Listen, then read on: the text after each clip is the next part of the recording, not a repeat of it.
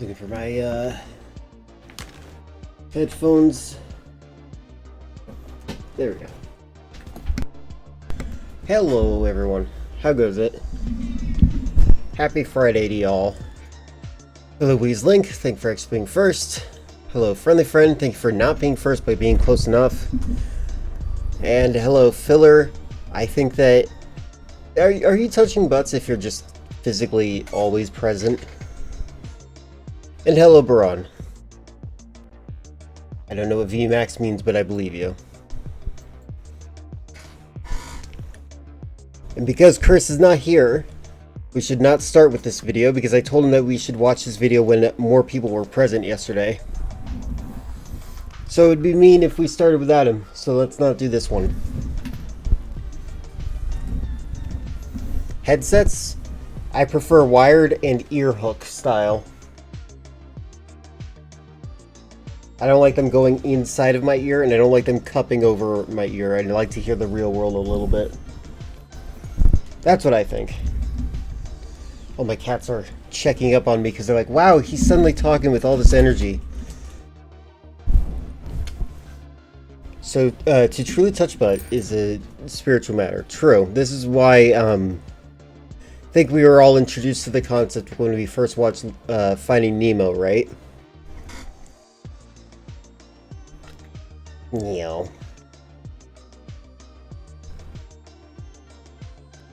Alright, let me check out some stuff. I think the opposite. Headsets make me more immersed into game when I'm playing. Oh yeah, no, that's true too. Yeah, you get more into the game. Actually, when I'm in try-hard mode, I will wear headphones when I'm playing video games without streaming. I mostly wear headphones right now to prevent feedback loop. You know, like when your audio plays from your TV and then your microphone picks it up and then it loops and you hear it echo. That's why I wear a headphone on stream. But if I'm playing a video game by myself and it's a try-hard game, like a game that requires that I listen to footsteps, I'll wear headphones. I do like headphones that like help you be immersed. But I've lived in kind of dangerous circumstances in my entire life, so like I don't like being completely tuned out from the world. I like listening, like if there's a car accident, if somebody's entering the house, if there's somebody literally lurking outside my bedroom door, listening to my conversations, stuff like that. Like there's a level of awareness I want to have when I'm out, like when I'm listening to things.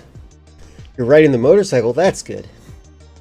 By the way, Chris, I've been thinking about Breakpoint more and more. I can't wait to play more of it. It's a fun game. I kind of want to try to customize the controls to be similar to MGS5.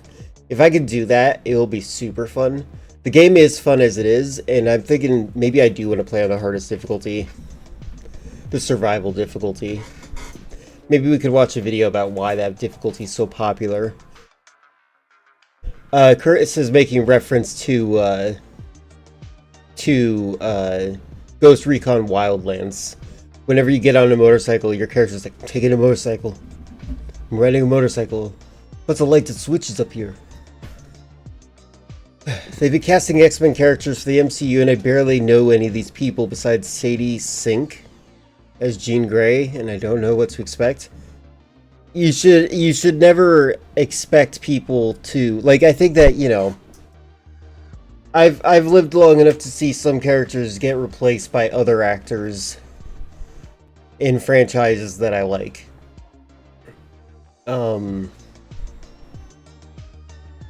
I feel as though you should just be open-minded. That's all. Thank you for saying BRB. I will hold up for you. Gotta make everything the Y button. Well, I was trying to make the thing is, the thing's made it so that the X button, the Xbox X button, does everything. So why am I not allowed to make it the Y button? You know what I mean? Like, that's weird. That's strange to me. My favorite line, Chris, is the one I can't actually say. Or I can, but I just don't want to. When you flip the helicopter or a vehicle... That, and he just says it without like any seriousness whatsoever. Yeah, that line. Like it's the most chaotic situation in the world, and he says it's so monotone. It's great. I just want the acting to be good. I don't care who's playing it. My problem isn't the changing actors. Okay, good. Yeah, that's how it should be. They're Y-phobic. Have you ever heard of the game, Yi? I think it's spelled with a bunch of Ys. Maybe it's called just Ys. It's like 4 Ys. It's a video game. It's an old game.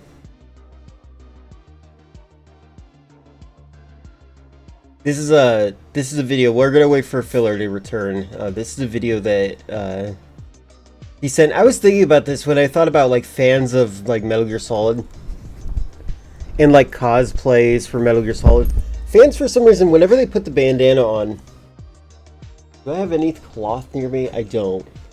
But whenever fans do like Metal Gear Solid cosplay, they always put the bandana like up, so that it separates their hair and lifts their hair up, which to an extent makes sense, but like it should be like down to the eyebrows, right? Like I feel like it's not that difficult. That line is really funny too.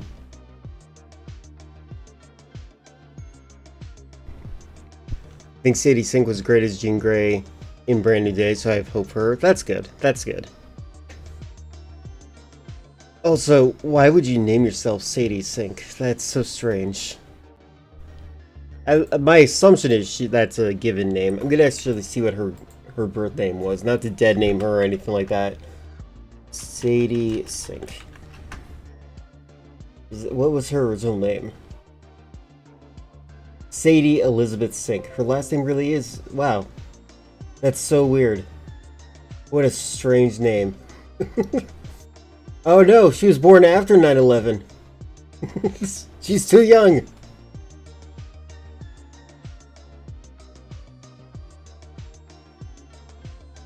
Hello, Gulif. How goes it? I should check. Hold on. I was trying to check on my phone. I couldn't check. I'm going to check if I was accepted yet. Right now.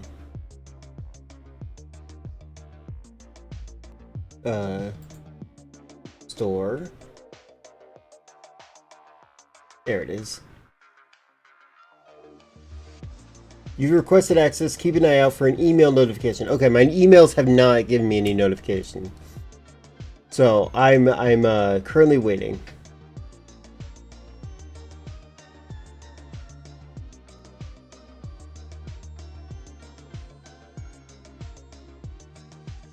So I was able to name myself, I would name myself Megatron Optimus Prime.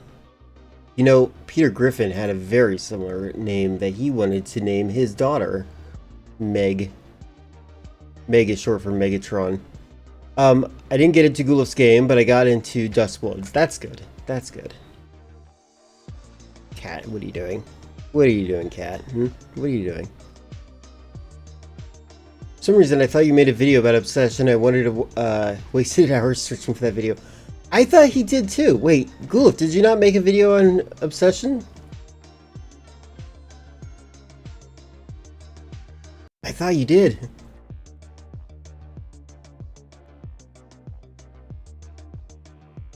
Oops. Hit the wrong button.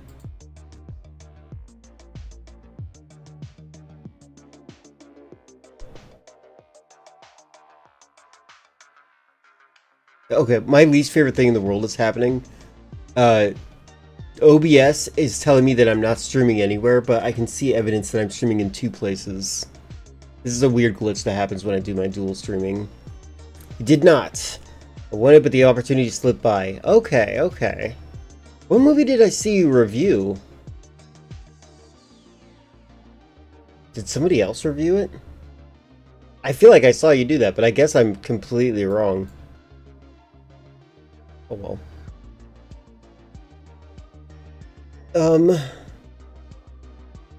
But yeah, I'm currently waiting on the confirmation email. I'll eventually get it, I'm sure. I'm looking forward to it.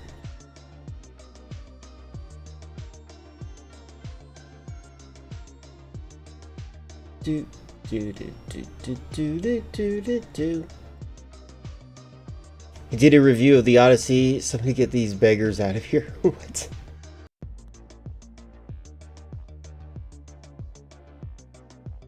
Did a collab with Stop Culture on Obsession, but he wasn't happy with the video and he put it on Patreon. Did it briefly get hosted on YouTube? Maybe that's what I saw, and maybe I didn't even watch it on Twitch. Maybe I watched it in private. I'm just like, I'm confused because I honestly, I feel like I did see one. But if you're telling me I'm crazy and wrong, I think you're right. Alright. Oh, that's interesting. Look at that. So, right here on the right side of the screen, I'm being suggested the Majority Report Fun Half for August 7th. This is usually an unlisted video. So, I guess if you're streaming in unlisted, you will be recommended still. I'll keep that in mind. Mandela Effect video, yeah. Should share a photo of the video, and I think that shared that on my channel, community note posts. I think it's a Mandela Effect. Oh, okay. Said by Robert Twilight Hater Pattinson. I'm sure he loves Twilight. How dare you? All right, let's check out this this video now that Filler is returned. This is a fan-made live-action Terminator. No, not Metal Gear Solid video. Where's my chat? There it is. Yeah, are you gonna do a video on the Cocomelon video?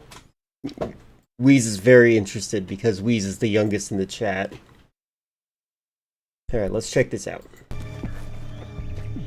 Well, that was fast. You wasted no time getting in that box. Man must be playing tricks on me. Stop right there, Fox. Freeze! I did not sign up for this. Sorry, sir. Didn't realize it was you. Ты неправильно работаешь. Надо работать лучше. Sorry, sir.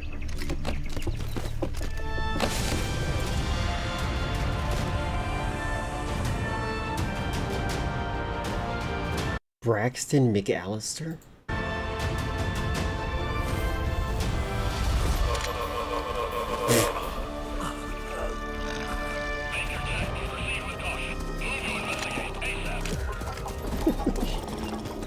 Someone get the gun away from that guy.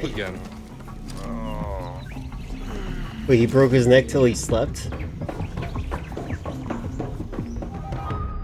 I like that camera shot.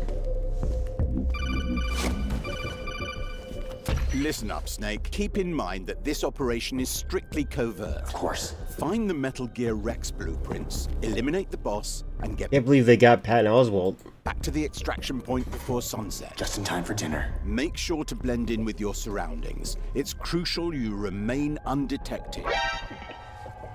The zombies are coming! Grab my Oh my hand! god. No, I can't leave. My boyfriend isn't here yet. Fine, I'm leaving. You're on your own. So who's the main character? Do you think it's going to be pink-haired girl or the guy who left the girl who said, I'm waiting for the boyfriend? No, wait for me! This is the most relaxing Ah, game he plays the guy who left her because she has a boyfriend. of 2026, and it's set in a post-apocalyptic world. In Tile Survive, Oh the my world is god. falling apart, but there's no chaos. So many of these are like incel coded. Everything unfolds at your own pace. You can calmly build shelters, manage resources, upgrade your base, and protect survivors. There are no time limits, no pressure, just smart decisions. So, if you're looking for a survival game that truly helps you unwind, tap the screen and download Tiles Survive. Yeah, people see AI slop and say Hollywood is cooked. I really don't know who these people are. Like, they've got to be getting... Like, they must be the worst people you could possibly pay to promote AI. Never does AI look good when you see stuff like this. Cool, if you have no idea, I've been collecting. Let me see. Hold on, I'm just checking how big my folder is on this real quick. I have 490 AI videos downloaded, and they're about 60 gigabytes. Isn't that great? I'm gonna skip this. I'll call you back.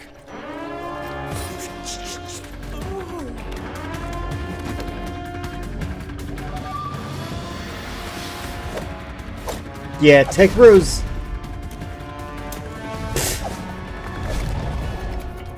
Yeah, tech bros are weirdly incurious and uncreative people. It's very bizarre.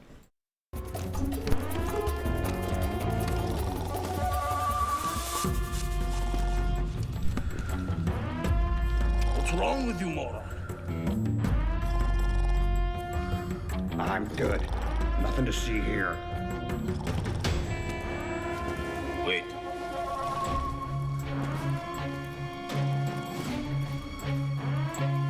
Get back to work.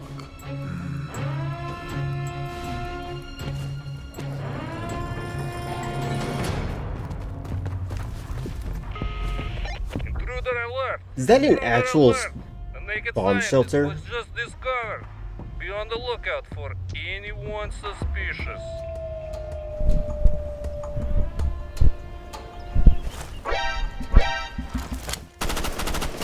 Wow. Was he playing the card game? Oh, that was a really good effect.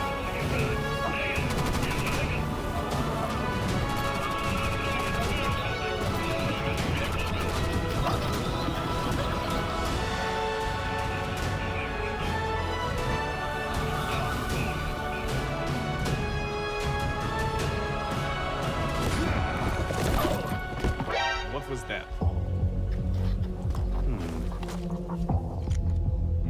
That was a weird...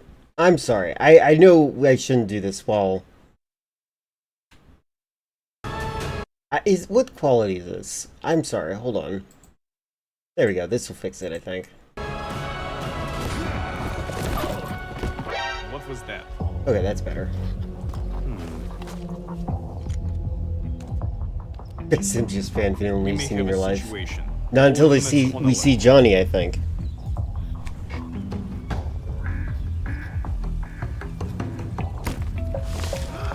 Someone's in there.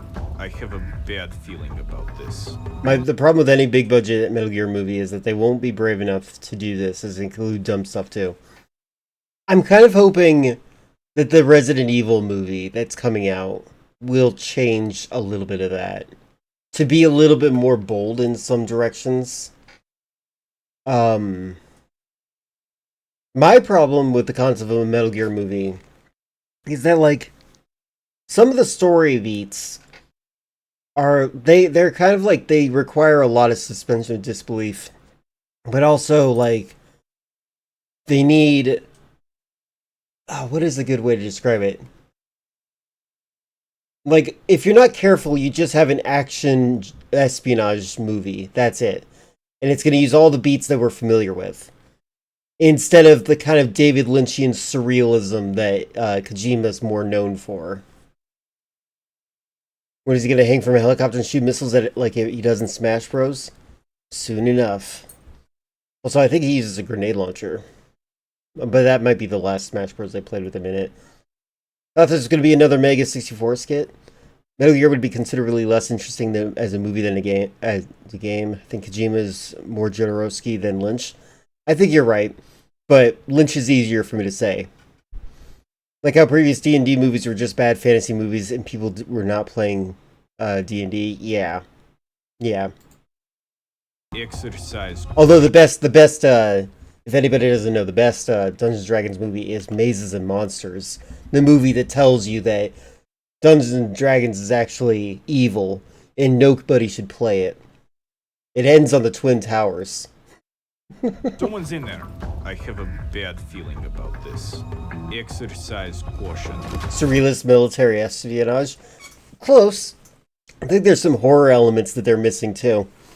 I like it's a huge. I would definitely describe it as surrealist horror espionage action. It's very fun and good in that way. If you're ever going to start on a Metal Gear, Gulif, you might want to start with Metal Gear Solid 3. I personally think Metal Gear Solid 1 is the best start point, but Metal Gear Solid 3 is the most movie-like, even though they're all like movies. They just straight up printed out that entire image. Can I have your number? I have.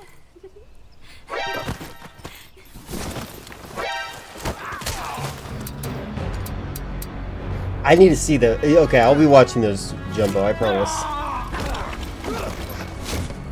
Okay. Okay, can I just say the box animation they're doing here is so impressive. That's really impressive.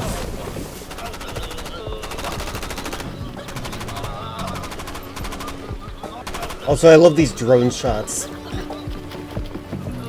I'm glad drones are cheap. Yeah, super clean.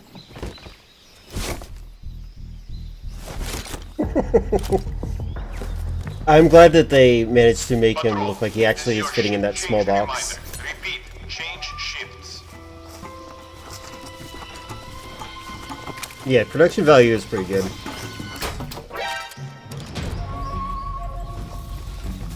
It's weird that they're doing the wing sound effect so much. Something doesn't seem right.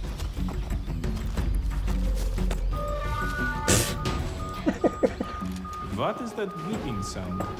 You know what? I do think this might be the best Metal Gear movie I've ever seen from a fan. Because they're actually, like, doing the fun parts of the game, not just, like, the cool parts of the game.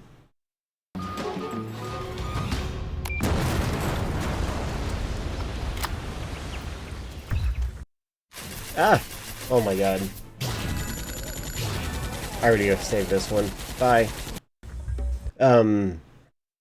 The box is really dirty, true. You got a drone recently, hoping to use it in my next shot. Awesome. Next short. That's awesome. Drones are, like, a very nice tool.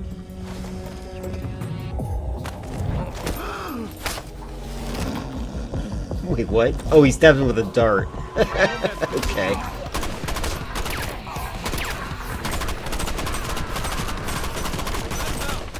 We need more men. We can't spare the manpower. You're on your own for now. What's wrong? I will.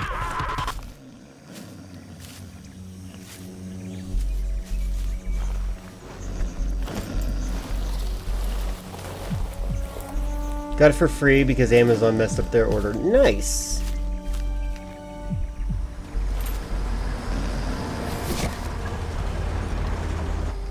I'm really impressed with, like, everything here. Like, where did they get the surplus vehicle here?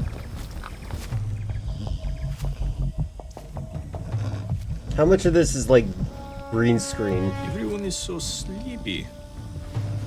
Why is everyone so sleepy? Deliver to boss. Handle with care. That's hilarious. One hand.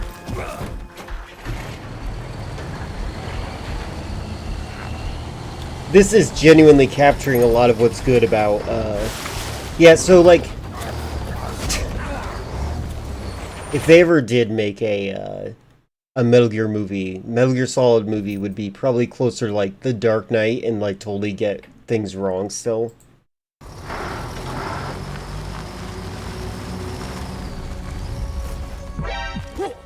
Who's in the box? Get out of there.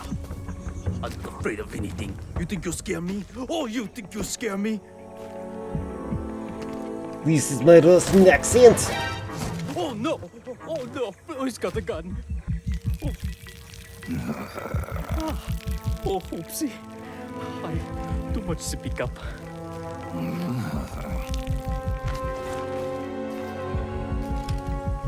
Where's boss? Through that door, past the 5 guards. Should be the blonde carrying the nukes. You can't miss her. It wouldn't be Metal Gear without it, true. By the way, I actually don't like the headshots being instant knockouts in Metal Gear. I think it should be aiming at the heart if you're ever going to do such a thing. Enemy is out there. Keep your eyes and ears peeled for anything suspicious. What?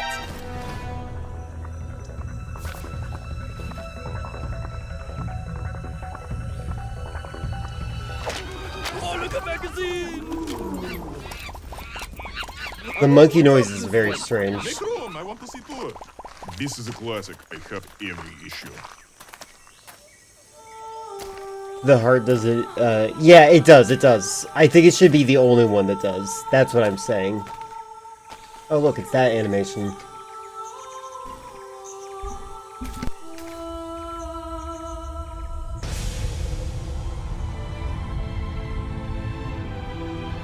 They're related, don't make this weird.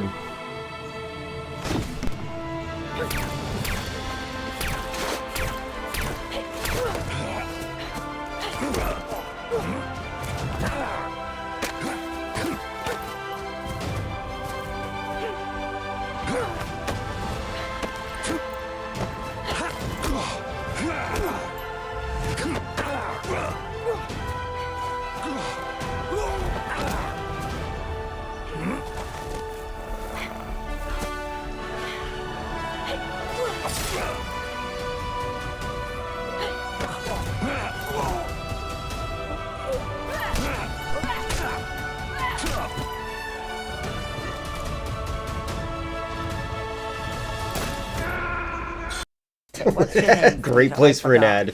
My god. You can just call me ChatGPT. That would, you know what, I agree, Chris. They didn't add a bridge, unwatchable.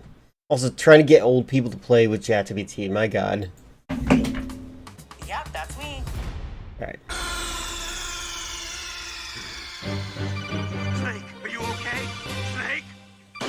You think that's the wife and not the sister? How dare you? They might be.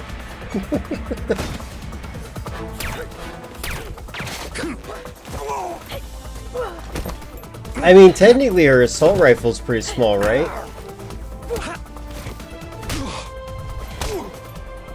It's a lot of spinning.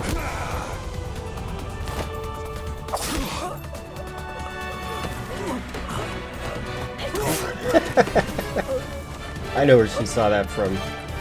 That's funny. It's not small, it's above average. Okay, I like this. This is funny.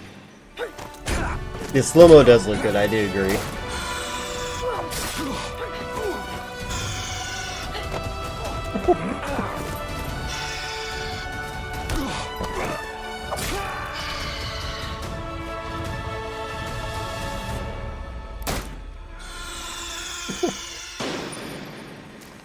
Like the idea of the character being in a time loop and the patterns of the enemy through dying a bunch of times. That is pretty great.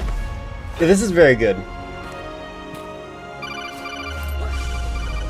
Snake, this was meant to be a cakewalk. Let me give you a hint. Shoot the frog. Frog? You heard me. Let's not do this again, Snake.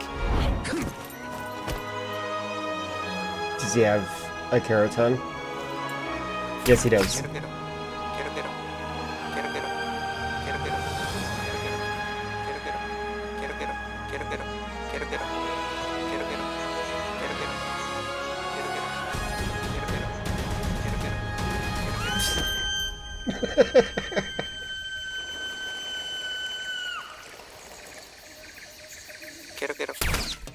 I don't even think they say ribbit.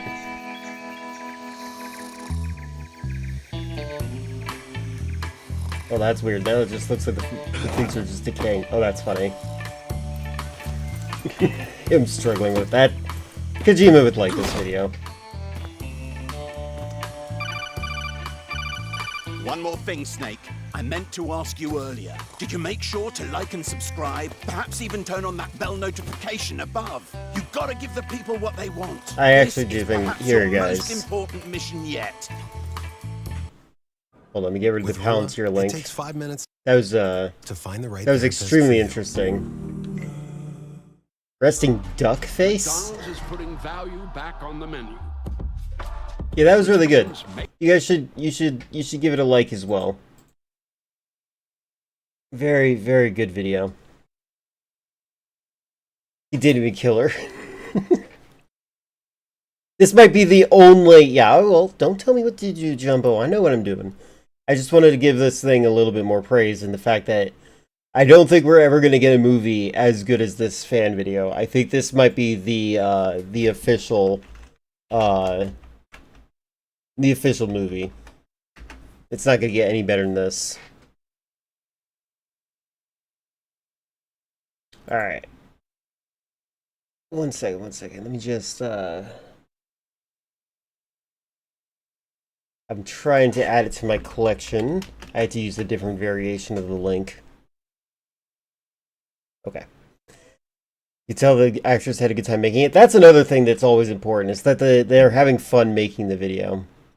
Although, you know, I feel like what is it that whatever Nostalgia Critic made, I'm sure they all had fun making it that initially, right? Oop, there goes my chat. All right. Now I'll go check out your clip, Jumbo. Hold on. You think Scott Pilgrim's narrator having an epic trailer voice does not fit? He should have a bit crushed voice? What is a bit crushed? Way better than my NGS video? Maybe. Better than Hot to Go, I think is the song that you did.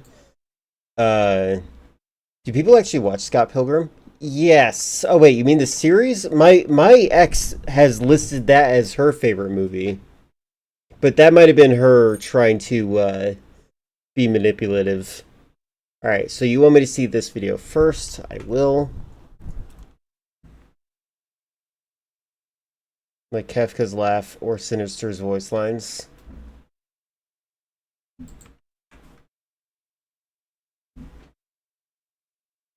Alright, what is this? You want to try these secret characters? Yeah, let's see what we got. Let's see. Oh, I have not seen these guys in a long time. Here, I'll give the phone to Wooly. See if he can figure it out. Oh boy! All right, what are the inputs here? I don't know. On the character slash screen, you press those numbers. Yes! Oh wow, that was super easy. Dude! I see my guy! All right, here we go, Matt. All right, Matt, pick your guy. Oh yeah, you have to go to the scroll sideways. Whacker. Nazi. Straight up Great. a Nazi. No, pretending. He's an Italian Nazi. In his portrait art, he looked like the Terminator. So. Kula and Shish. I'm gonna grab. I have to say, it's really weird whenever anime depicts Hitler with like the squarest of jaws. He's a Mussolini. Yeah, he's one of them Mussolini. Oh! This is not my guy. I'm having no part of it. Look at the stages. Look at the stages. Oh my it's an old God! guy. The Axis has entered the tough guy. This is so ridiculous. Whacker. This is not my guy. Oh, this music's super good. Oh, it's Whacker because instead of hitting people, he's not a Hitler. He's a whacker. Oh, that's clever. I know, so that's really funny. Oh my God. Oh, God, no! Yes! Yes! Fighting games! Yes! 1995. Why is it slower than ever? Because these characters are over the Breaking top. the game with their fucking evilness. Back up. So that was Nazi Fighter 2. Nazi Fighter 2, not even the first game. Oh my God. Nazi Fighter 1. They put Hitler in Persona 2. Let me see that. Yeah, that projectile was way too big. Yeah, okay. So like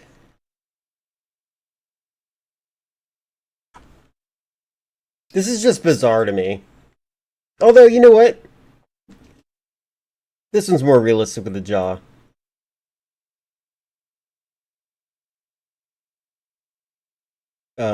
Yeah, in the PSP version of Persona 2, they put sunglasses on him to censor it.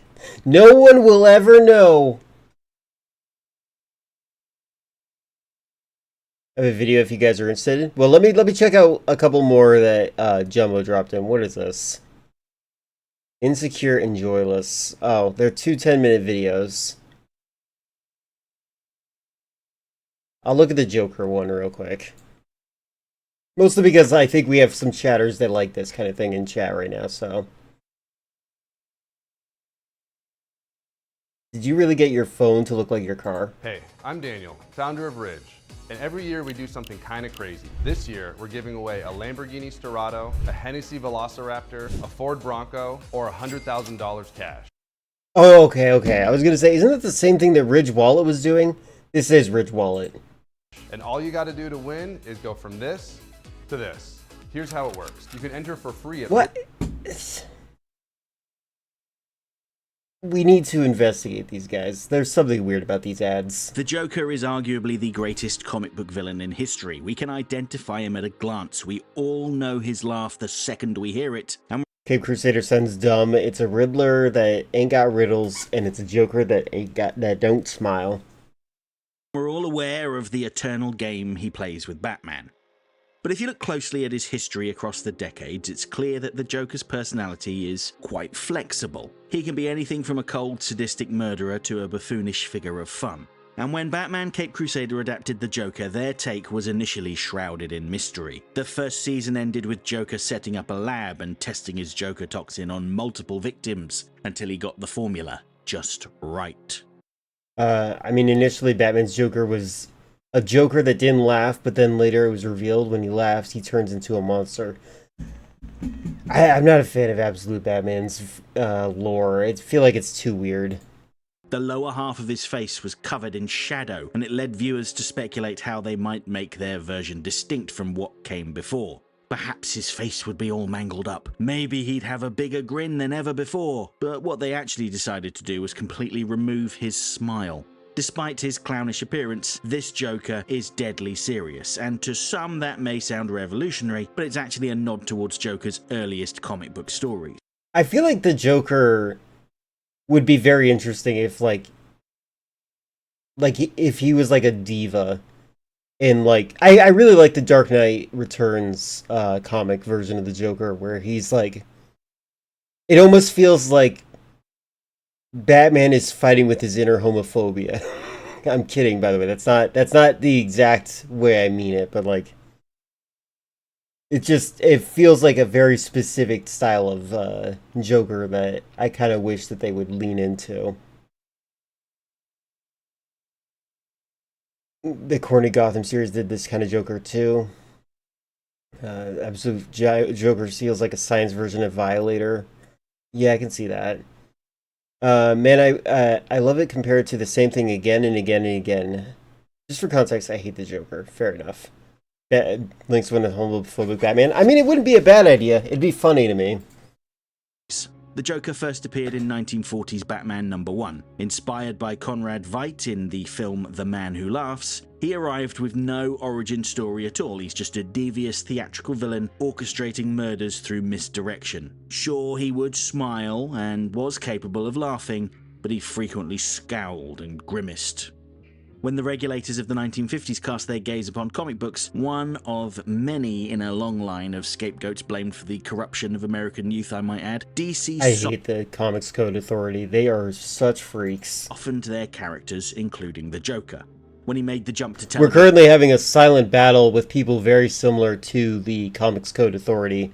The people that are trying to push for age-verifying IDs for your computer. Like these weird puritanical people that are claiming we gotta protect the kids. A vagina? What are you talking about? Oh, that bicep had a vagina in it, I tell you. Yes, exactly. I've posted various examples of that maniac in chat. Like so many other Batman villains, they're cooler and make sense. They are a threat, but his arch nemesis is a psychotic clown. I mean... I don't know if I agree with you on that. It's like the same thing as like a scarecrow, you know? And then Riddler's the question mark man. In the 1960s, adaptation stuck to that softer approach. Yeah, I feel like if he was actually utilized as like the like a nuke instead of like an insurgent. Him an energetic, clownish prankster who just happened to commit crimes too. Yes, hello Morgan. How goes it? Other takes, like Tim Burton's 1989 film or Batman the Animated Series. I also, by the way, I think Jack Nicholson's Joker is the closest to the diva that I'm looking for.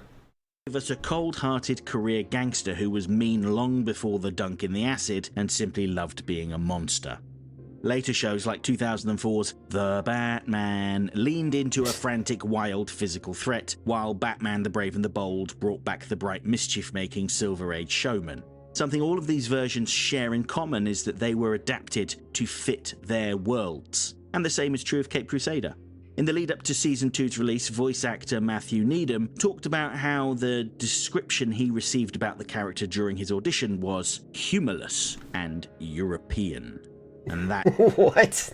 That's the big difference with their Joker. He smiles and laughs once. The laughter and grins come from his victims, and their deaths are horrible, uncontrollable, frantic laughter as their faces contort into hideous grins. There is a sinister irony in making the Joker humorless. In human culture, laughter is the ultimate sign of joy, relief, and connection. But here, laughter is a violent physical convulsion forced upon victims as their lungs burst and their muscles tear. By robbing himself of laughter and inflicting it as a death sentence on others, this Joker embodies the ultimate tragedy of nihilism. He cannot actually experience joy, so he turns everyone else's joy into agony. Another difference is that they opted to give him a soft German You don't like the accent. Brave and Bold versions of Batman or Joker because it feels like Patrick Warburton is playing both of them. If that makes sense. No, it makes sense. Yeah. I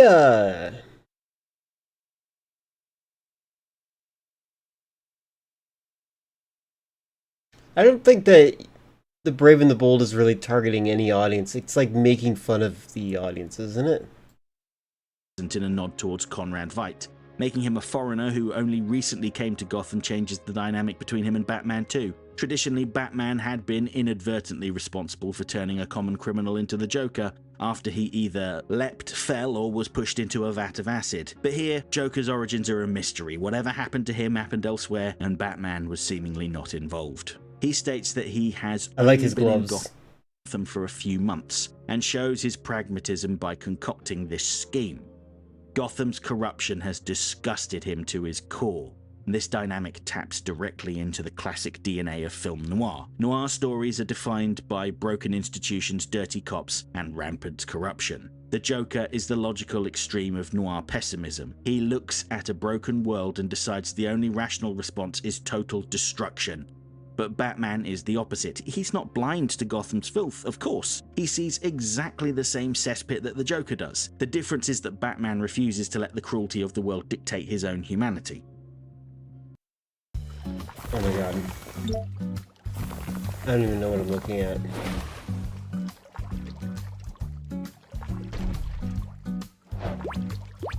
Get out of here.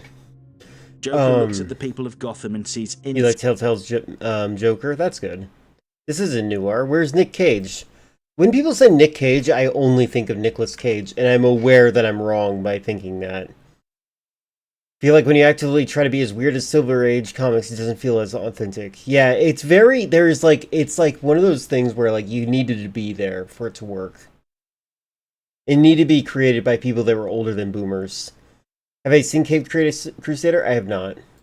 Significant and It is Nicolas Cage? Is Nick Cage Nicolas Cage? Oh. Isn't there another guy called Nick Cage, or am I thinking of a superhero? making things worse for each other. I see, Even okay. the people like Batman who are trying to make things better, he views them as well-meaning but misguided. Where Batman had worked to get criminals like Rupert Thorne arrested and was ultimately foiled because the legal system was so corrupt, Joker decided Luke Cage, to just thank straight up you. murder him and his teenage son Matthew. After the Riddler uses Hugo Strange's blockbuster serum to cause chaos, Joker steps in. He murders Strange and takes the blockbuster formula for himself. He then combines his Joker toxin with that blockbuster serum to bring about his dream of annihilating Gotham. And it's funny to note how his scheme resembles a mostly unpopular crossover from the early 2000s, The Last Laugh. Back when Joker erroneously believed he was dying of a brain tumor and he corrupted all of the supervillains, turning them into Jokerized versions of themselves. Oh, I just like the idea of he thinks he has cancer and he's wrong. Here, though, he infects Gotham's authorities with his blockbuster Joker Venom hybrid, hidden within the bodies of his other victims. He's got the gamer dip. It's because Hugo Strange is a gamer. It's actually quite a solid scheme. Kill the people who have been ruining Gotham with his toxin, then have it gestate inside of their corpses until they bolt upright and spray new victims. These Jokerized blockbuster officers then pass it on through bites, sort of like zombies, and the chaos ensues. These zombies aren't shambling monsters or giggling buffoons, though. And he's dead. Instead, they act out every resentment they've ever had.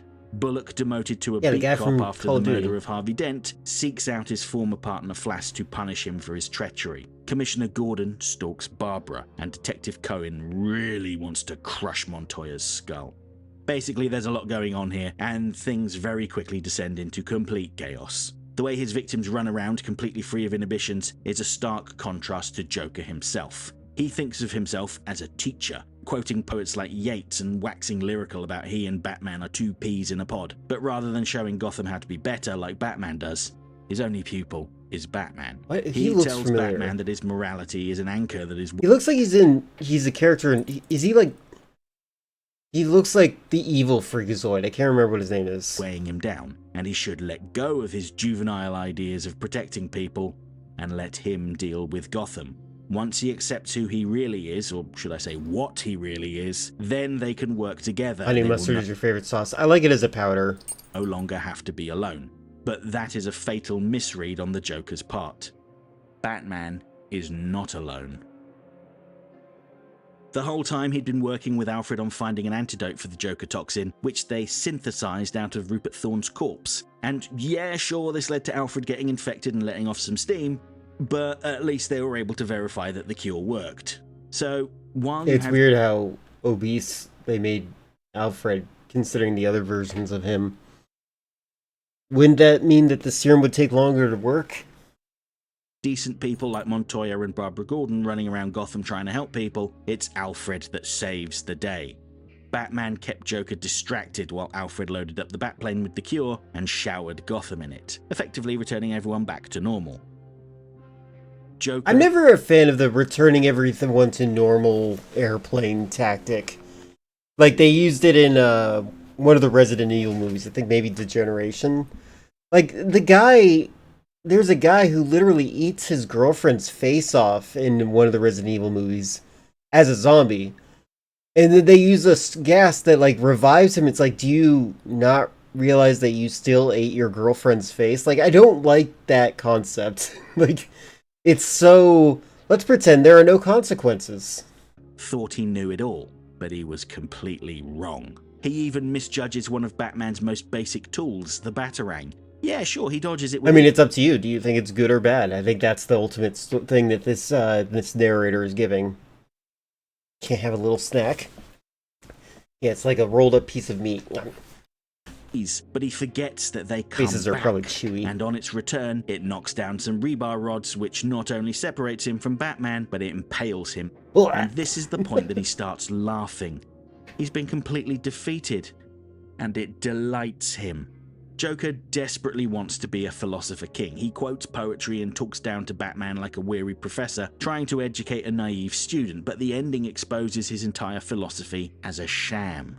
For all his posturing so about he's like the Jordan Peterson of Jokers. Reality of the world, he gets brought down by basic physics, a returning piece of metal. Although Jordan Peterson is hopeful and fascistic. Falling steel rod.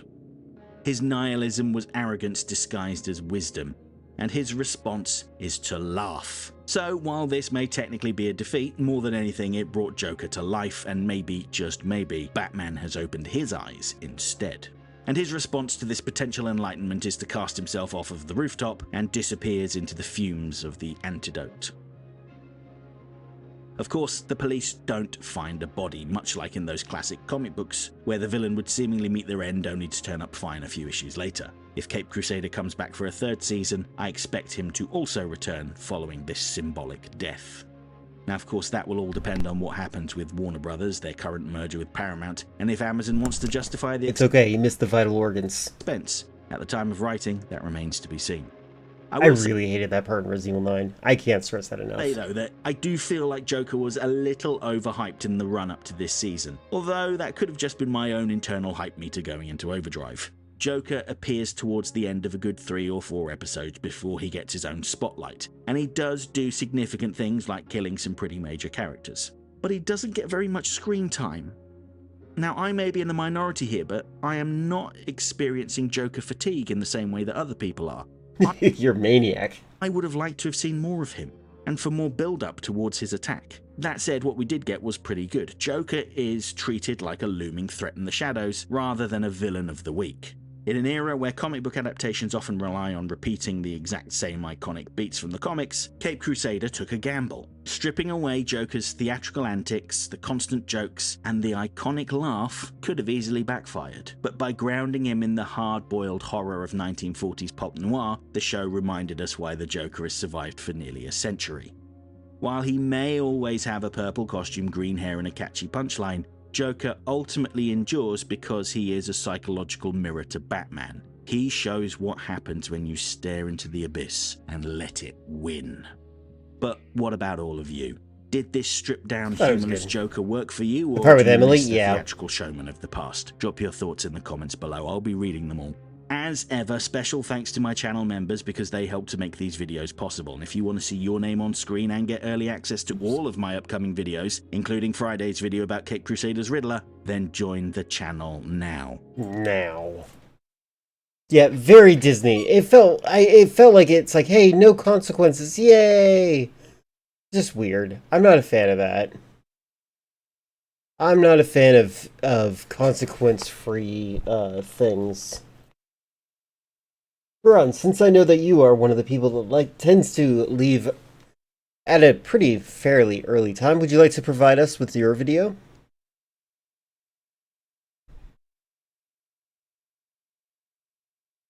Did it bring back all the people who were already dead? I hope not. Oh, there it is. Everything God of War got wrong. One moment, deleting the Palantir link.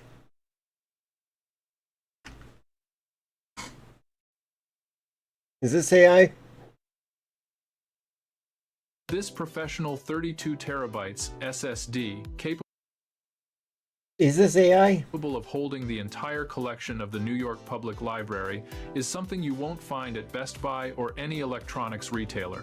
Even if you were willing to drop $1,000, you couldn't buy it, but today you can own it. What is happening here? What is this? For the price of a single beer. Here's the deal. Due to the ongoing conflict in the Middle East and the crisis in the Red Sea, global shipping is in total chaos. Our entire shipment destined for major U.S. retail chains was canceled, leaving thousands of units Where is it plugged? Wait, does it have a plug on the side? at the port. Because we What's going on? haven't received payment, we can't even cover the salaries of our German RD team, so we've decided to bypass the middlemen and clear these out at cost. These drives are European Electronics Association certified, packing a massive 32 terabytes into a device small enough to fit in your pocket. With high-speed ports reaching 4,000 Oh my God, what are you megabytes per doing? second, you can transfer 3 4K God, movies this in is just so 1 dumb. second. Its rugged metal casing allows for smooth, Oh my God, I'm just gonna copy. I'll skip it now. But that's so dumb. 32 terabytes doesn't exist. Yeah. I want 24 terabytes. That's what I want. How autistic is this video going to be? How dare you? Just like, it sounds like it's Justin Roiland in interdimensional cable. 4K video editing, and military-grade encryption keeps It kind of does. I think you're right. I'm going to skip this now, though.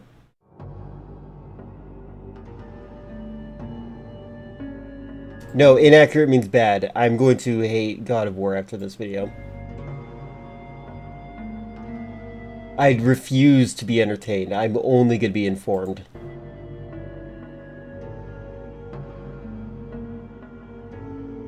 Did they make this with a Windows Movie Maker, do you think?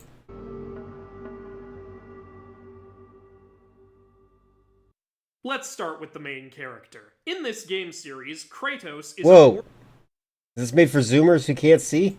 Taking away my subtitles. a mortal-born demigod Spartan warrior with a vendetta against Ares. Now, in Greek mythology, there is a character named Kratos, but that's where the similarities end. I can't believe that the game would ruin that life for me like this. In Greek mythology, was never mortal, never Spartan, and never had a vendetta against any of the gods. I really wish that he chose a different font color. I'm not going to do this for all 20 minutes, but I'm like, what the heck? He was born the god of power and strength, son of the titan Pallas, the titan of battle, and the goddess Styx, primordial goddess of the river Styx. He is also an ally to the gods, not their enemy. Foul beast! I will send you back to the depths of Hades!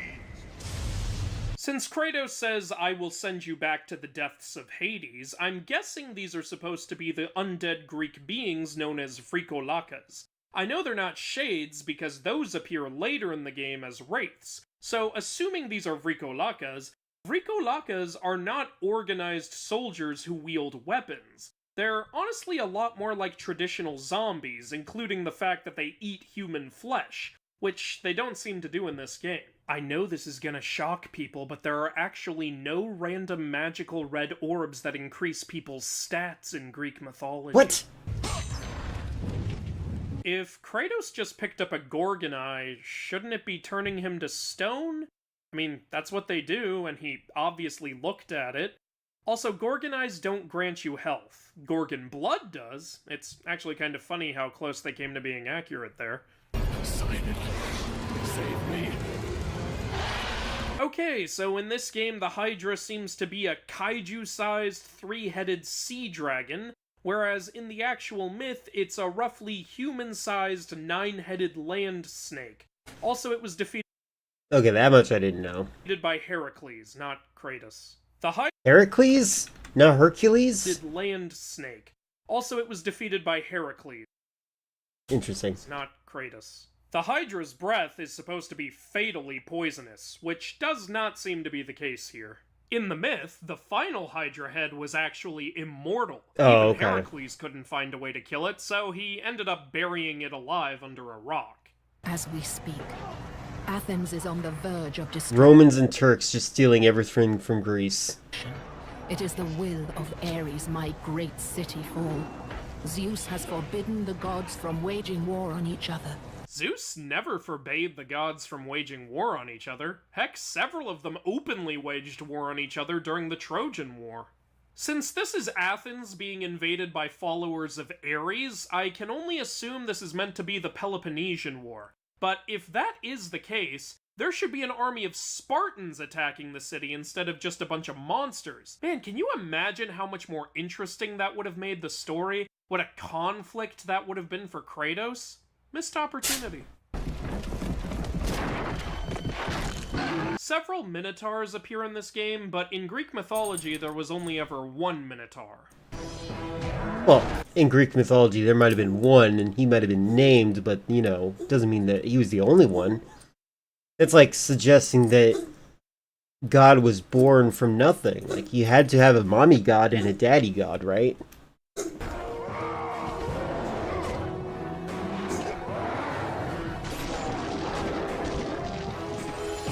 The Minotaur was slain by the hero Theseus, not Kratos. Exactly, a mamatar and a dadatar. I offer you the power to freeze your enemies where... I'm open to doing riff tracks. Would you guys like to be doing some riff tracks? We could actually interrupt this video to do a little bit of that. they stand. But you must earn such a gift. Medusa, the queen of the Gorgons. Bring me her head, Kratos, and I But will why? give you the ability to wield its power. Medusa does not have a snake body for a lower half, despite how cool that idea is. Citation, please. Also, since Athena's the one who cursed Medusa, and I do want citations. This person needs citations. the one who ultimately assisted in bringing about her death, it would make a lot more sense for Athena to be giving you this task rather than Aphrodite. Also, you don't need Aphrodite to give you the ability to wield its power. All you Up need for to it? Cool, do cool. to turn someone to stone with He was Medusa's there. head That might be is true. point it at someone and hope they look into its eyes. That's what Perseus did. Wait, but you said if you touch the Gorgon eye, that's enough to turn you into stone. Also, is this person using AI art? Point it at someone and hope they look into its eyes. That's what Perseus... Because, like, that is a weird handle. Am I crazy? Is this, like, official art in some regard? Because, like, that handle is very strange. The grip. Perseus did.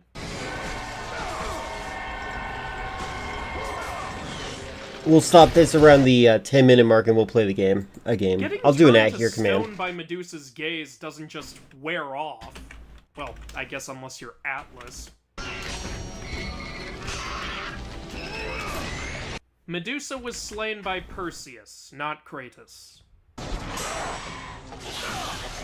This video was 2022, AI was no as good. That's true. Thank you for pointing that out. I appreciate it. Thank you. AI back then had a really interesting aesthetic.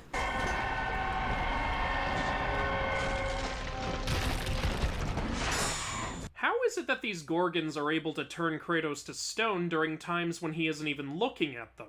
And during other times when he clearly is looking at them, he doesn't turn to stone. Well, it seems in this game... Hey, buddy, would you like to make a video game sometime? Instead of turning to stone by looking at a Gorgon, you turn to stone by being within the gaze's area of effect during certain times. Yeah, that's not in the myth. Okay, I was under the assumption that only the first Gorgon slain was Medusa, and all these other ones were simply lesser Gorgons. However, according to this text, they are all Medusa, and that is highly inaccurate considering there was only ever one Medusa in Greek mythology. Medusa. Bring a friend for free. Access over 2,800 clubs and recover in a... I think it's going to be funny. In the future, I'm going to see bad art, and be like, is this AI? It's just bad art.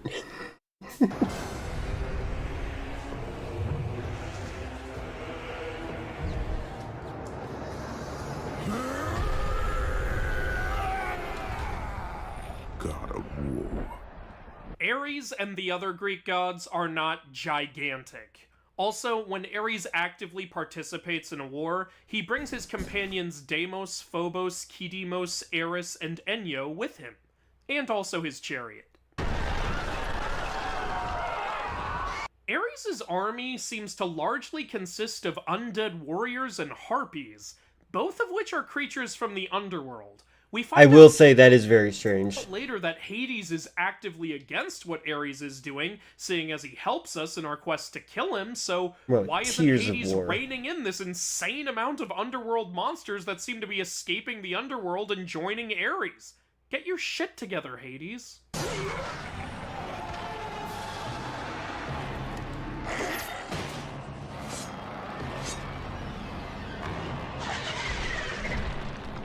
Oh, now Ares has shades in his army. Another type of creature from the underworld. Seriously, Hades, do your job! I actually, I will say that was super confusing to me in this story. Lord Zeus. I offer you the power Roy Campbell. of the greatest of all the gods, the father of Olympus. I offer you the power of Zeus. Take this weapon, Kratos. Take this power and use it to defeat your enemy. So, Zeus basically gives Kratos the ability to throw lightning bolts like he does. However, Zeus's lightning bolts are handmade by Hephaestus and the Cyclopes, so technically, if Kratos is wielding lightning the same way Zeus does, then every time he uses up the bolts he has on hand, This is such he'd have to interesting put in editing. an order for I a feel like new batch, and I when feel like this guy did the editing the laziest way he could, but also because it was the hardest way he knew how. Like, it was the easiest way he knew how. But it looks like he put in so much effort and it doesn't work. wait for Hephaestus to follow up. Ancient Athens did not have some giant temple to an oracle. It did, however, have an oracle well. Also, not sure why you would have statues of Nike, the goddess of victory, outside an oracle temple. Nike was never associated with that kind of thing, and the only known statue of Nike in Athens was at the Athenian Acropolis as part of the Athena Nike statue. The Oracle spoke of Pandora's box. Can it be real? The box exists. It is the most powerful weapon a mortal can wield. No, it isn't. It's not a weapon at all, and does not grant the power to kill gods. It was simply a container for all the evils of the world, which Zeus unleashed on humanity by tricking Pandora into opening it. Also, fun fact, in the oldest version of the story, it wasn't even a box, it was a Pythos jar. You must find the Sirens, Kratos. Only they can guide you to Kronos, the Titan. A Titan lives? Well, all the Titans live. They're not dead, they're simply locked in Tartarus, and so is Kronos for that matter.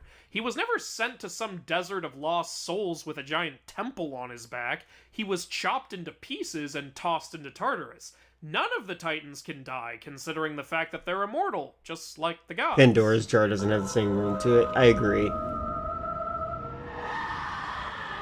Pandora's Sirens big do box. not look like that. Hey, they are hey. half woman, half bird. Also, Are you telling me that sirens wouldn't have a big mouth because they're half human? they do not hang out in some desert of lost souls. They hang out on a small island in the Mycenaean Strait. Also, Kratos can clearly hear them singing, which means he should now be under their spell and thus under their control, but there's no sign of that. Neither this temple nor the man who apparently built it are in Greek mythology. No! You ruined the game!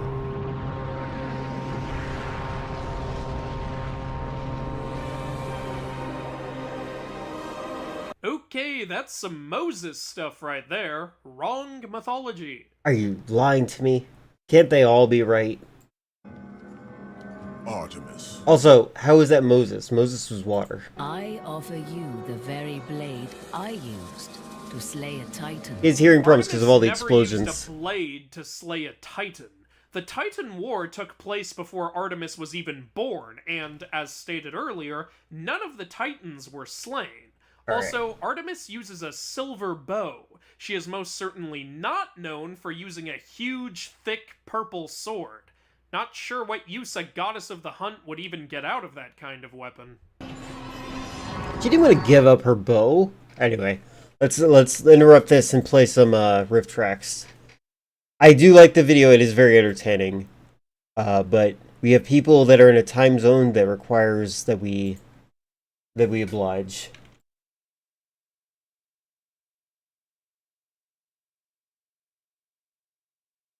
Also, I gotta blow my nose. I keep on thinking that I'm gonna be just dripping on stream, but I'm like not. But like,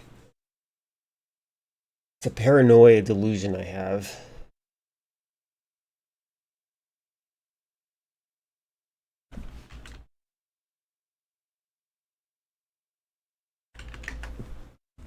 All right.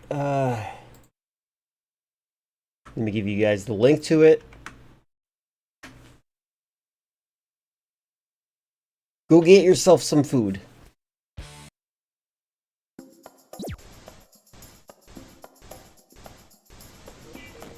Welcome to Rift Tracks. Let me get this all set up.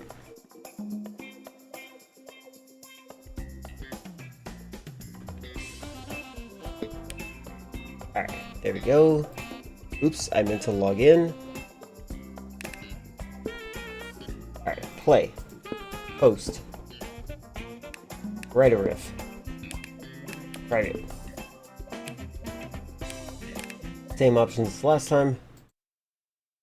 Thank you for the link, even though I did provide that. How dare you? And enter your room code. Alright, hold on. Whoop. Hold on. I'm gonna increase the time to here. Set the time.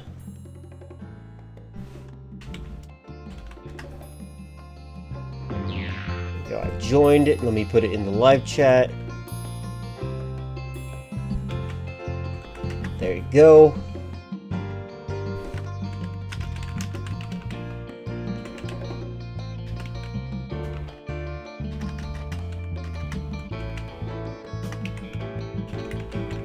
Alright. I'll be right back. I'm gonna go blow my nose. One moment. Oh. There you go. Alright, one moment. Not changing the timer on this.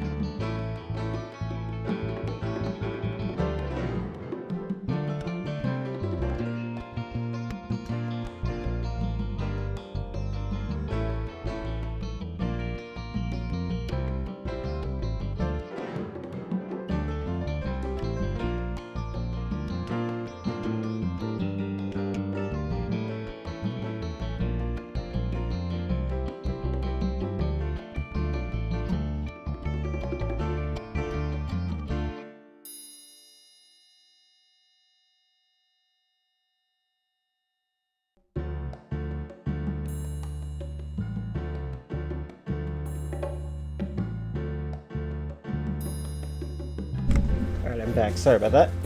One moment.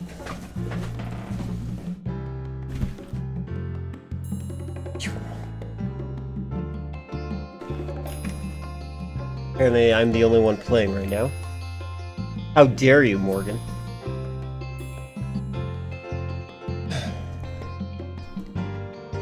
Hello, cat.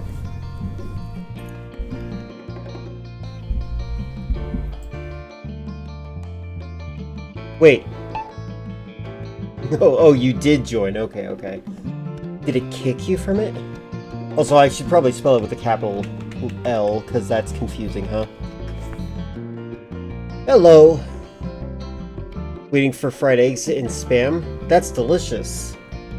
What kind of spam? Spam is good when it's spicy. In my opinion, my expert opinion. It used to trigger my gallbladder, but now I don't have one.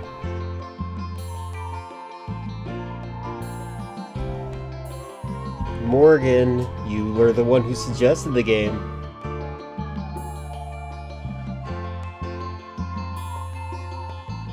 Family bought spam light, so you're enjoying some sriracha. Oh, okay, okay.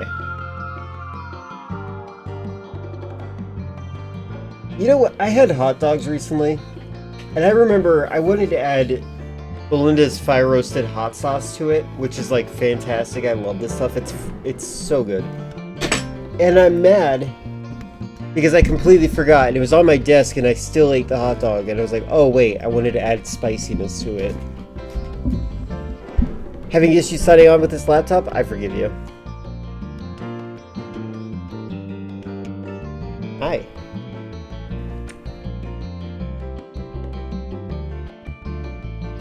I have 3 cats trying to get my attention right now. I don't know what they want.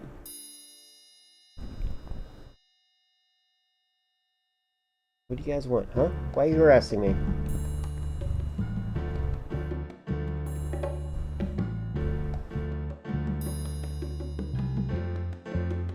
Symbol? That sounds familiar. What is that? Hold on. What is symbol? Oh my god, cat, stop chewing my fingers. I'm typing. Oh, okay, okay, okay. That sounds great.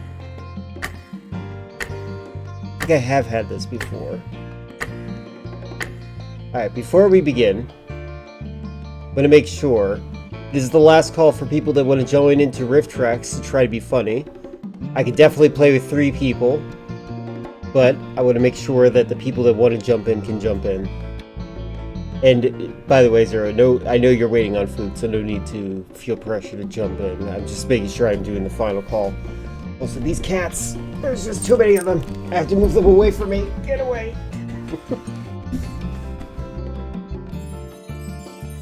Alright, I think we should just start. If anybody wants to join us in the second round, they can. Hello, aspiring riffers. In each round of Writer Riff mode, Yeah, a no movie problem. clip will play. Every clip has a spot to write your own joke, or riff as we call it. If you're stuck, you can choose a randomly assigned riff from one of our own professional comedy professionals at a slight point deduction. Everyone's riffs are played back and you vote for your favorite. Yeah. At the end of all the rounds, Food the is player for with the people most that don't points have wins. eating disorders. Round 1. What happened out there? You wouldn't believe me if I told you. Try me.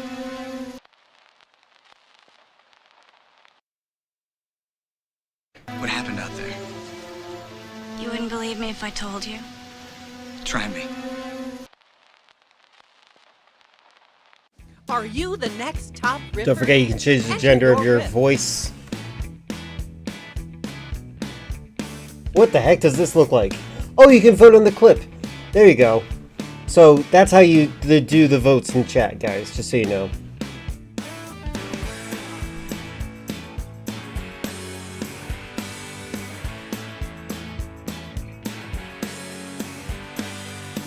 You're getting food too, you monster.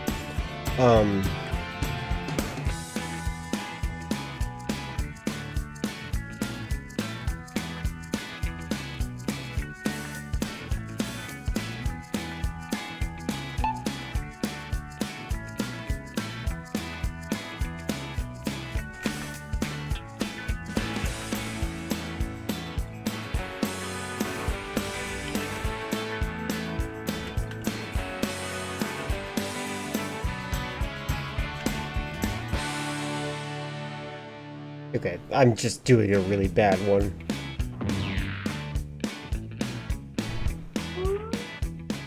What happened out there? You wouldn't believe me if I told you. Try me. Oh, Jill, this house is dangerous.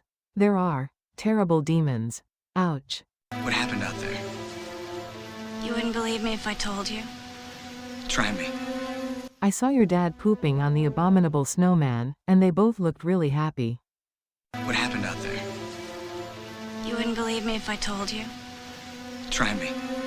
He invaded Iran and says he won. The rifts are in. Time to vote.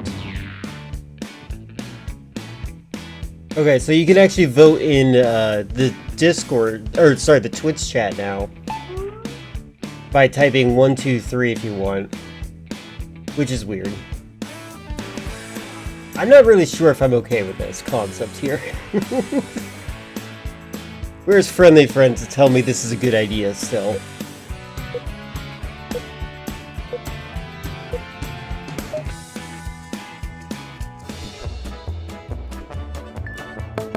Well, look at you. I bet you had a good breakfast.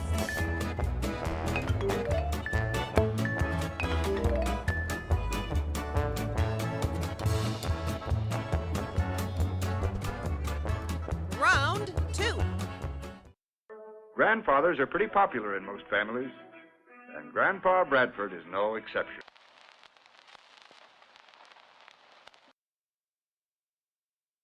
Grandfathers are pretty popular in most families, and Grandpa Bradford is no exception.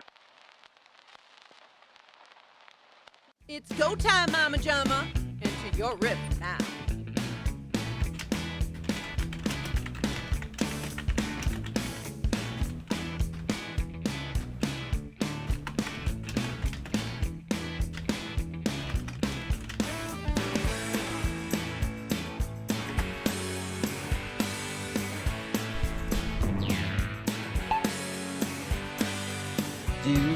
Do.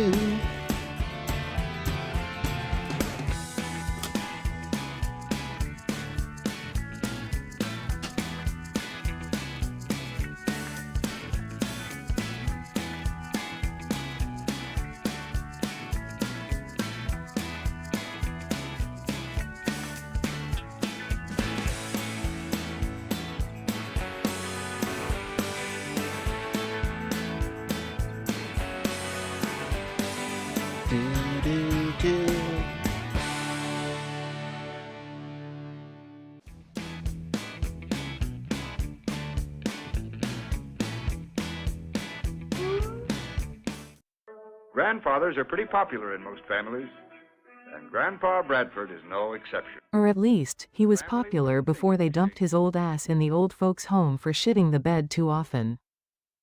Grandfathers are pretty popular in most families, and Grandpa Bradford is no exception. Don't worry, you can jump in Grandpa, next. tell me again how much money I'll be getting in your will. Grandfathers are pretty popular in most families, and Grandpa Bradford is no exception. I am gonna say the N-word.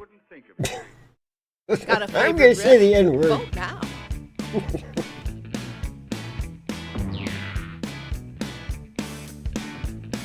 I wish that you could, like, choose, like, the specific voice that you want to have. This is one instance where I think AI would be good.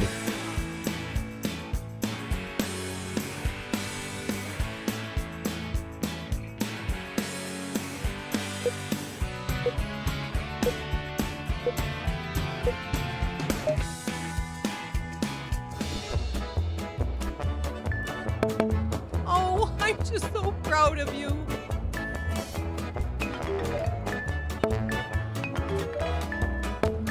One audience. There you go. It worked.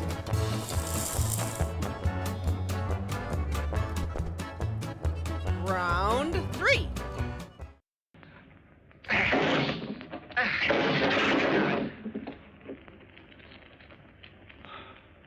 We're too late.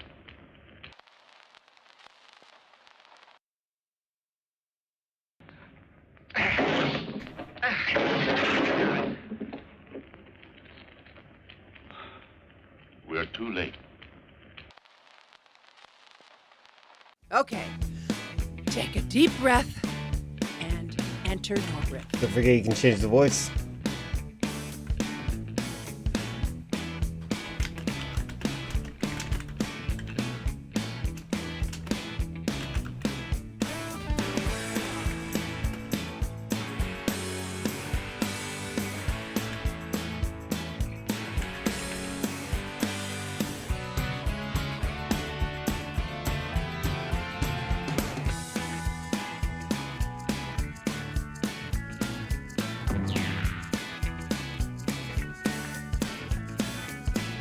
I think it's interesting that it's just looking for numbers instead of like the exclamation point number or something like that. Yeah, I'm aware. I am indifferent.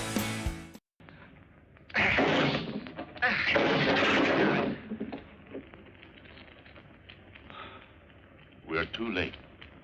I mean, what did you expect when you used styrofoam for security?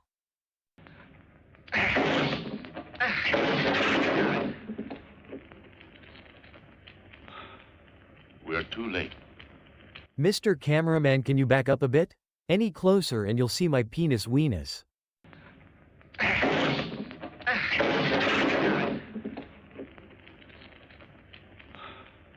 We're too late. No, you're not. You're looking right at me, doofus. Untie me. Okay, we all had a good laugh. Now time to vote. He means too late from the perspective of unmarried man. I'm kidding. Sorry.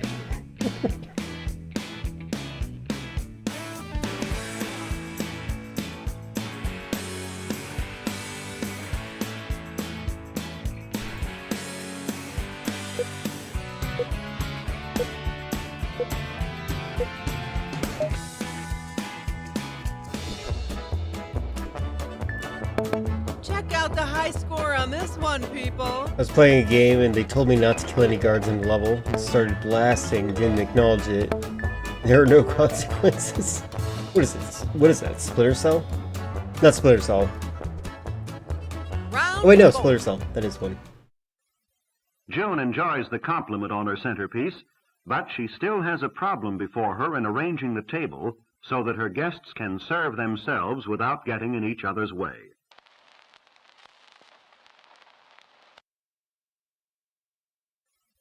June enjoys the compliment on her centerpiece, but she still has a problem before her in arranging the table so that her guests can serve themselves without getting in each other's way.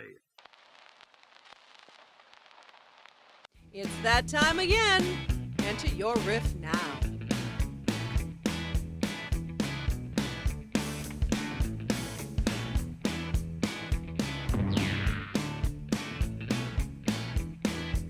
I can't, with the vote in the way, I can't actually, single out Chris for not typing fast enough.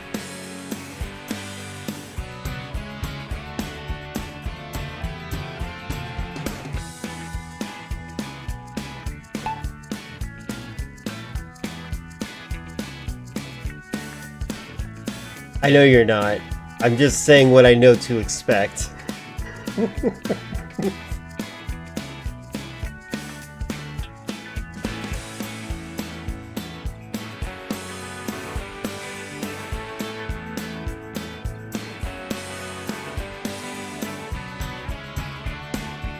You know, I do like that the number is no longer spinning. That used to make me nauseous. That is a good thing. 15, 14, 13, 12, 11, 10, 9, 8, 7, 6, 5, 4. June enjoys the compliment on her centerpiece, but she still has a problem before her in arranging the table so that her guests can serve themselves without getting in each other's way. Guests serving themselves? As a woman, I should be serving them myself. June enjoys the compliment on her centerpiece, but she still has a problem before her in arranging the table so that her guests can serve themselves without getting in each other's way. Buck off, The Fitch. answer is simple. June Yeah, but enjoys you the guys are on a compliment delay. her centerpiece, but she still has a problem before her in arranging the table so that her guests can serve themselves without getting in each other's way. That was when she decided to not give a fuck about her guests, and went to bed and play the Switch. Here we go again. Time to vote. Yeah, whenever I do the countdown timer, it's based on the assumption that you guys are 5 seconds off, because what you see, like, the information that is traveling across the country, around the world, is being sent at a speed, and then I'm receiving information, sending information, and it gets to you. There's that minuscule delay that I assume is about 5 seconds.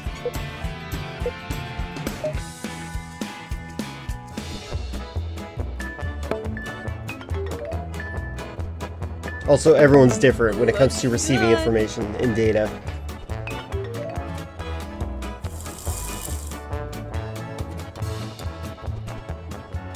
Okay, Riffers, it's the final round.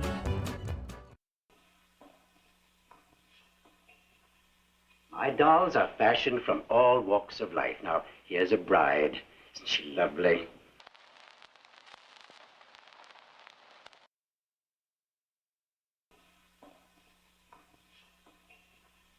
My dolls are fashioned from all walks of life. Now, here's a bride. Isn't she lovely? You've seen the clip. Now enter your riff.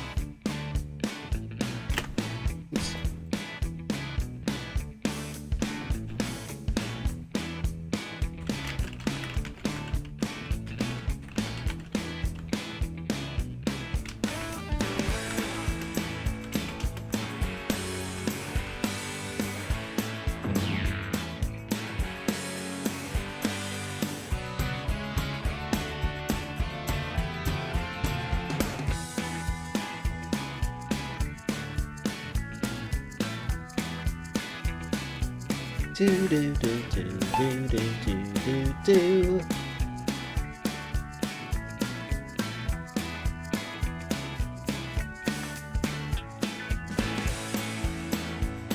Happy Friday to you too, Liquid.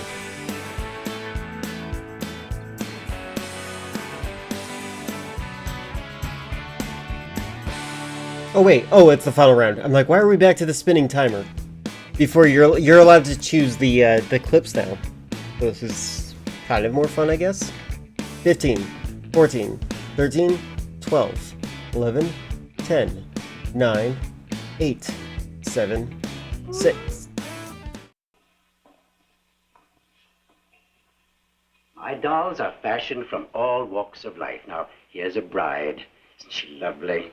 I'm not impressed, Mr. Odd Seller person. Do you have any Barry Weiss voodoo dolls? My dolls are fashioned from all walks of life. Now, here's a bride. Isn't she lovely? She's wearing white because she's a virgin. Most of my dolls are virgins.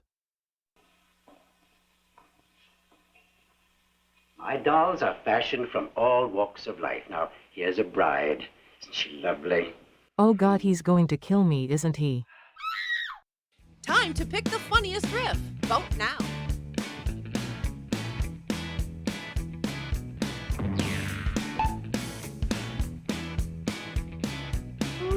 Oh yeah, you can now vote in the chat by writing a number. Just so you guys know, this is like an experiment type thing.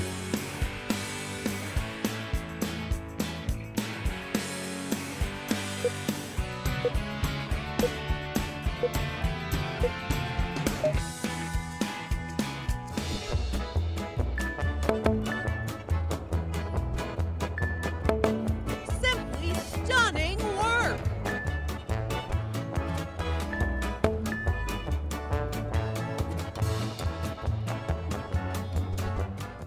And the winner is... Congratulations, Filler Kant. And we have a winner. Let's give him a hand. Nido Mosquito. I was so unfunny.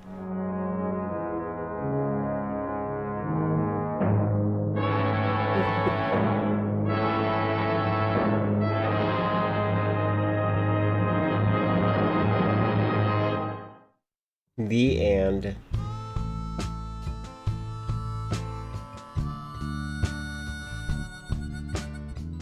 The strangled victim. Grumpy lady, that makes sense. All right, All gather right. your friends, head to rifftracks.games Let's do some more. and enter your room code. Me first, me first. This reminds me of one of my favorite drinks of tea. Hibiscus. It lowers your blood pressure. Not necessarily the best thing in the world. Alright, hold on. It is in the live chat now. Again, the timer is for people to get in, and it's also if you gotta go use the restroom or something like take out the trash, it should be enough time. Although I assume that you live on the first floor. I've drunk hibiscus. I have not drunk it in a while. I like it a lot.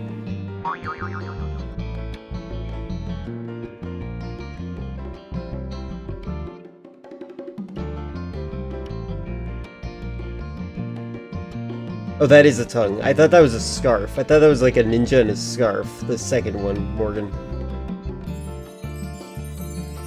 Americans do have toilets on the second floor of the house.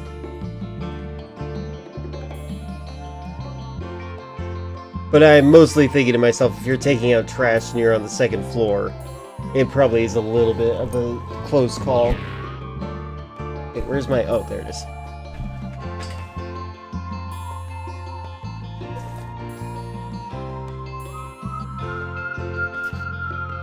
Do you usually refer to the toilet as bathroom, even if there's no bath? I say restroom, consistently, because of that.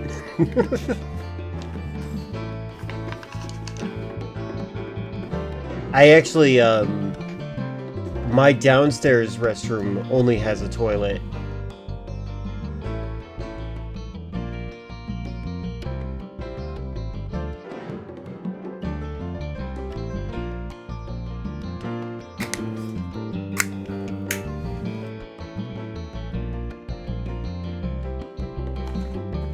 I love hibiscus tea.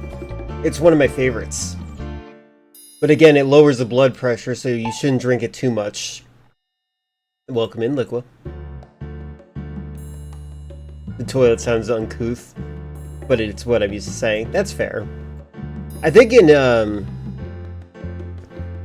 places like Mexico, if you ask for the bathroom, they'll literally take you to the room that has a bath in it. Like, it might not have a toilet. This is Arizona iced tea this time.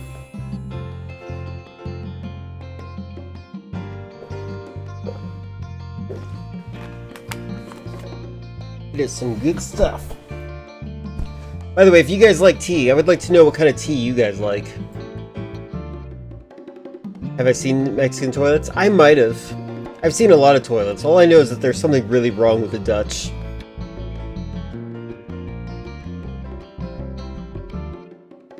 Alright, get ready everyone. Time to be funny.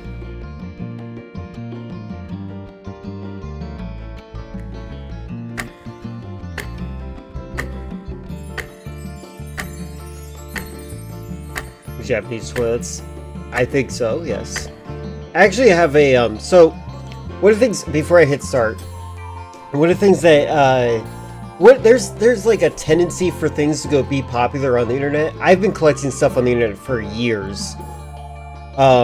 Whether it be Schadenfreude, where you're like watching somebody do something stupid and you're like, wow, I can't believe someone could be so stupid. I'm glad I'm not that dumb.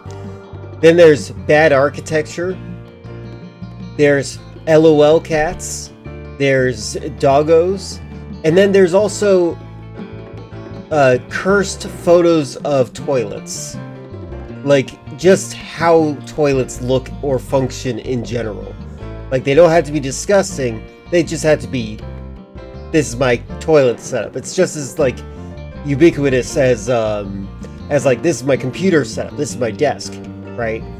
So, I think that's very interesting, that they're, like, that's a popular thing. I have. It's, like, one of the most popular things that trend on the internet. Filled with baked beans? Well, that's a meme. The baked beans, it's a meme. You like most oolong and, most green and oolong tea. Nice, nice.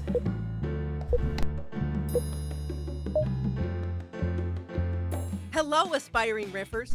I've been In each addicted round to of Write a Riff Lady Book, Grey a movie recently. clip will play. Hello, cat. Every Come clip on, has a on my spot lap. to write your Up own here, joke come on. or riff, as Come on, we call fatty. it. If you're stuck, you can choose a randomly assigned riff from one of our own professional comedy professionals at a slight point deduction. Everyone's riffs are played back and you vote for your favorite. At the end of all the rounds, the player with the most Actually, I can points check how wins. many toilets I've seen in my toilets folder. Round 1. Do you want your children to starve to death?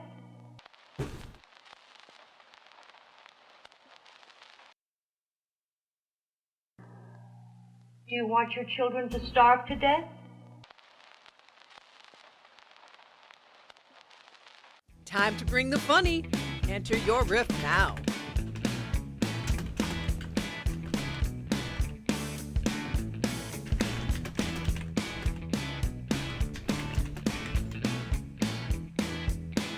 I drink tea all the time, and they all have caffeine in them. That's actually why I drink hibiscus. Not only is it delicious, but it lowers my blood pressure from all the black teas that I drink. Like, unironically, I drink nothing but caffeine all day. Puree is interesting, but you're not used to it.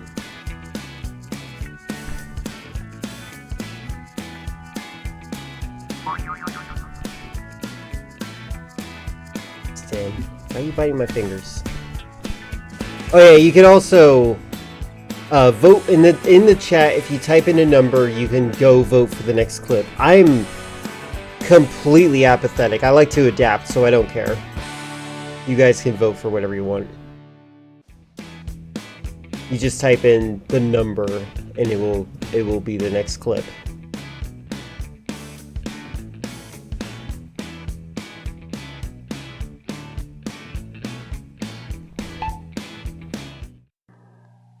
Do you want your children to starve to death? I believe that children should be starved and not fed. So frankly, yes I do. Do you want your children to starve to death? Yes? Do you want your children to starve to death? Yes. Do you want your children to starve to death? Yes. Bruh. Do you want your children to starve to death? When I married you, I didn't realize you'd threaten me with sex all the time. Got your favorite? Vote now. I'm voting for the ones that actually were funny, in my opinion. Don't forget, in the chat, you can also vote by typing in a number.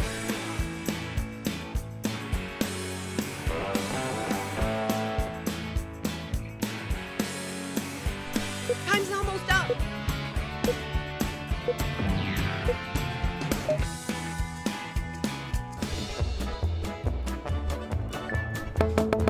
Well played, good riffer.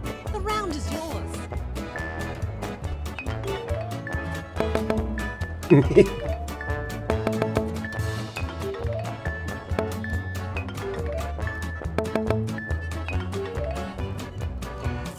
The illusion of free will. Yeah, free thinkers when they're given a riff tracks prompt. Round 2.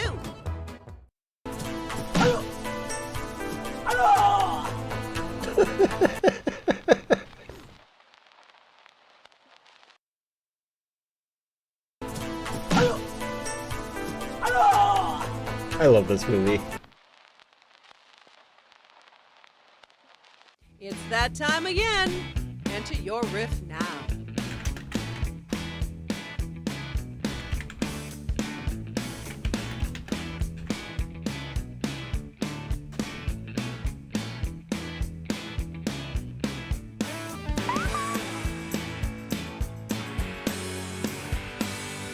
Doesn't it feel like you should type more than just 4, Chris?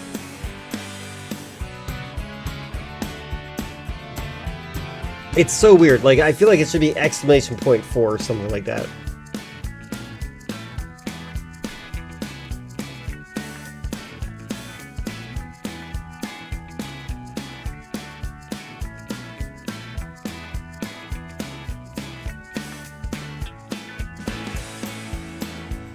#4.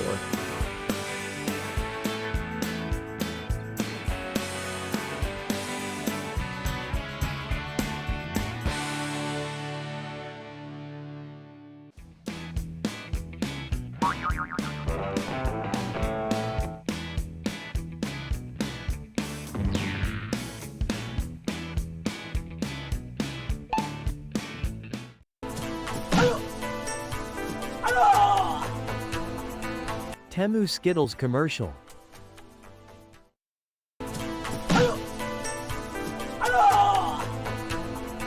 Sensei, I want to lick all 4 fingers.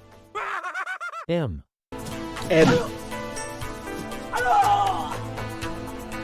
Oh, it's Lynx's favorite porno.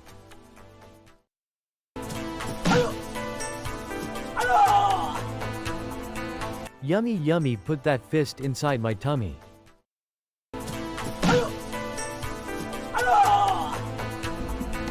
Thank you for not fisting my moot, but that was incredibly awkward. Time to place your vote, fellow riffers.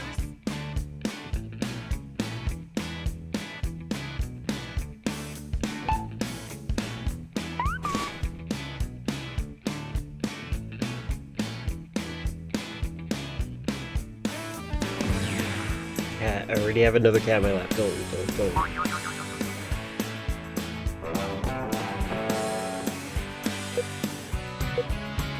God, I can't put this tail right in front of the camera lens. It's almost like he knows.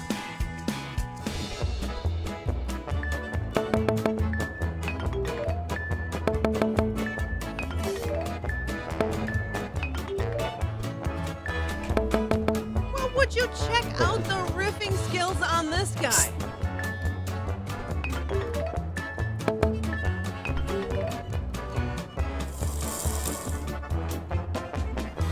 No, you go. Round 3.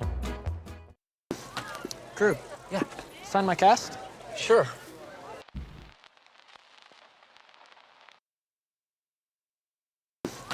Crew, yeah. Sign my cast? Sure. Okay. Take a deep breath and enter your riff.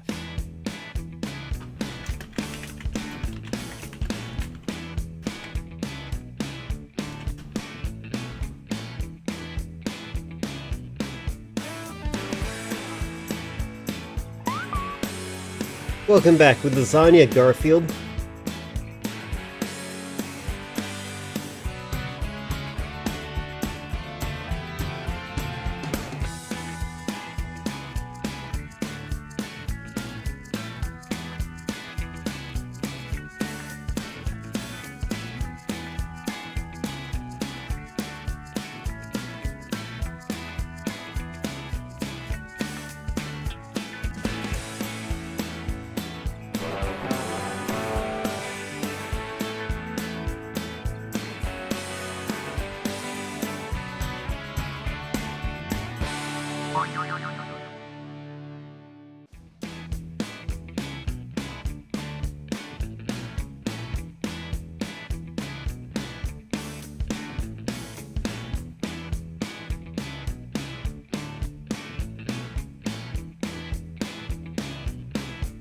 Take your time. I'll just sit here quietly. Oh, sorry, I didn't count down for you. I was kind of distracted looking for a folder on my computer. Crew, yeah. Sign my cast? Sure. Sign it to my grandma though, sexy Lil Betty. Crew, yeah. Sign my cast? Sure. And can you sign my dick cast too? Yes, I broke my PP. You might need to get undressed to help. Crew, yeah. Sign my cast? Sure. I'm gonna write something anti-Semitic. Crew, yeah. Sign my cast? Sure. Sorry I fucked your wife while you was in the hospital. Time to place your vote, fellow riffers. Oh. Someone wasn't fast enough.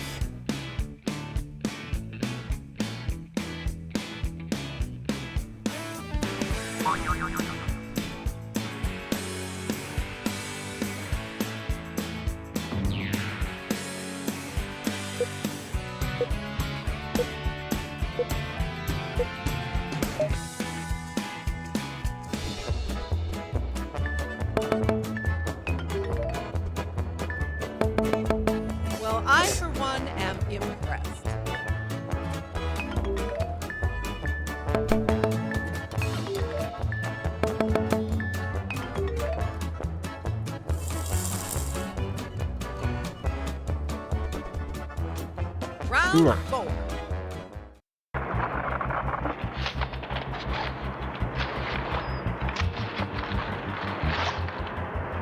I hate vegetables.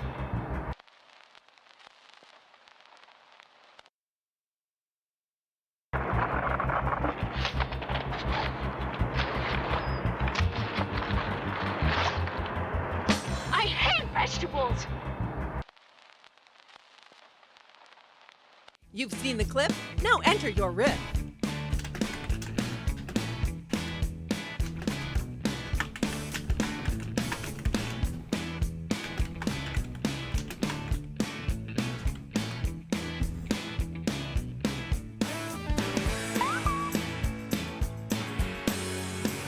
That's funny.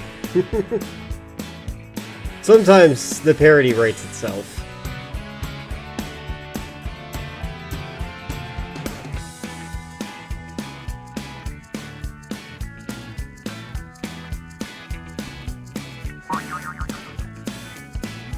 Oh my god, cat. Why are you doing this to me, huh? Huh? Huh? Why are you biting? Why are you biting? Why are you biting?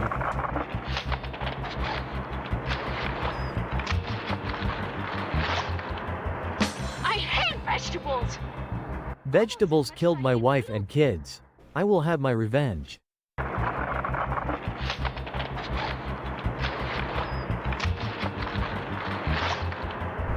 I hate vegetables.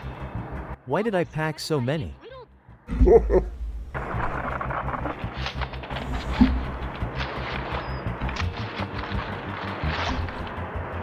I hate vegetables. This is vegan ideology. It's literally a cult. Gah. I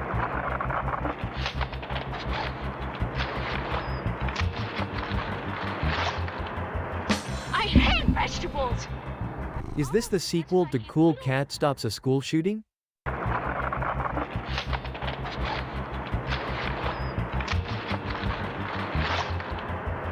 I hate vegetables. I had to wear this stupid outfit because it made me poop so violently that it ruined all my clothes. Okay, we all had a good laugh. Now time to vote.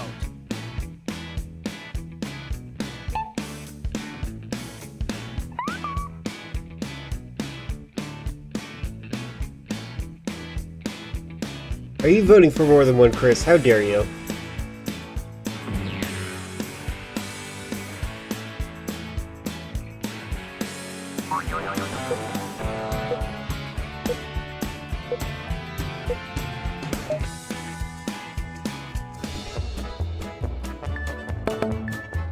Oh, okay, never mind. You're doing great! Let it get to your head. Why did I pack so many?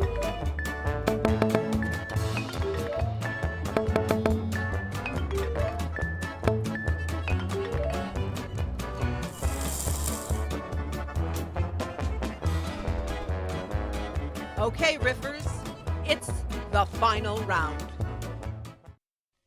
So this is what Santa Claus is looking at through his fantastic telescope.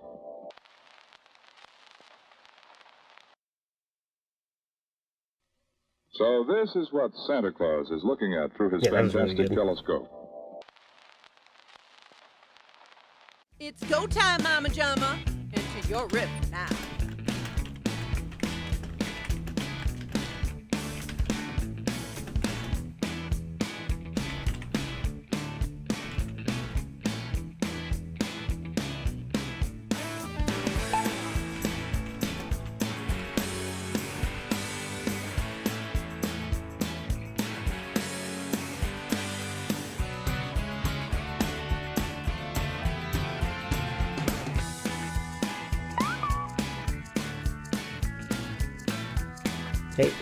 Hey, boss, why are you biting? Why are you biting? Can I not pet you? When Boston was a baby kitten, his mother would, like, constantly, tackle him all the time, and just, she was, like, super aggressive with him, play fighting with him all the time. And so he always thinks that we just want to play fight with him. Like, that is literally why he's so aggressive and bites all the time. It's really funny. So this is what Santa Claus is looking at through his fantastic telescope. Bullshit. Pure bullshit. So this is what Santa Claus is looking at through his fantastic telescope. If you look carefully, you can see the barrel of the ever-vigilant, roof-mounted sniper. So this is what Santa Claus is looking at through his fantastic telescope. What was once his precious toy-making abode has been snatched from him by Mother Goose and gradually turned into a goose whorehouse. So this is what Santa Claus is looking at through his fantastic telescope.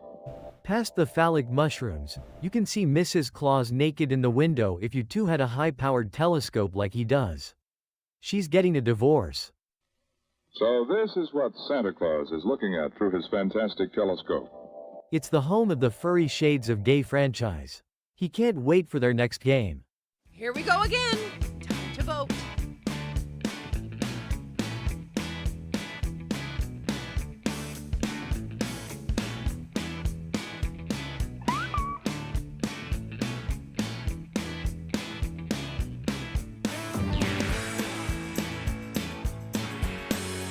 By the way, I also like that the riff voices just sound like chat conversations. That is pretty fun. Again, I psychologically would not be able to handle it if my chat wasn't funny. Might be a champion riffer. I like that this one sounded like a true crime documentary.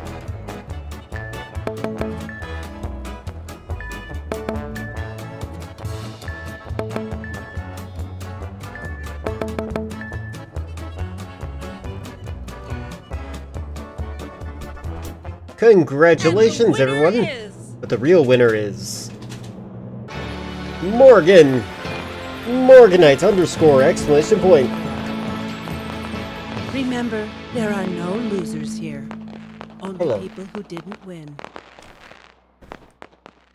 That cat that just jumped on my shoulder, literally wasted no time after Boston left my lap to jump into my lap. Why do you guys like to harass me so much? Me? Morgan did a win. Coffee cup breaker. I said I drink tea. Wizzo the Clown. Somehow that makes sense. That actually, do they know your Steam name? Toilet guy. Hey, we were talking about toilets. Organ player. Is that a euphemism? Alright, let's do new players.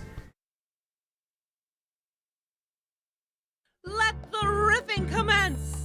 Head to rifftracks.games. Tea drinkers undercover to coffee drinkers. They know me.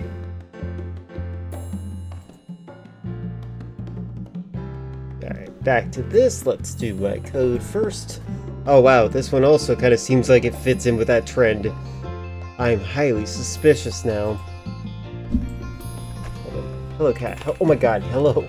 Stop harassing me. Jesus Christ. Alright, hold on. Live chat's getting it. Oh, okay. That's what you meant by Mexican toilet. I wonder if every Mexican toilet looks like that. Again, countdown timer is for restroom breaks, quick chores, just enough time for you to get these kinds of things done if you gotta do it.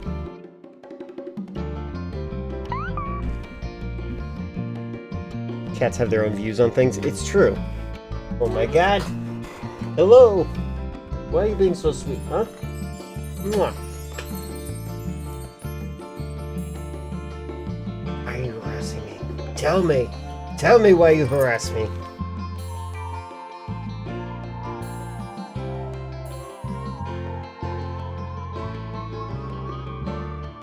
I like this song because it sounds familiar. It is very garish, I agree.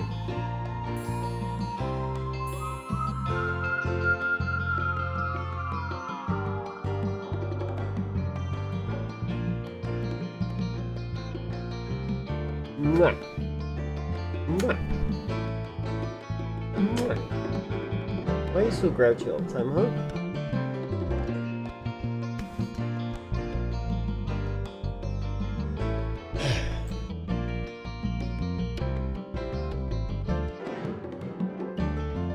I'm looking at the hot sauce on my desk and I just want to have more.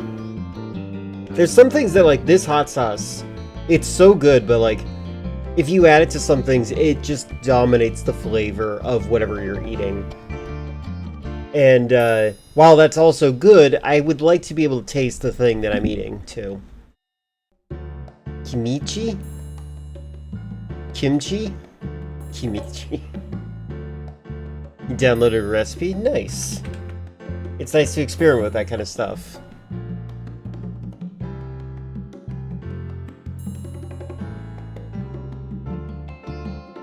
I've heard a lot of good stuff think about that. I think Liquid loves that. I think Liquid was a big fan of kimchi. You're substituting chili with cayenne? That makes sense. You know what? I probably would make the same decision.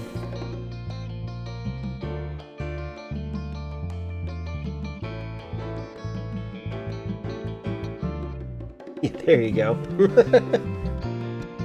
So you have the majority of chat's emotional support.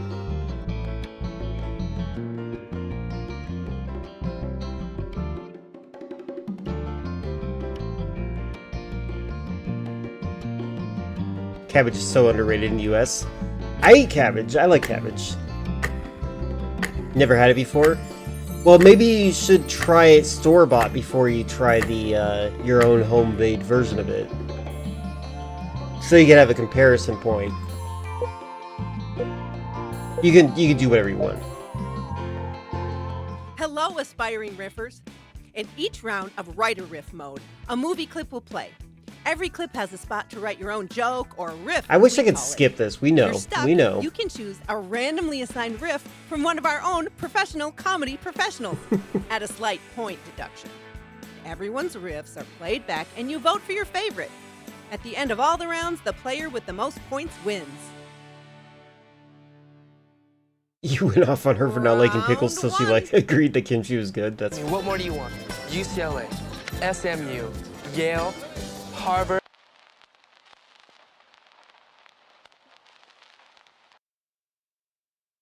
What more do you want?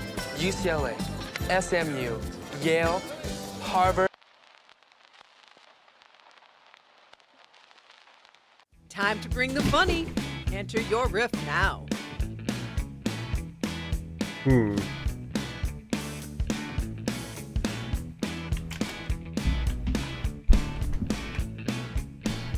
Oh my god, cat, please don't take my headphones away. Come on. Come on. Lay down. Lay down. Crazy cat. I don't even know what I was responding to. God dang it.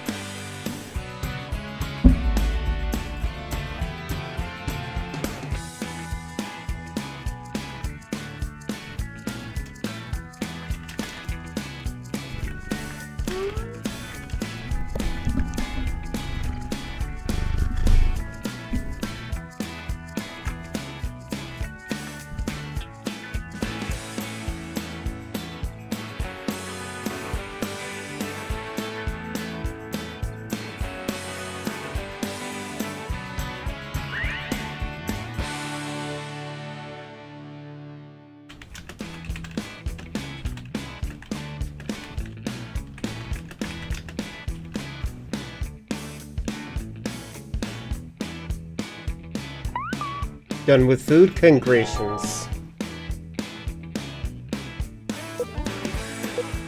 You're almost out of time!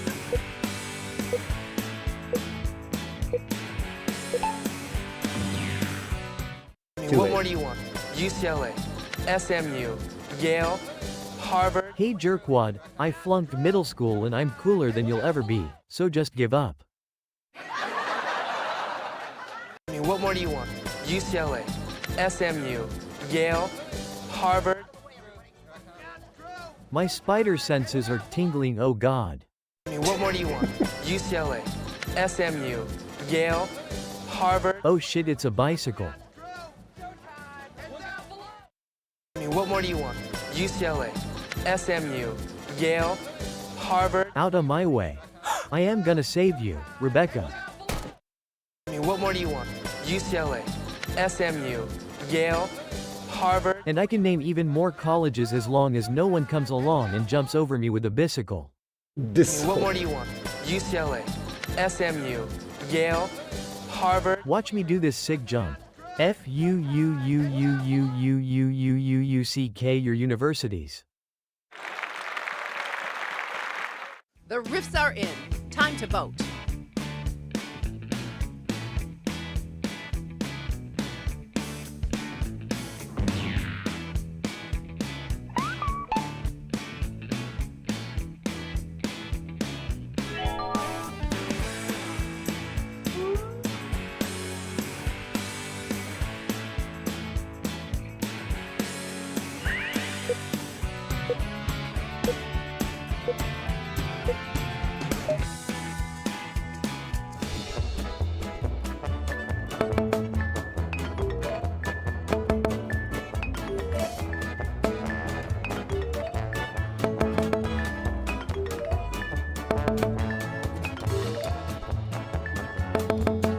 Well, look at this Mystical. hotshot.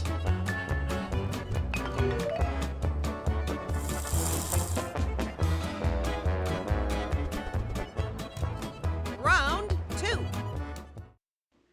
His hands were dirty, and his hair was messy. But Mr. Bungle didn't stop to wash his hands or comb his hair. He went right to lunch.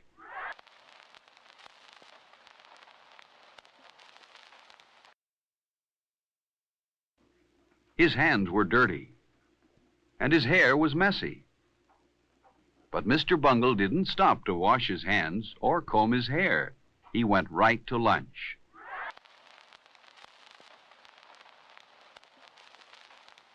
Are you the next top riffer? Enter your riff.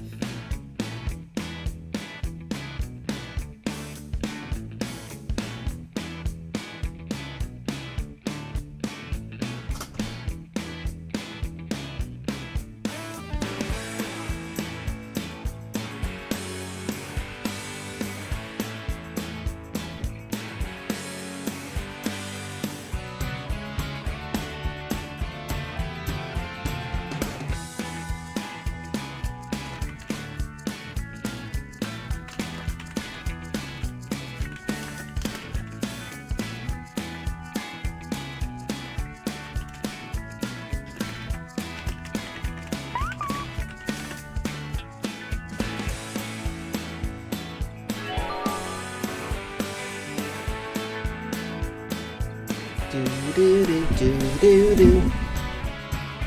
Cat, what are you doing, huh? What is wrong with you? Why are you harassing me? Why is every cat harassing me right now? You have water. Do you want more food? Do you want different food?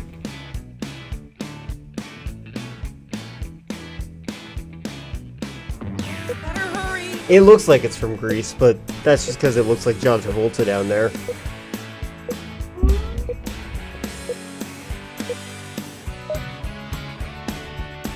Friendly friend. His hands were dirty, Mom's and his spaghetti? hair was messy. Sorry. But Mr. Bungle didn't stop to wash his hands or comb his hair. He went right to lunch. This is why Lynx has to play Zelda once in a while, so Chris will fuck off and go shower. His hands were dirty, and his hair was messy. But Mr. Bungle didn't stop to wash his hands or comb his hair. He went right to lunch. And that was how the multi-state outbreak of cyclosporiasis happened in the US. His hands were dirty, and his hair was messy. But Mr. Bungle didn't stop to wash his hands or comb his hair. He went right to lunch. Why is that funny? This classroom has no media literacy. His hands were dirty, and his hair was messy. But Mr. Bungle didn't stop to wash his hands or comb his hair. He went right to lunch. Mr. Bungle says germ theory is just a theory. His hands were dirty, and his hair was messy. But Mr. Bungle didn't stop to wash his hands or comb his hair. He went right to lunch. And then he died of cholera, along with his parents and his dog. Time to pick the funniest riff. Vote now. Oh, I just thought of a funnier one that I should have done. Oh well.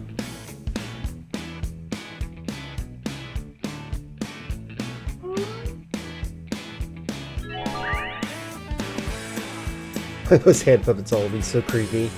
I don't get triggered by creepiness when I see puppets. I destroyed my ability to sense Uncanny Valley.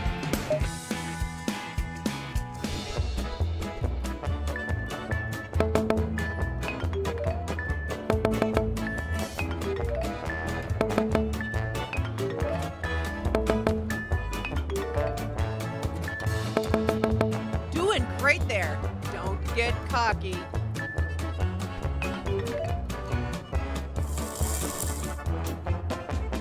Morgan's on a roll. Destroy the tyrant. Round 3. Honey, you want to turn the switch on? Okay. Happy 4th of July, son.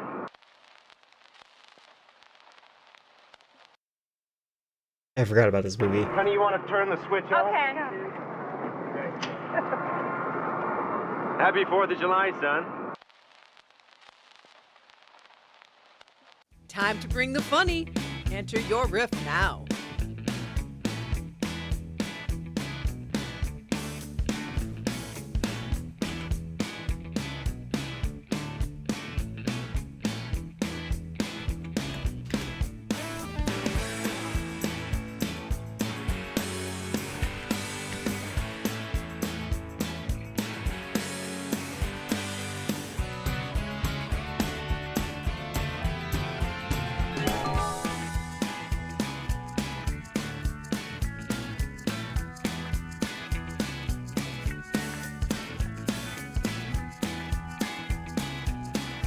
That puppet looks like it's related to Warmbo.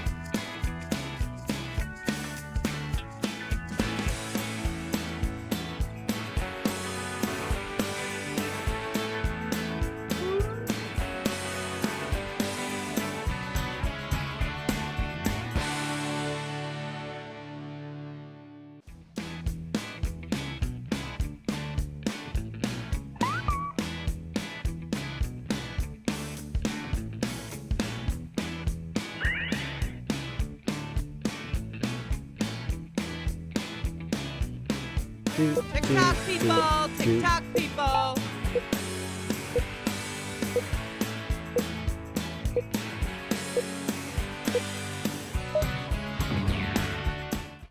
Honey, you want to turn the switch on? Okay. Happy 4th of July, son. Don't worry, this device will convert you to be straight, like me. Honey, you want to turn the switch on? Okay.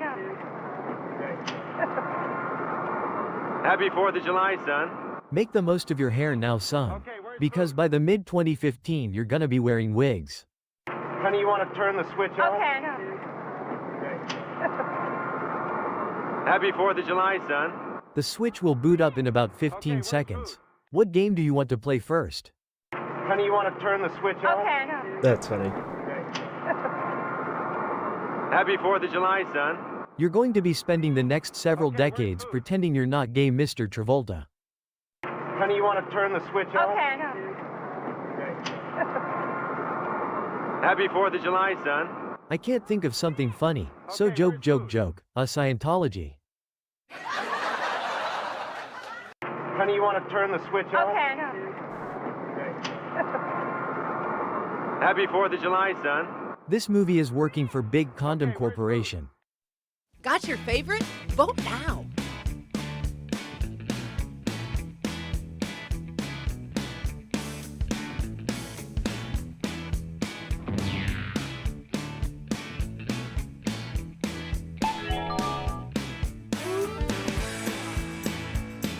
Do do do do do do.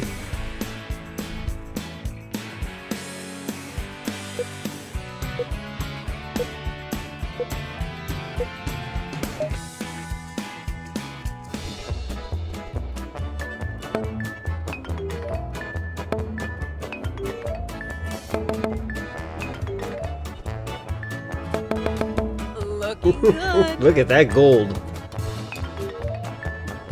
Brings you right to the top, I think. Yep. Round 4.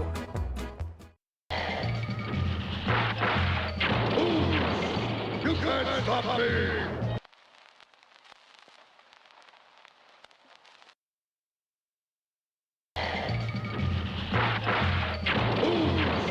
You can't stop me!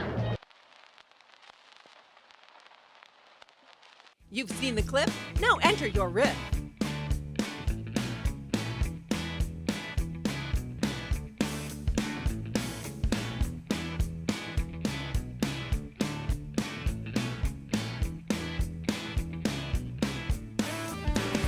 That's a tough one to me.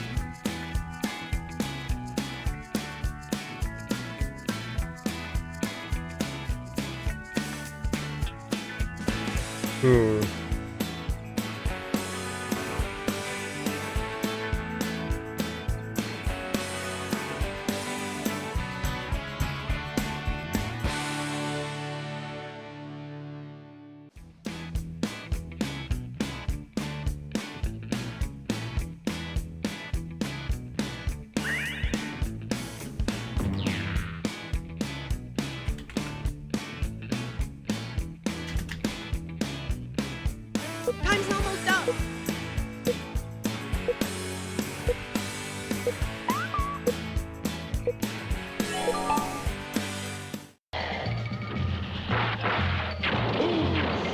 You can't stop me!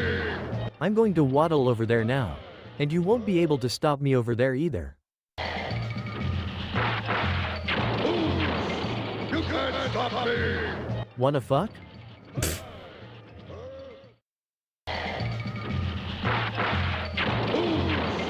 You can't stop me! Only a small building with a blue aluminum roof can stop. No. No. You can't stop me! Oh no, there goes Tokyo. Go Temu Godzilla. You can't stop me! Nothing will stop me, except for maybe American lettuce. Oh, shut up, Americans.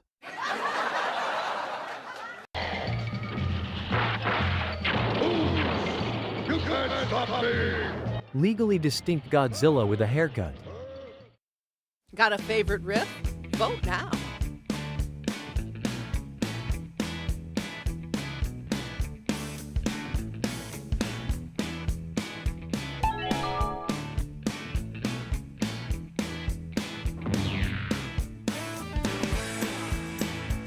I'm hearing some thunder outside my house. It's possible power might go out. It hasn't gone out in a long time, but I just wanted you to be aware of that.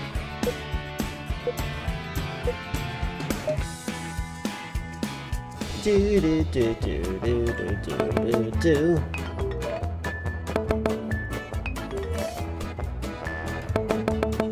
Weather couldn't be more different. This is the rainy season.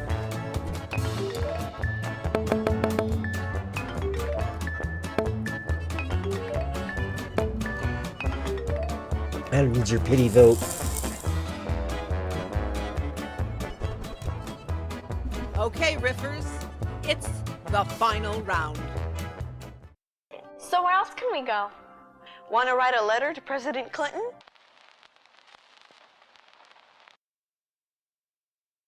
So where else can we go? Want to write a letter to President Clinton? Are you the next top riffer? Enter your riff.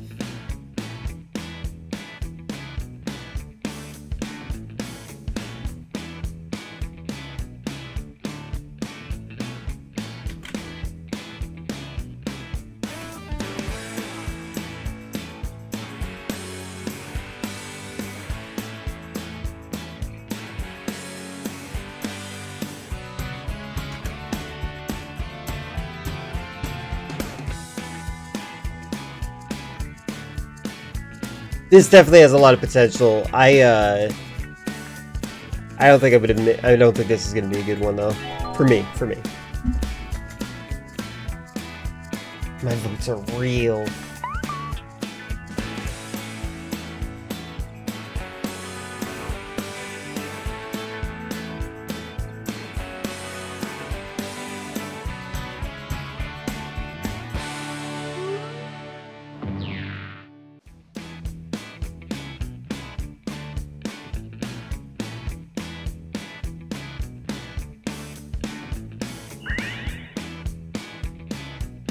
Ten, 9, 8, 7, 6, 5, waiting. 4, 3, 2, 1. It was so much potential in too little time. Oh, never mind. So where else can we go? Want to write a letter to President Clinton? Hillary Clinton? So where else can we go? Want to write a letter to President Clinton? Dear Mr. Clinton, what is a Lolita Express jet? What is it for? Also, there's pics online of you in a dress. You look cute. So where else can we go? Want to write a letter to President Clinton? Why don't you do a Jim Halpert stare instead? Okay, I will. So where else can we go? Want to write a letter to President Clinton? Dear Bill, a cigar. So where else can we go? Want to write a letter to President Clinton? Let's write a letter to the First Lady, Hillary Clinton. I'm sure Hillary Clinton's emails will never be relevant again in the future. So where else can we go? Want to write a letter to President Clinton? Sure, use my email, monicalewinsky@aol.com. The riffs are in. Time to vote.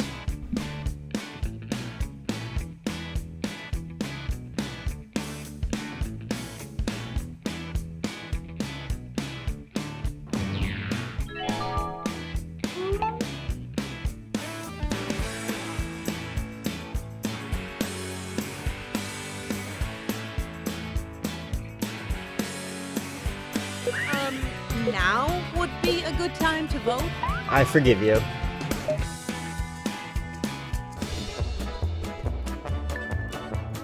A cigar. Well played, good riffer. The round is yours.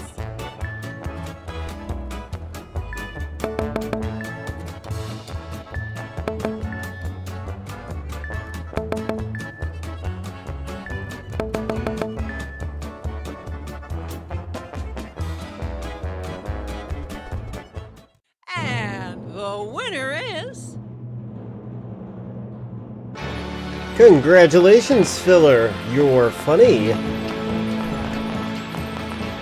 Thanks to everyone who played. Let's give each other a hand.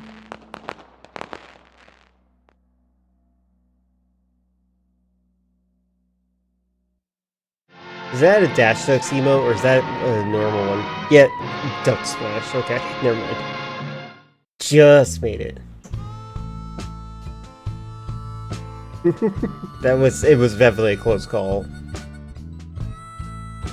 Voice of King Tyranno, Evil Lamp Chris, that makes sense. Blast Hard Cheese, and Wife Clone number 1, and we have Happy the Clown Computer.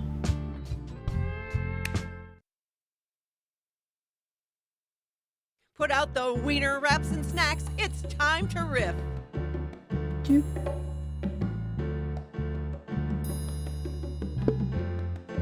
This one looks like I'm sending a secret message to someone. Hold on. Whoa, wrong chat. One second, sorry. There we go.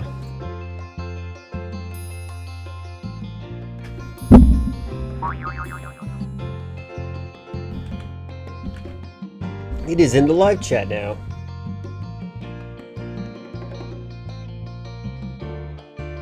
Do.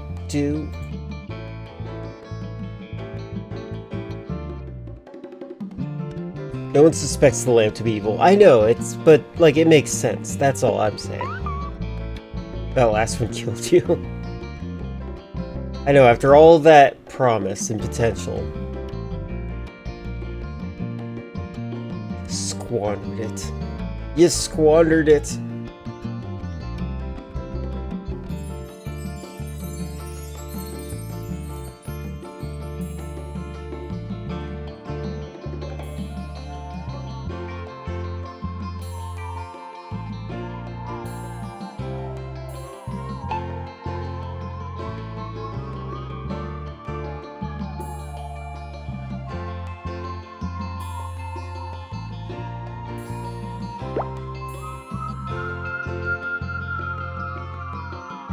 I would assume Chris is short for Christopher as a man, but I guess it could also be short for Christian. Yep, it could be.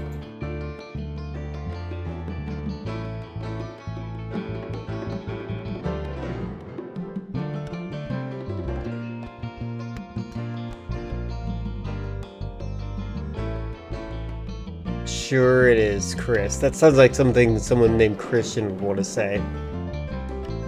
I have a suggestion, I don't know if anyone's interested, but I have 3 votes where we race on one track. It requires WASD multiplayer, jigsaw puzzles where we all put together scribble, where one person draws something that is something we figure out what it is. I think we gotta be like that. That's the drawing ones are always a risky concept.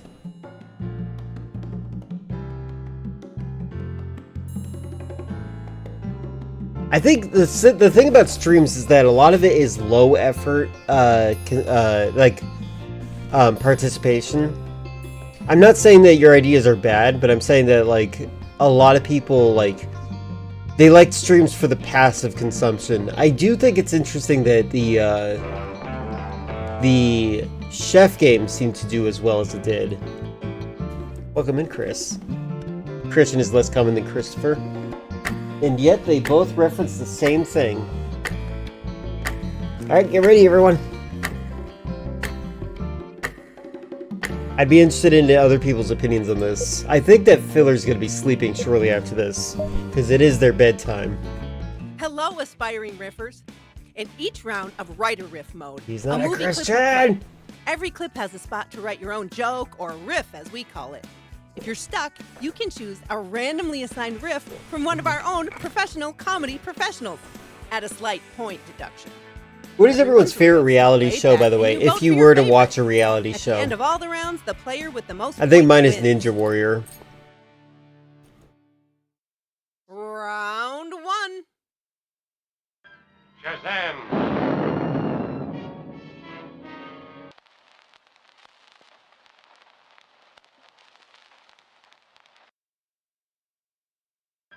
Shazam!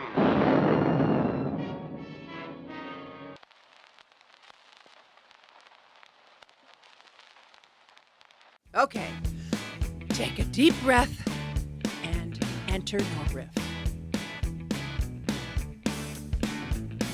Hey, where'd my chat go?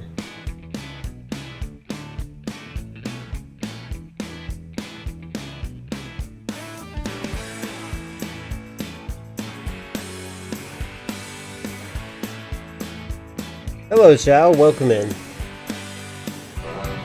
My game just disconnected. Hold on a second. There we go.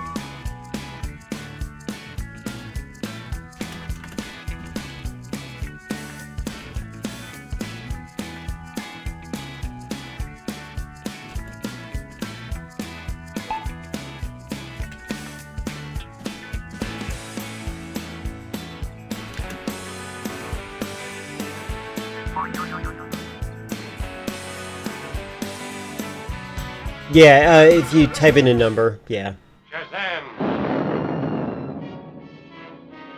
Huh, I was expecting people to watch me change into a politician. Shazam!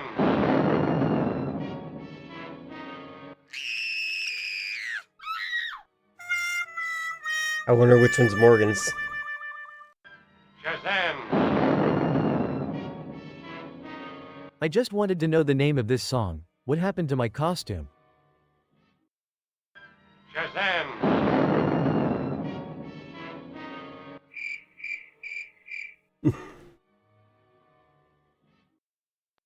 Shazam! Did that guy turn into a landlord? Shazam! Whoops, instead of returning to my child form, I have taken on the form of a 1950s salaryman. Here we go again. Time to vote. You can actually vote on which one you like, Xiao, by typing in the number you like. You can only vote for one.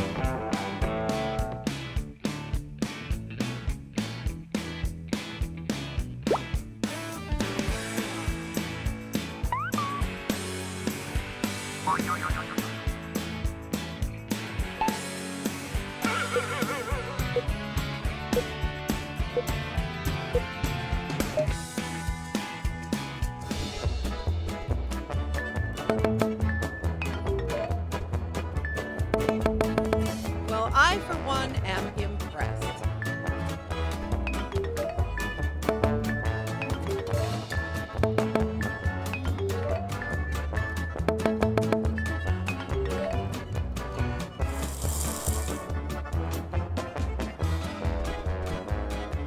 Round 2. What am I supposed to do?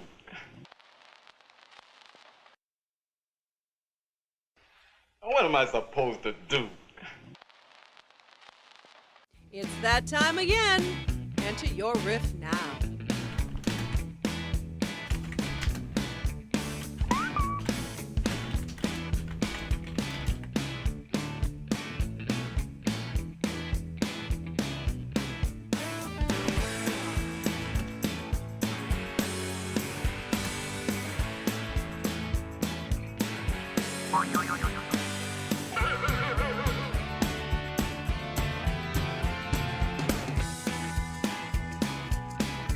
Yeah, that one looks absurd.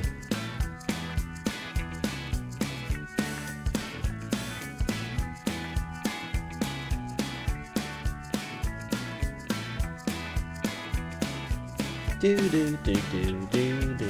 Hi, Slicer.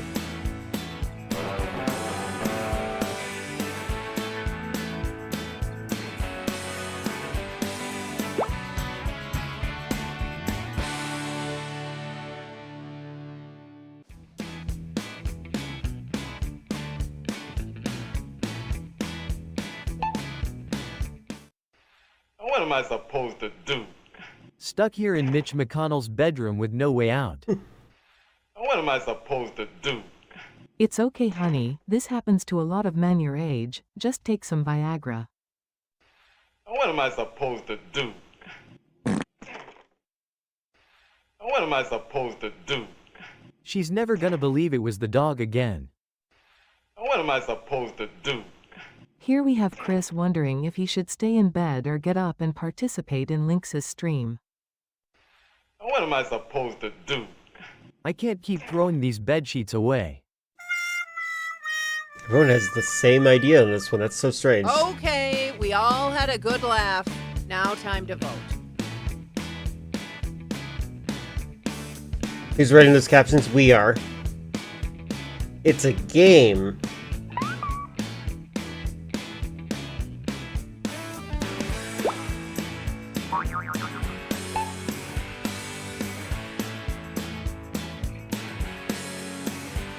Go, go, go, move, move, move.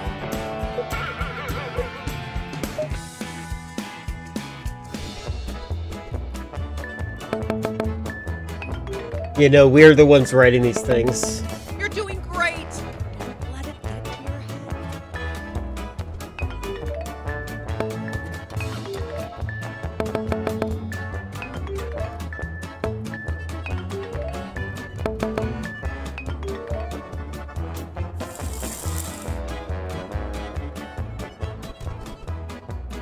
Round 3. Please do your jack. No, anything but a toothbrush and dental floss.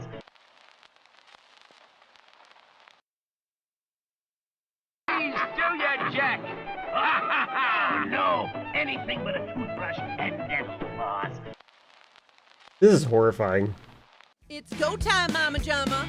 Enter your riff now.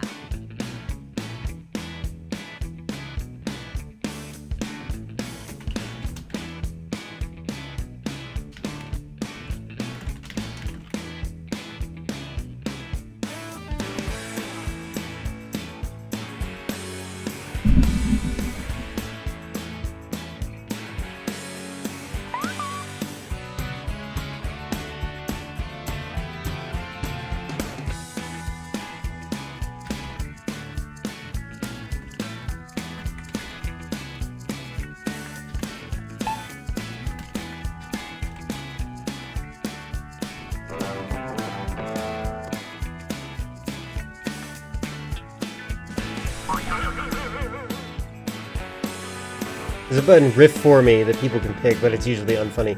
Well, not only is it unfunny, but it's just like, it's so lazy. Do your jack.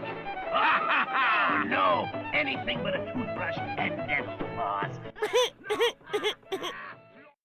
Please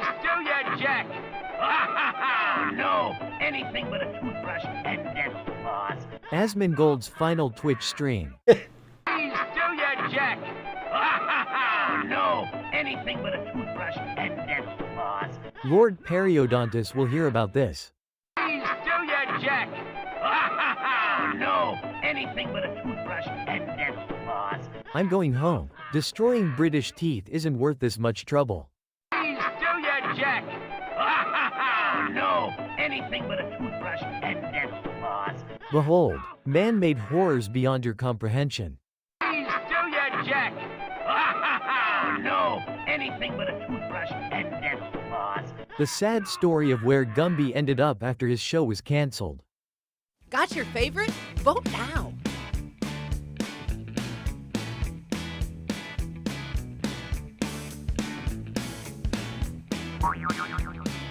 I actually liked a lot of those. Those are very good. Alcoholic Gumby.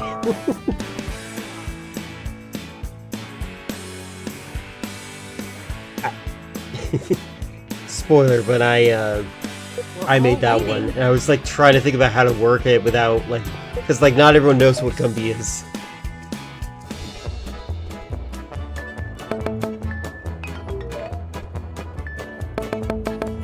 And everyone knows who Asmongold is. I bet you had a good breakfast.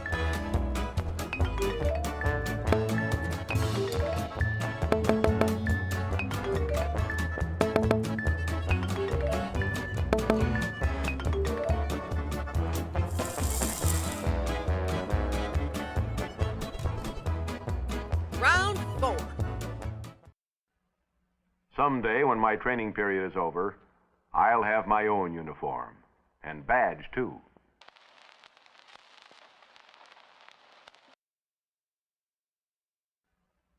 Someday, when my training period is over, I'll have my own uniform. And badge, too. You've seen the clip? Now enter your riff.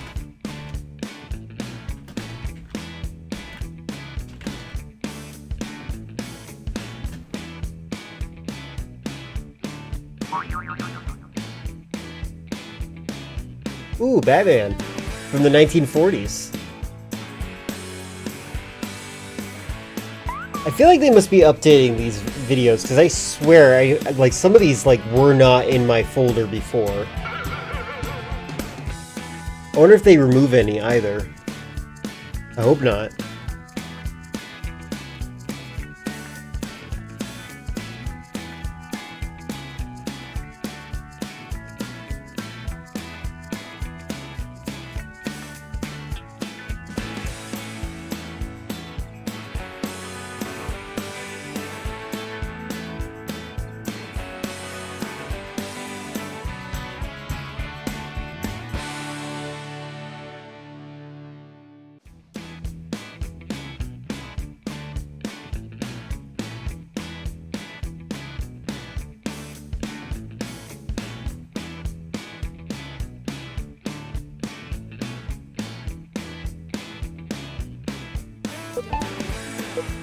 You're almost out of time! Uh-oh.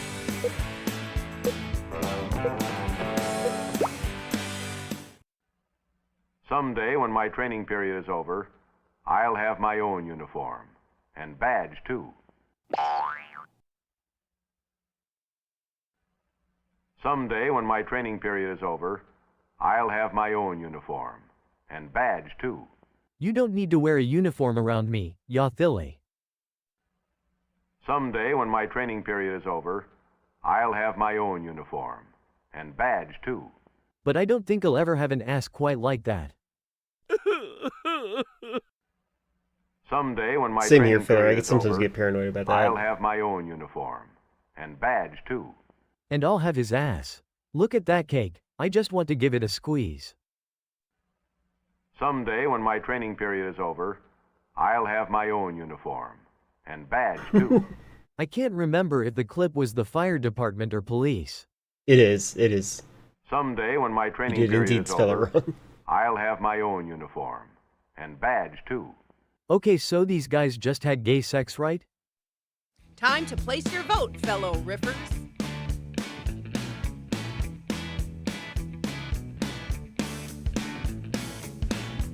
That's funny.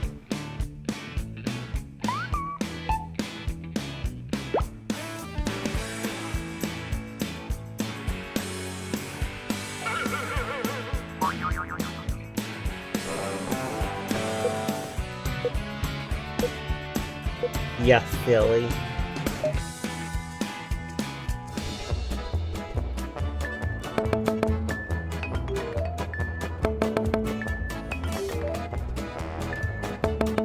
Well, would you check out the riffing skills on this guy?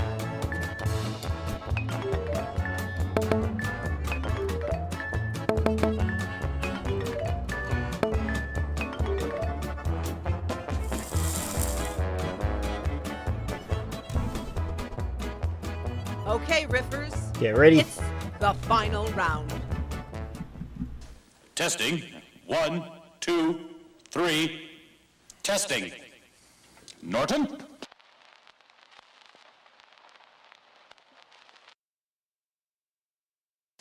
Testing. 1, 2, 3. Testing. Norton? It's go time, Mama Jama. Enter your riff now.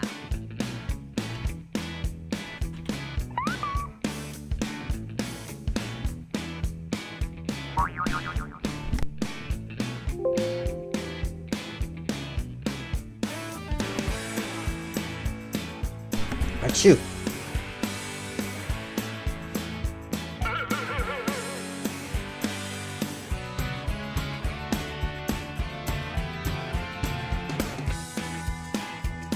Do do do do do do do do do.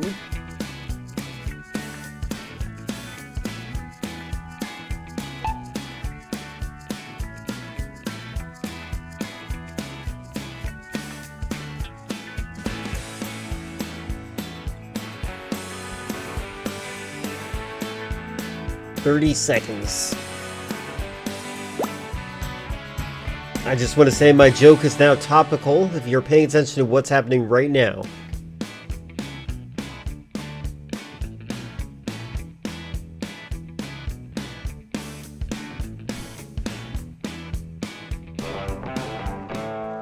Testing. 1, 2, 3. Testing. Norton? Testing. 1, 2, 3. Testing. Norton? Free ice cream and free housing for everybody. Testing. 1, 2, 3. Testing. Norton? Welcome to Call of Duty Trivia with your host, Chris. Question 1. What is the first COD with the map? Shipment. Testing. 1, 2, 3. Testing. Norton? Ahem. Hello, my name is Howard. Testing. 1, 2, 3. Testing. Norton? Chris before writing a riff. Testing. 1, 2, 3. Testing. Norton? Please vote for me. Time to pick the funniest riff. Vote now.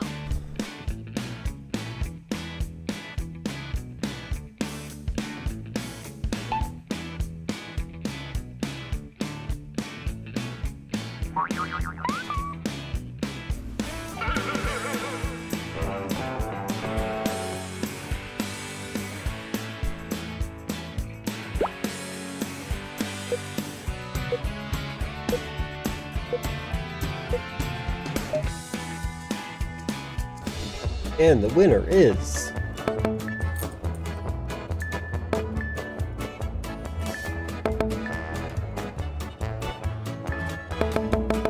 Oh, I'm just so proud of you.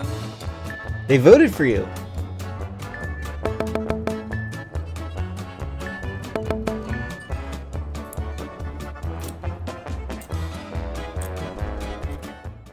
And the winner is... Chris in color stole it. The Fiend. Congratulations. Now, please spurs and punch. The Jeb fellowship Bush hall. method almost got it, though. Look at that. Congratulations, Chris. You are funny.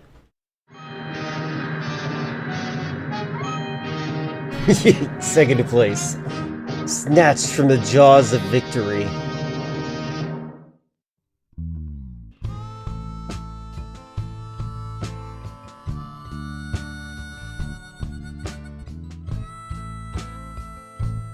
Congratulations, everyone. You did good. Software salesman. That makes sense. Man pretending to be Bela Lugosi. That would be funny to watch. Cage is Travolta. Voice of Baby Ghost. And Cantina Patron. Alright, fairly well, Filler. Thank you very much for being funny. Enjoy your rest. Bye. Hey, nope, cancel. New players. What's better than riffing? I feel like we have a lot of people who are currently doing the riffing. Would you like to do more of this, or would you like to try something else? I am up for whatever. I'm going to nab my spot in this regardless. Let's try Fortnite. Yeah, yes, that's a great idea. Fortnite is the most popular thing I could do. You don't mind either?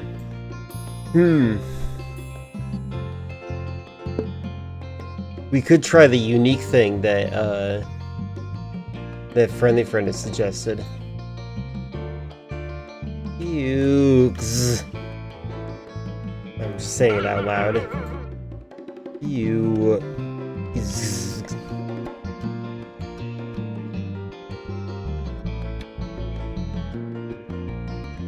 It is available in the chat now, though.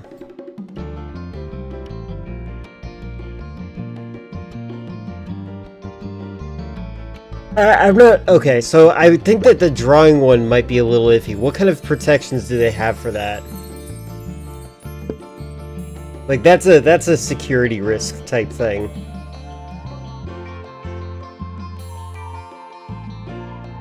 Put the invite in the Discord, that's probably true. I'll look at it real quick, just to see what the,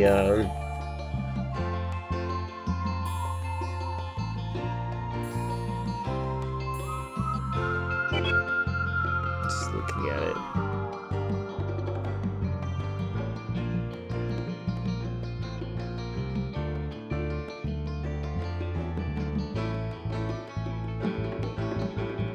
Okay, this is an experiment.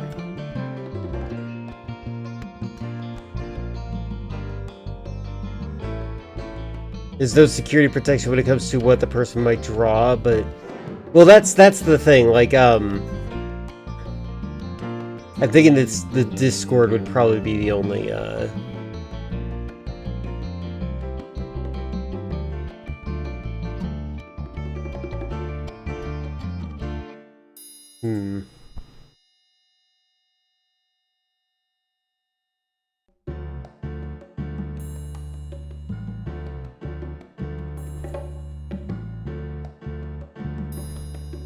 I'm someone who is, like, typically concerned about all sorts of... I'm, like, a very neurotic and paranoid person. So far, I've only been banned because of me not doing commentary.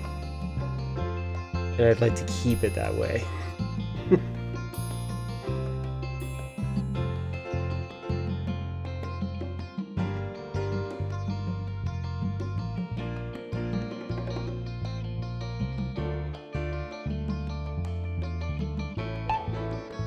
Chris is here.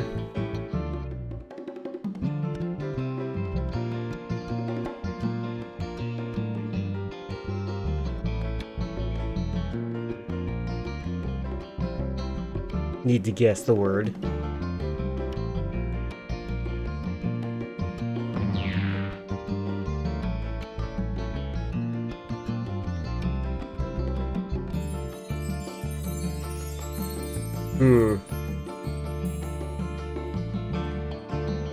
Oh, I believe you about that. I believe all of these are fun.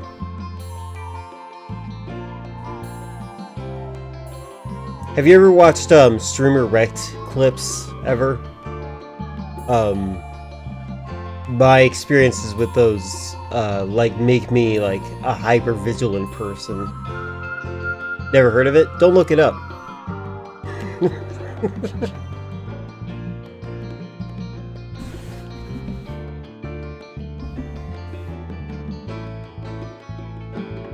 We'll do one more of this and then we'll consider that.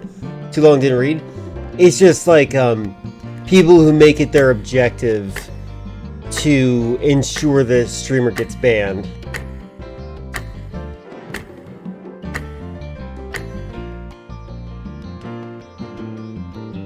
It's basically pen testing. Yeah, that does look fun. We might try that after this. This is the last round of this, okay? Hello, Regardless, aspiring we'll try out the other one. In each round of Write a Riff mode, a movie clip will play. Every clip has a spot to write your Why own do joke we or have to? riff, Can I as hit we the call escape it. button and down? If you're stuck, you can choose a randomly assigned riff from one of our own professional comedy professionals at a slight point deduction. Everyone's riffs are played back and you vote for your favorite. At the end of all the rounds, the player with the most points wins. Round one. Be careful. Hold on. Does any of this look familiar? Be careful. Hold on. Does any of this look familiar? It's that time again. Enter your riff now.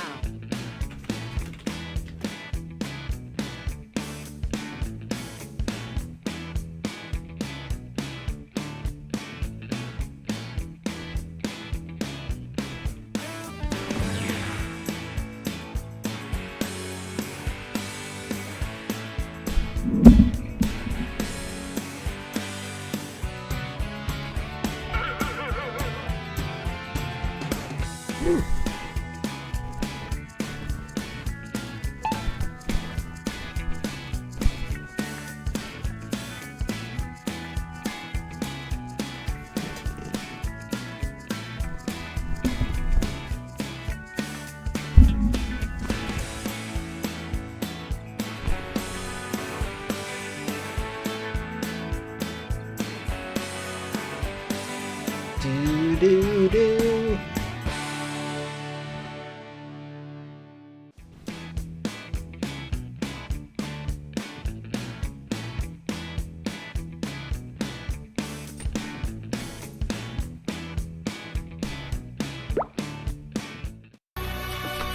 Be careful. Hold on. Does any of this look familiar? Not only does he have a flashlight when it's not very dark, but he has a crotch knife too. Be careful. Hold on. Does any of this look familiar? Howard, these are the same fucking trees and grass we saw 10 minutes ago. Be careful. Hold on. Does any of this look familiar? Not at all. It's a rather nondescript forest in the middle of the night. Be careful. Hold on. Does any of this look familiar? Yeah, it looks just like Aunt Jemima's cannabis garden. Got a favorite riff? Vote now.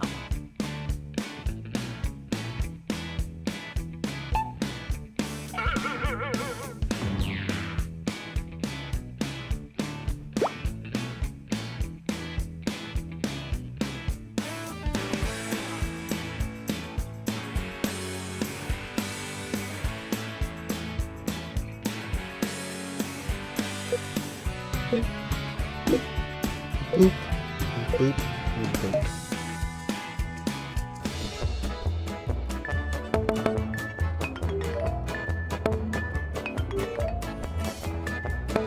Check out the Crotch high knife score for the on win. this one, people.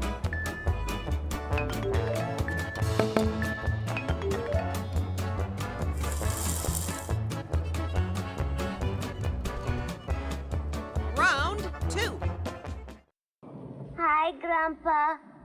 Hi, beautiful. How are you? Fine, Grandpa. How's my horse?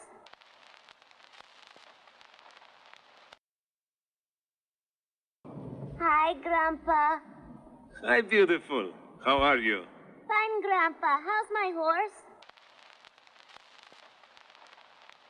I want Time to see that bring the movie. That looks funny. good. Enter your riff now.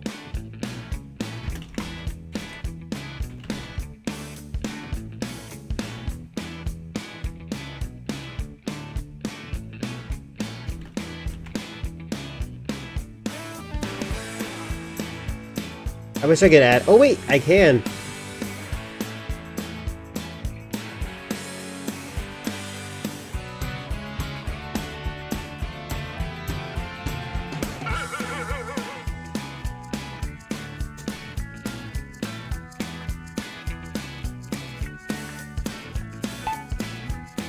Look, it's Tucker Carlson in the top right.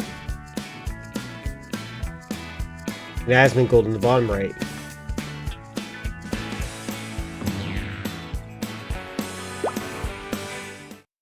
Hi, Grandpa. Hi, beautiful. How are you? Fine, Grandpa. How's my horse? Ди Хорес АЕС Сервинг М Just Fin, Чилд Салджер 42. Hi, Grandpa. Hi, beautiful. How are you? Fine, Grandpa. How's my horse? It tasted great. Hi, Grandpa. Hi, beautiful. How are you? Fine, Grandpa. How's my horse? Horsey is dead. You said little girl now. Hi, Grandpa. Hi, beautiful. How are you? Fine, Grandpa. How's my horse? Your horse is doing great. He's just around the corner. Oh my fucking god. Time to place your vote, fellow riffers.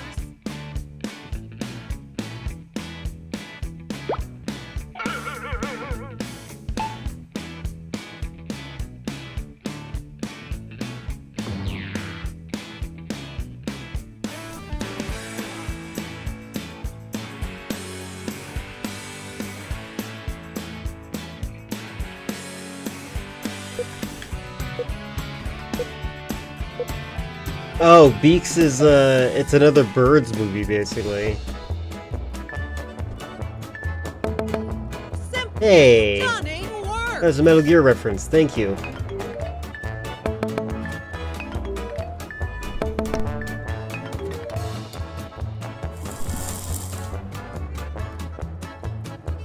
Forgot to use availables. Round 3.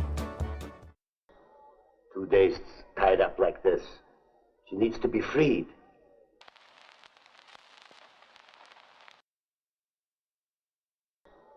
Two days tied up like this. She needs to be freed.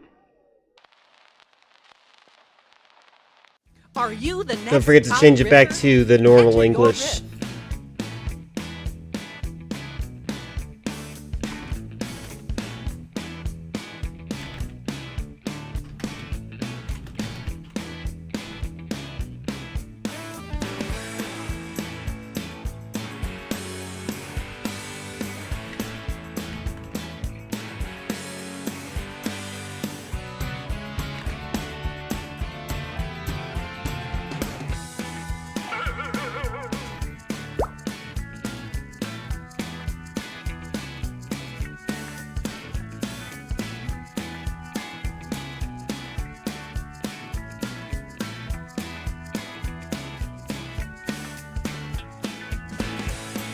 Yep, there's a cartoon in there.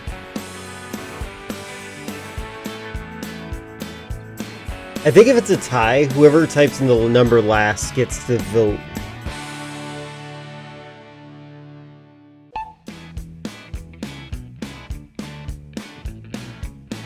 You're almost out of time.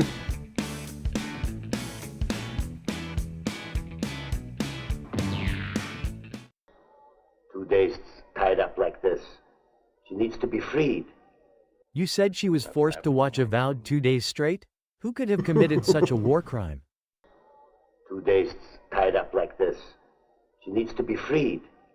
Asmongold will lose his views if he get rid of his average audience members. 2 days tied up like this. She needs to be freed. Are you sure that thing is a she? 2 days tied up like this. She needs to be freed. I know it's only been a couple of years after World War II, but maybe we should consider euthanasia? Okay, we all had a good laugh. Now time to vote.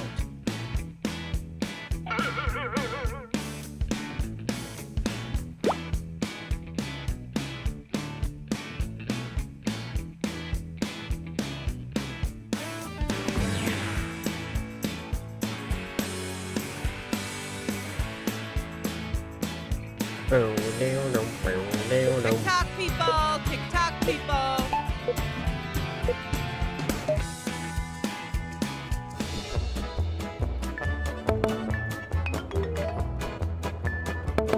Might be a champion riffer in the making.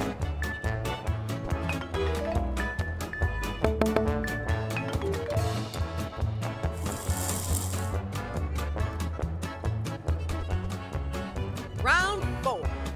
Oh. I was wrong. Hey, what is it?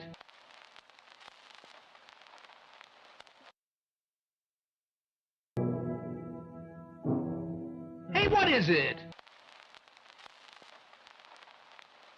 Okay. Take a deep breath and enter your riff.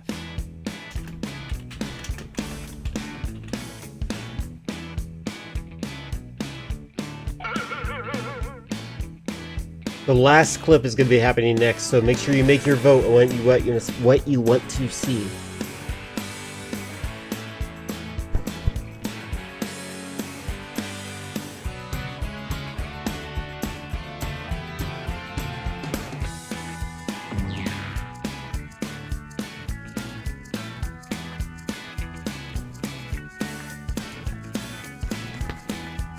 Come here.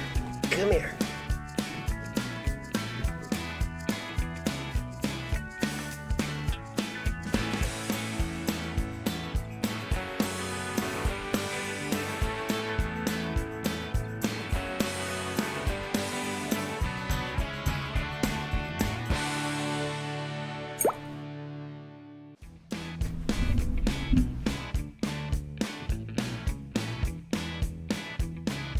Fifteen, 14, 13, 12, 11, 10, 9, 8, 7, 6, 5, 4, 3, 2, 1.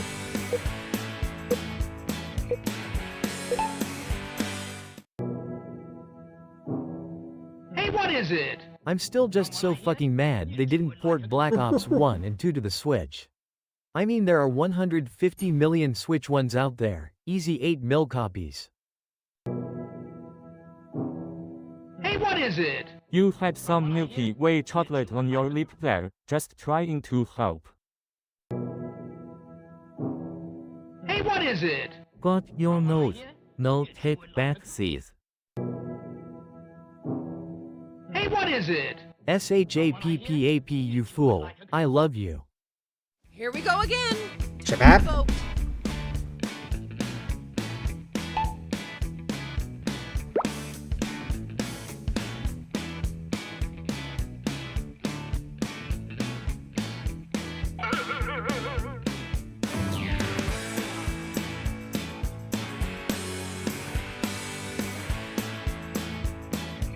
Do do do do do do.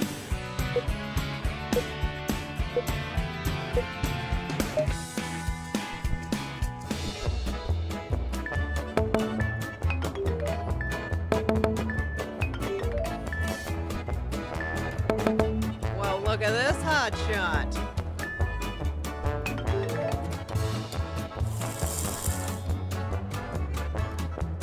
Congratulations! Okay, riffers. The final round is now. Final round. For example, consider what happened to Harry Sanders. Harry has come to work with a problem.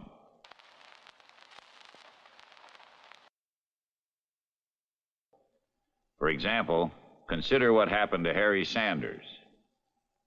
Harry has come to work with a problem. It's that time again. Enter your riff now.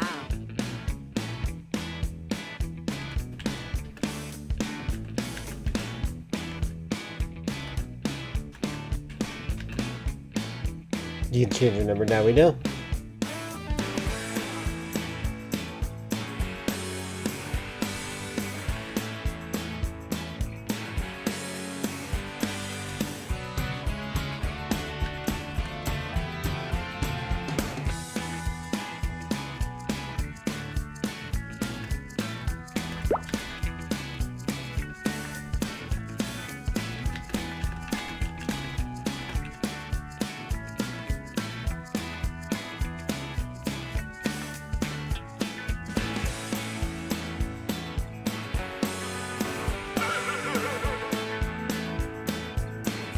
By the way, if you did accents, you might want to change it.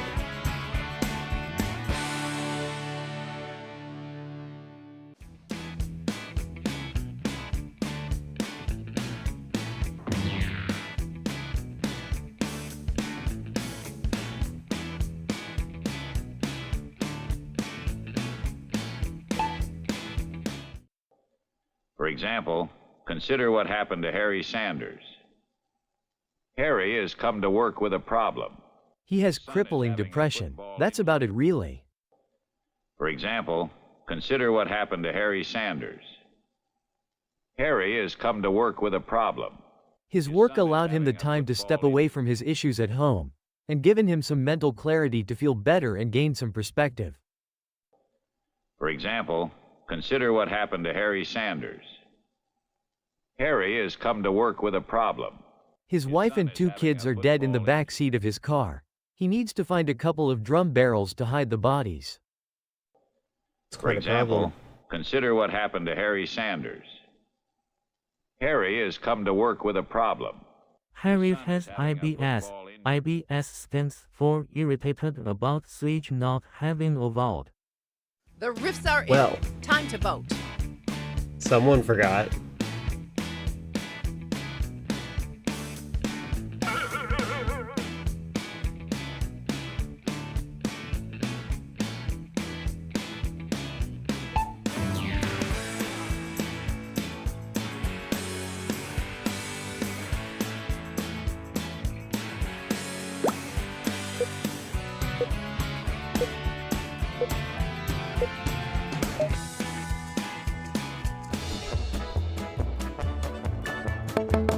Oh, I'm just so proud of you.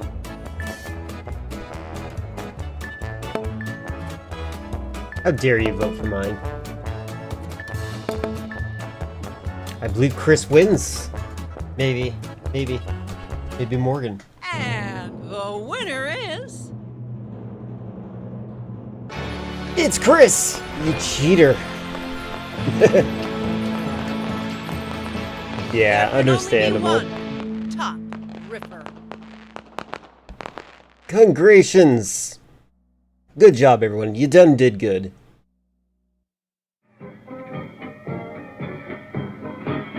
Where's the question mark?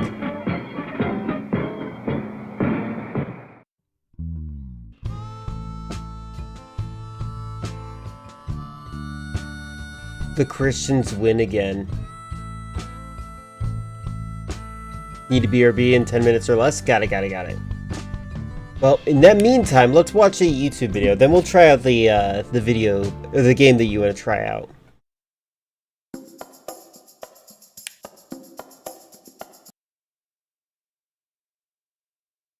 Alright, let's see.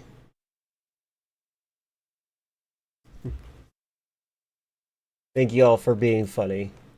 Alright, let's see.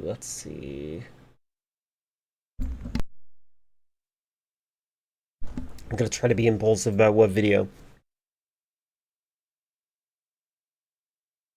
Because if I'm not fast enough... Oh, there's a couple of videos that Leafeon dropped in that look really interesting. So I might wait on that. You think I'm funny? Oh, looks aren't everything, but yes.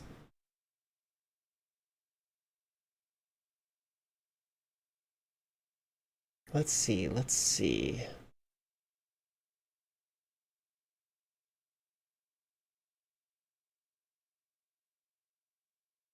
that case, good day. Good day to you, /life. Hope you're doing good. We just did a bunch of amusing videos, or Rift Tracks games, which was pretty fun. Let me see if there's I'm trying to find a quick video to accompany him being not here. Hold on a second.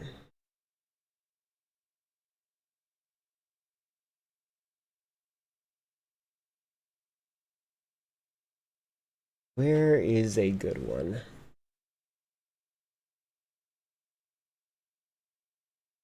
All of my videos are like inappropriate for watching on stream right now. Terrible.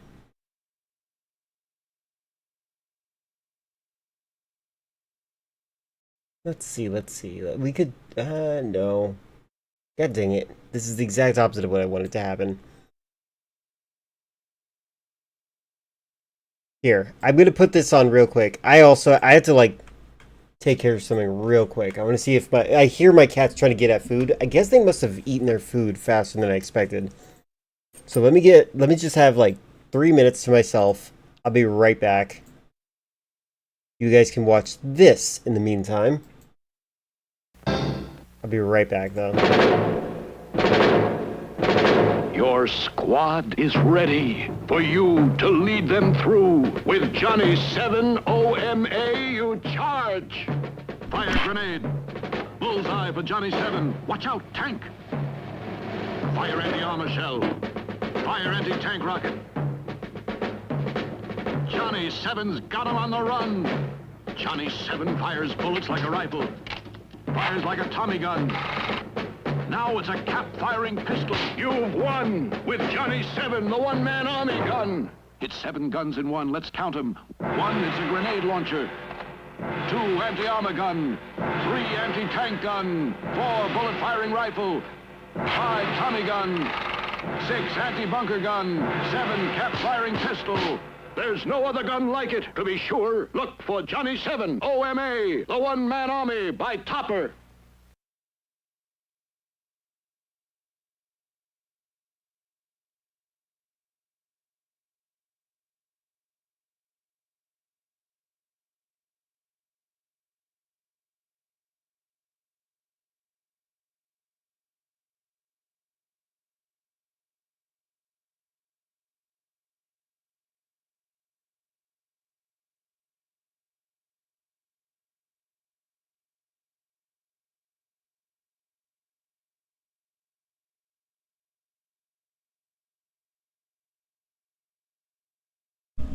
I'm back. Sorry about that. That was a little bit longer than I expected me to be gone.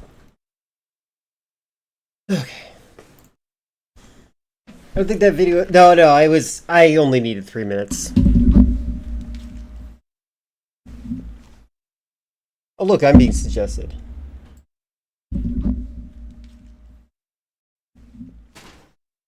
Oh, look, I'm being suggested.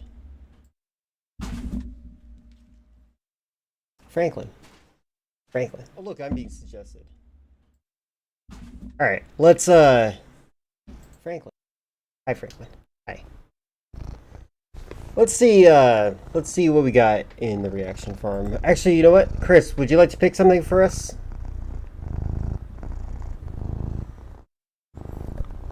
While we wait for Friendly Friend to return? If you want, you can just say a genre. You got something in mind? Excellent. Franklin.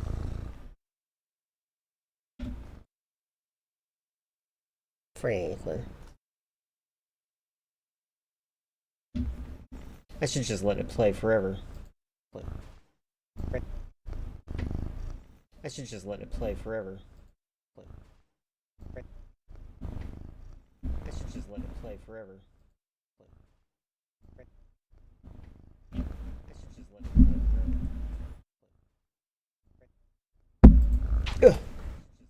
There we go. Call of Duty Black Ops 1+2 tech review. Oh, a tech review, huh? Nerd. Alright, let's check that out. Call of Duty Black Ops 1+2. You haven't seen the sun in days. When you plan for a siege and only get 3-day war because Johnny's 7 one-man army. There we go. What the heck is this? Go on, go away. You find him kind of hot. I don't know. I have difficulty finding anyone attractive, so I don't know.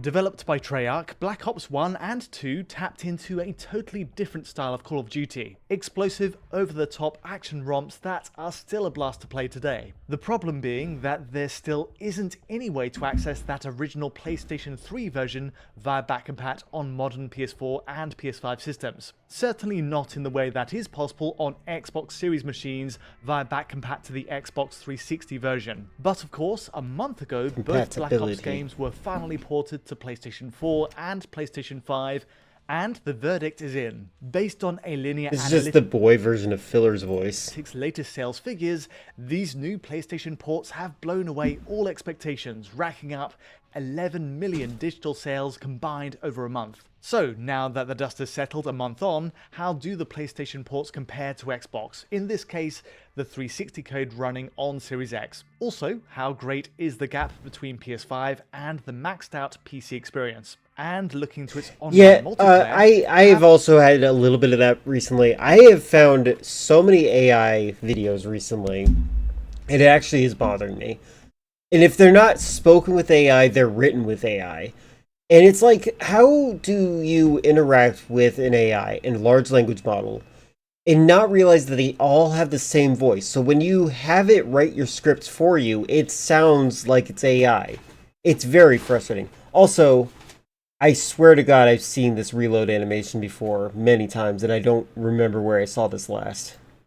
Have complaints of server issues been addressed at all? Let's find out.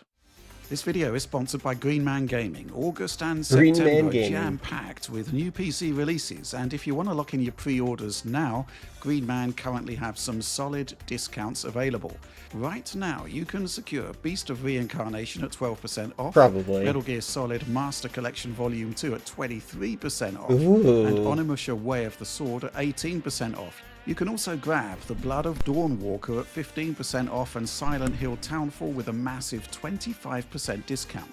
Green Man Gaming. You know, Townfall's another game that's kind of like GTA 6, where they haven't really released very many gameplay footage of it, and I still feel interested in playing it, but I'm not interested in playing GTA 6. I don't quite know what the difference is there. Offering free access to their XP loyalty program, usually requiring a purchase to join. Using the link below, He instantly tattooed his wife unlocks into his monthly arm. XP. Okay, I don't need someone to judge people for their tattoos. You live in Singapore. You probably judge people for having tattoos. You're mean.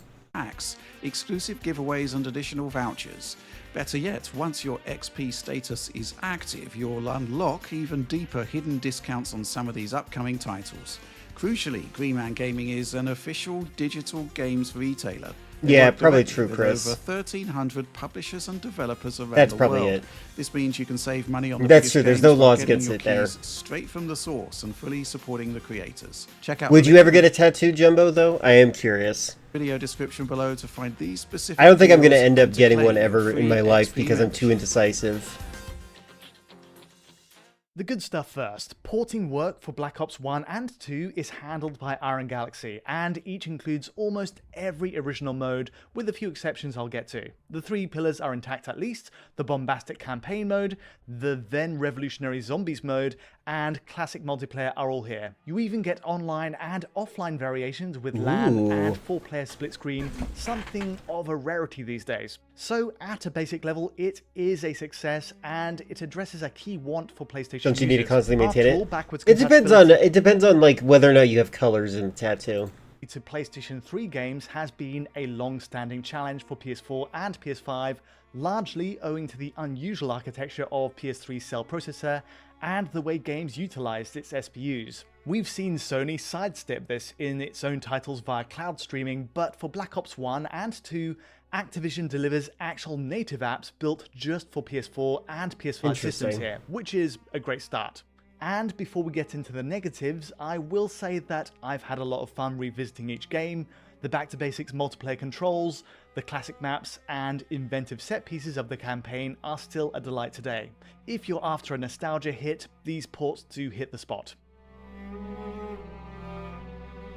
Wow, that's all the positive he had to say.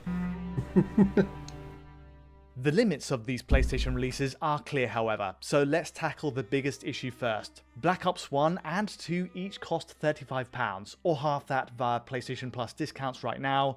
Despite being basic ports, He could have more than one girl on his arm, that's fine. barely capitalize on the power of PS5. In a nutshell, each game runs at He should get a native mermaid on his arm though, like a real sailor. 1080p at 60 frames per second on both PS4 and PS5 apps. There's no difference between them, with the key exception being that character shadows run at a visibly blocky setting on base PS4 here. It's unsightly and thankfully only an occasional issue on cutscene close-ups. Otherwise, environmental shadows, foliage draw, textures, and texture filtering are an exact match between them. So, on the one hand, 1080p makes perfect sense for base PS4 given the power spec there. It's a quadrupling in pixels pushed over the native 544p res of the older PS3 These are version things I would which notice. is a decent upgrade. The issue then is much more so with the PS5 version in focus today. The hardware, of course, offers a generational leap in power, plus 4K and 120Hz HDMI output, and yet it runs at identical settings. No push to 120 FPS, nor a bump up to native 4K rendering on PS5, even though 4K and high frame rates are, I mean, we gotta recycle it, Jumbo. Are easily doable on most mid-range PCs today. Needless to say, both games run at 60 FPS with zero issues on PS5. No matter what you throw at it in the campaign or the multiplayer, frame rates are never really in any danger. The same, however, cannot be said of the base PS4 version. The multiplayer tends to hold at 60, but there are moments where the transparencies fly in Black Ops 2 campaign especially, and there the graph lurches down to the 30 FPS line. All evidence points to a double buffer form of VSync for base PS4 then, and when it drops in the heat of action... This is funny, my neighbor's mowing their lawn. You can't hear them, but my neighbor's mowing their lawn. I'm actually mowing my lawn in 3 days from now. I wonder if they deliberately are cutting it a little bit early so that they don't see me cutting my lawn. With flying or if they'll grenades, just be busy. explosions, and an endless string of enemies, it's unmistakable. It was. So it's a bizarre situation. On the PS5 front, it's fixed at 60 FPS at least. Maybe this is like their only opportunity to mow it. That sucks. There's so much untapped potential in terms of GPU power there, and crucially, features that have been available to PC users for over a decade are pretty much ignored. For a start, neither port runs with any anti-aliasing engaged on PS4 or PS5, which means that 1080p frame is presented in a raw fashion. There's pixel crawl on geometry, an abundance of moire patterns on fences, and certain gun shaders flicker constantly. Also disappointing is the use of low-quality texture filtering on PS5, causing a blurry filtering cascade just ahead of the player. Not as poor as the current Xbox version settings, but a far cry from PC's best 16x AF option. For such a cherished game re-released for £35, you'd really expect a lot better. You think John Bertham is a good Punisher, but sometimes his line delivery sounds like someone doing a tough guy voice as a joke. I could see that. I think that would bother me too. I feel like some people, I guess maybe they wanted that, as that might be a ham type of acting. Now, compared to the Xbox version, it is at least a bump up in clarity, owing to the 360 code running at just 600p via Series X hardware to this day. There's an advantage going the PlayStation route. It's a silver lining though, given the image quality issues elsewhere and lacking texture filtering. And yes, once we factor in the fully maxed out PC version on the right side here, there's clearly so much more on the table that PS5 could have used. In Black Ops 1, for example, the PC settings let us crank the native resolution all the way up to 4K. I've engaged 8 times multi-sample anti-aliasing for good measure, with 16 times anisotropic filtering, while shadows and textures are maxed out. Meanwhile, Black Ops 2's menus even allow for an early form good of for the purple time. anti-aliasing, TXAA. This comes at the expense of some image clarity, so for comparisons, I've kept it with MSAA, which certainly does a decent job. I don't, anti-aliasing is something that, like, I don't think too much about, because obviously I kind of like aliasing. It's an aesthetic that I think is kind of cool. But, like, I also feel like they need to name the anti-aliasing better. Because it's hard to understand what you're getting when you're going for it. Always thought he had a head shape that's super different from how Punisher usually is. Punisher usually looks like a box, but he's like a long head. He's kind of like a long box. He's got the PlayStation box. Go away.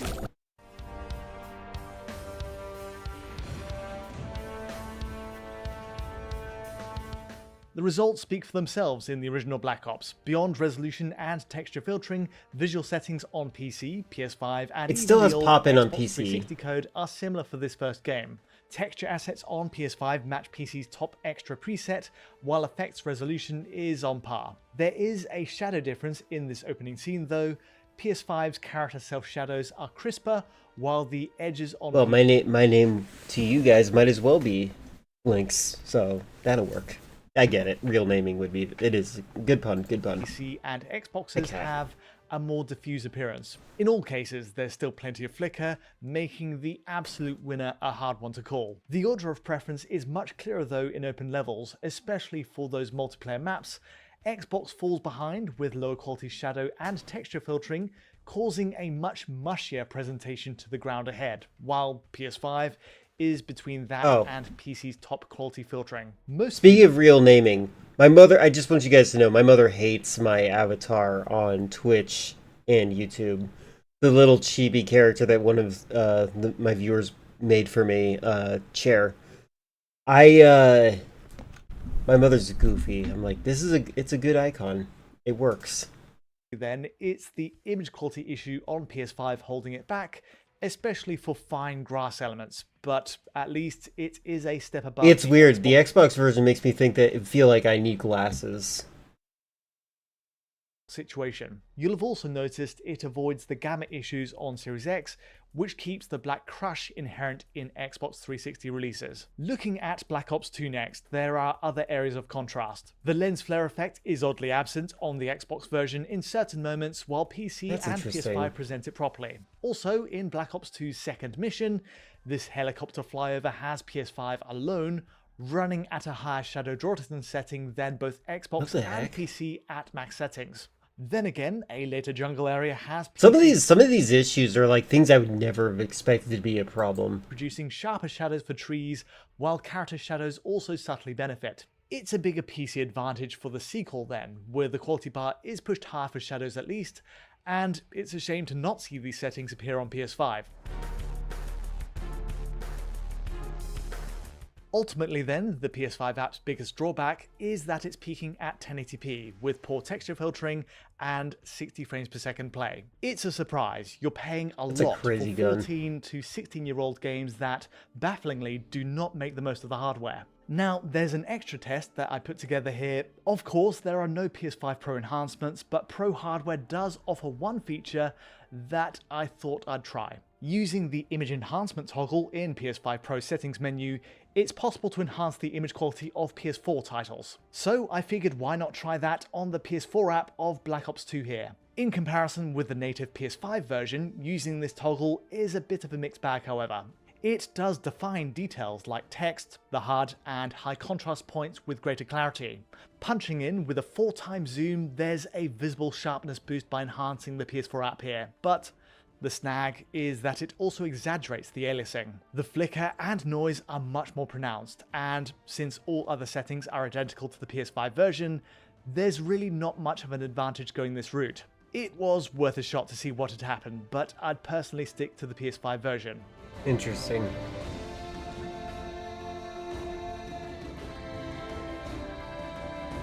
This music. Last up, let's take a look at the state of multiplayer on PlayStation. There are a few omissions Hackers! of note, the most outstanding of which is the wager matches in Black Ops 1, and the theater mode is removed too. On the plus side, the Team Deathmatch playlist on PS4 and PS5 is bustling right now, with a huge influx of players translating to plenty of active lobbies. Except, just as with the 360 and PS3 versions of each game, the lobbies on PS4 and PS5 still seemingly rely on a peer-to-peer connection, rather than dedicated servers. Good. Sadly, this is the root cause for a lot of problems. Host migration is supported, transferring host duties to another player if one Don't complain about P2P servers.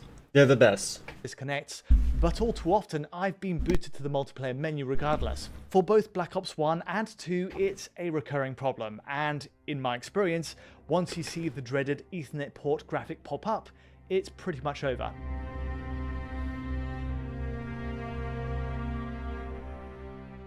Overall, these PlayStation ports gave Activision a chance to address the stability of Black Ops Online play, but even a month on, the experience remains poor. In fairness, Xbox Series X running the 360 version has similar issues. What was that? And even PC has server That's timeouts funny. in its current state. It's not a great online experience anywhere, and PS5 inherits many of those existing aggravations. Speaking about the ports as a whole, the word opportunity keeps coming to mind. The opportunity to dole out a 4K 120fps release on PS5 is dashed.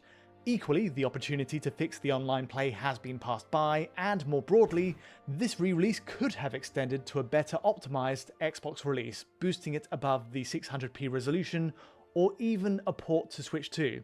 Instead, we have a subpar port being bought by millions of players, and I can't help but wonder if their success will cue Activision to reconsider how it values its legacy titles, and more importantly, the players who are keen to buy them. Nice But Terminator that's all reference. from me today.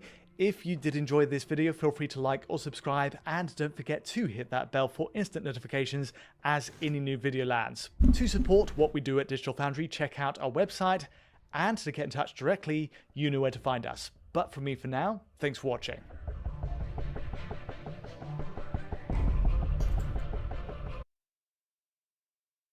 gonna see what their oldest video is. Call of Duty World at War video comparison. Wow. They've always been a Call of Duty channel. I thought Digital Foundry was something else.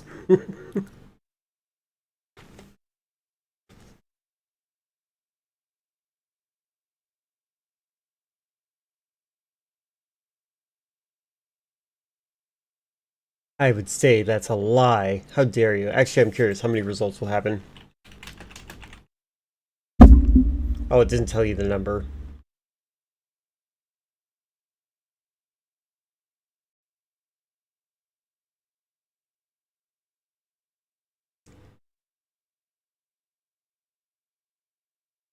Yep, that's pretty cool. Look, Elden Ring, that is Call of Duty. They didn't even talk about Black Ops 7.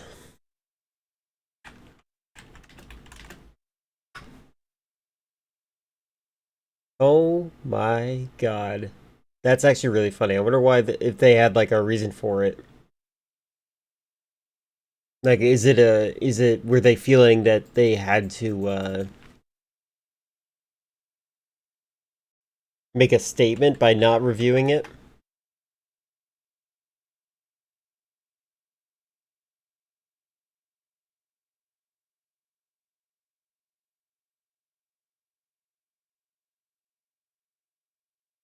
Hold on. I'm curious about this. This is a Mark Zuckerberg video. One moment.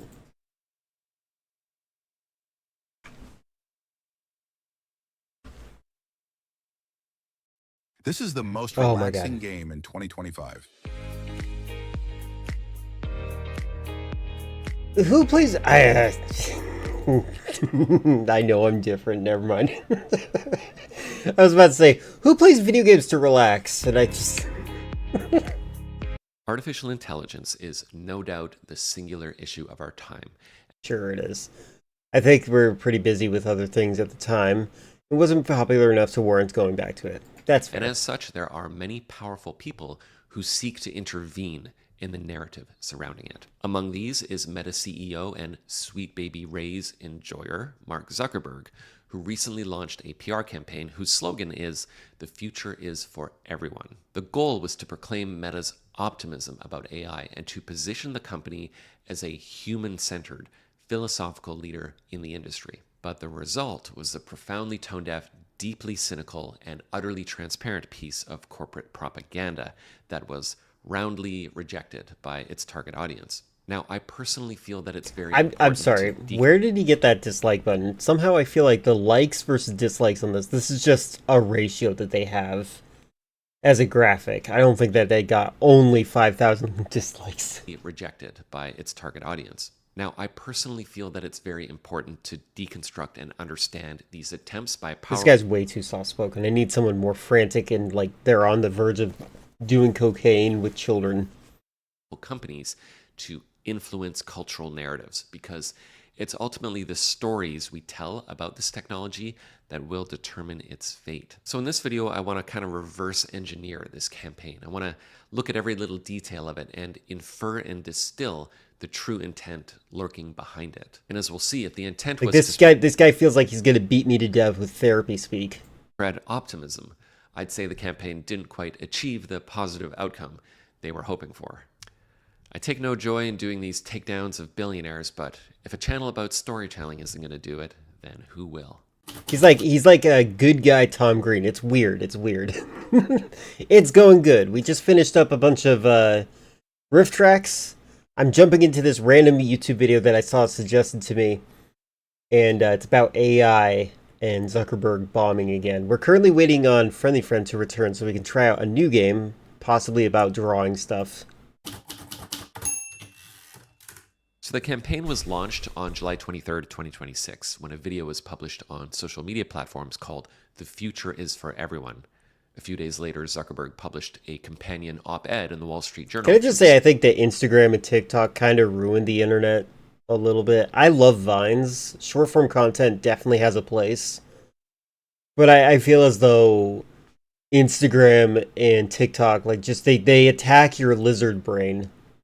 Spell out its core proposition. And unlike most public-facing communications you'd expect from a company like Meta, this particular campaign was not about a product or a launch of any kind. This campaign's only purpose was to interject its position on a social issue. And I feel this is really important to point out right up front because this really distinguishes the campaign from others in its category.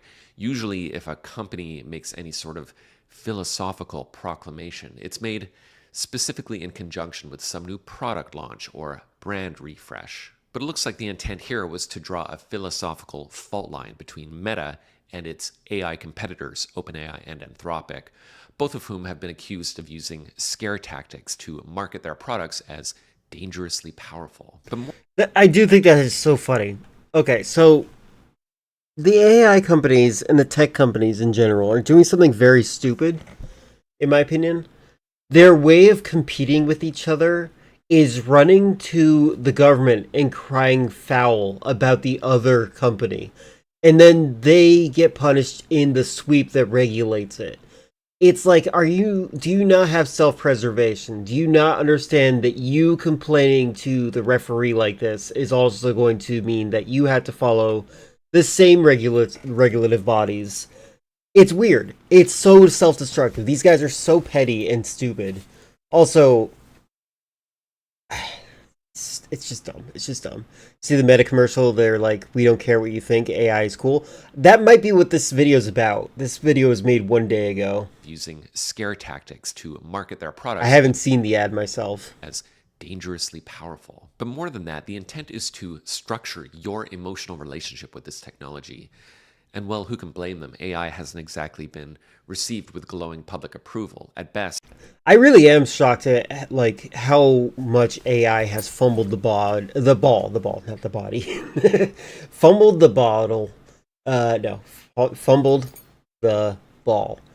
It's amazing to me how like self-destructive they have become, in the sense that like anybody who, like, if they paid people to promote AI, they're the most abrasive people. They're like, Hollywood is over. Artists are done. We're sick of this. Now you can draw stuff and you like, it's just dumb. It's weird. Call it what you want. It's here to stay. Yeah, it's no different than when Windows forces an update on you. It's just like rapeware, but it's for advertising. And it's, I think that it's a result of Donald Trump changing the political climate so that, like, you just kind of force people to put up with you. Honestly, I would non-lethally slap Donald Trump if I ever met him in person. Like, just like something to humiliate him, not threaten a pain or harm to him. But, like, I feel like no one should be putting up with this, and they act like we should. It's ridiculous. this technology is divisive, and often it's downright despised. Some people call this the doomer narrative, and that word doomer is meant to suggest an irrational fear of AI. Not good faith criticism or genuine concern. They should call it Luddite if they really want to get on against people. Of Luddite pour honey over him? Yeah, maybe. Area. A skepticism of progress itself. And it's important for Meta to counter that narrative, because If you think about it, the anti-humanism of AI poses a major threat to Meta's brand, which has always been about human connection. Some of you might that's a lethal, that's a threat, even if it is my right as a citizen. remember an ad called A Little Connection Goes a Long Way, which was a series of vignettes in which lonely people use Facebook to reconnect with friends and family. If you look back on nearly all of Meta/Facebook's marketing over the years, they've always tried to position I've really distanced myself from Facebook, and I actually hate that a little bit. As human Welcome back. centered. So it's really I kind of want to important for finish them this video because I want to see what this guy's talking about. that people not associate AI with any kind of anti-human sentiment, because that could really contaminate the brand. Oh, and it's also important that So much Wall Street not redacted. Did you just put the Epstein files in my chat? get too jittery about the $145 billion that Meta is planning to spend on AI infrastructure this year. Well, the bottom line is Meta needs to plant a flag and let everyone know that they see AI as part of a righteous and inevitable crusade towards progress. And as always, the benefits will be shared equally by everyone. So the ad is a 60-second short film, and as always on this channel, we can analyze it as we would any other storytelling endeavor. It's essentially a fast-cutting montage of nostalgic, human-centered vignettes. A Again, I just can't stand nostalgia. Nostalgia is just a pipeline to fascism. I can't stress that enough. I've shown you guys plenty of examples of it. Kaleidoscope of beautiful human moments. And intercut Redacted among out of these 10. carefully curated moments of profound joy is the occasional placement of Meta products, notably Instagram and Ray-Ban Meta glasses. If you watched my takedown of the metaverse pitch a few months back, you remember that the most striking thing about that video was the near total absence of virtual reality technology, the thing the video was ostensibly about. And well, He really looks better with longer hair. I don't know why he had short hair for so long. one thing you'll barely see in this video is any reference whatsoever to artificial intelligence, the thing this video is ostensibly about. Instead, it's assorted creators doing activities and celebrity cameos from the likes of Jalen Brunson and, of course, Kylie Jenner. The voiceover reads as defiantly optimistic. Call us optimists, call us dreamers. Just as we've always done, we're betting on people. And I'd love to play the audio for you, but I can't because they used a David Bowie song called 5 Years for the soundtrack, which many critics have pointed out is a song about human extinction. This prompted There was an interesting reel I saw about social fascism, Gen Z policing PDA in public by filming and shaming people online, creating a social control and producing panoption, IRL. Is that actually a thing? Okay, so other than the little window that you saw from that video, has anybody seen like Gen Z like publicly shaming people? Because like I swear, if first of all, I'm not really a PDA person. I don't do public display of affection. In fact, a tendency for people is to not even know who I like because I'm very private in general.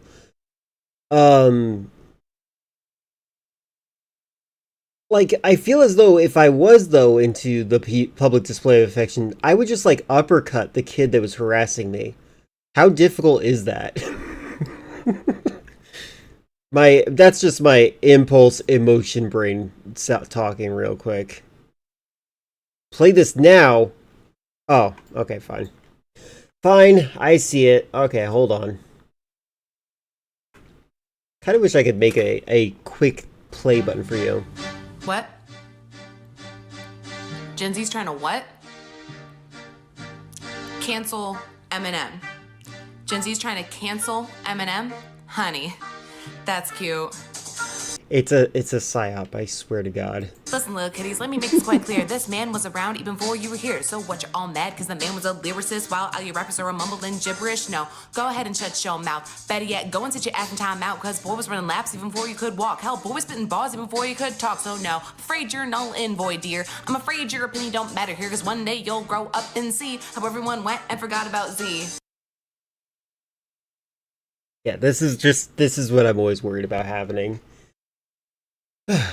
Concepts in a fell cult, an imaginary prison where the cells can be seen from a central tower. So in theory, You'll be watching anytime. Okay, like working at a bank. Okay, like an overseer. It has hold on, wait. But have we seen people like other than the little window we saw? Because I can't stress enough. The boomers are the real threat. Okay, anybody who targets millennials or Zoomers, they're falling for bait.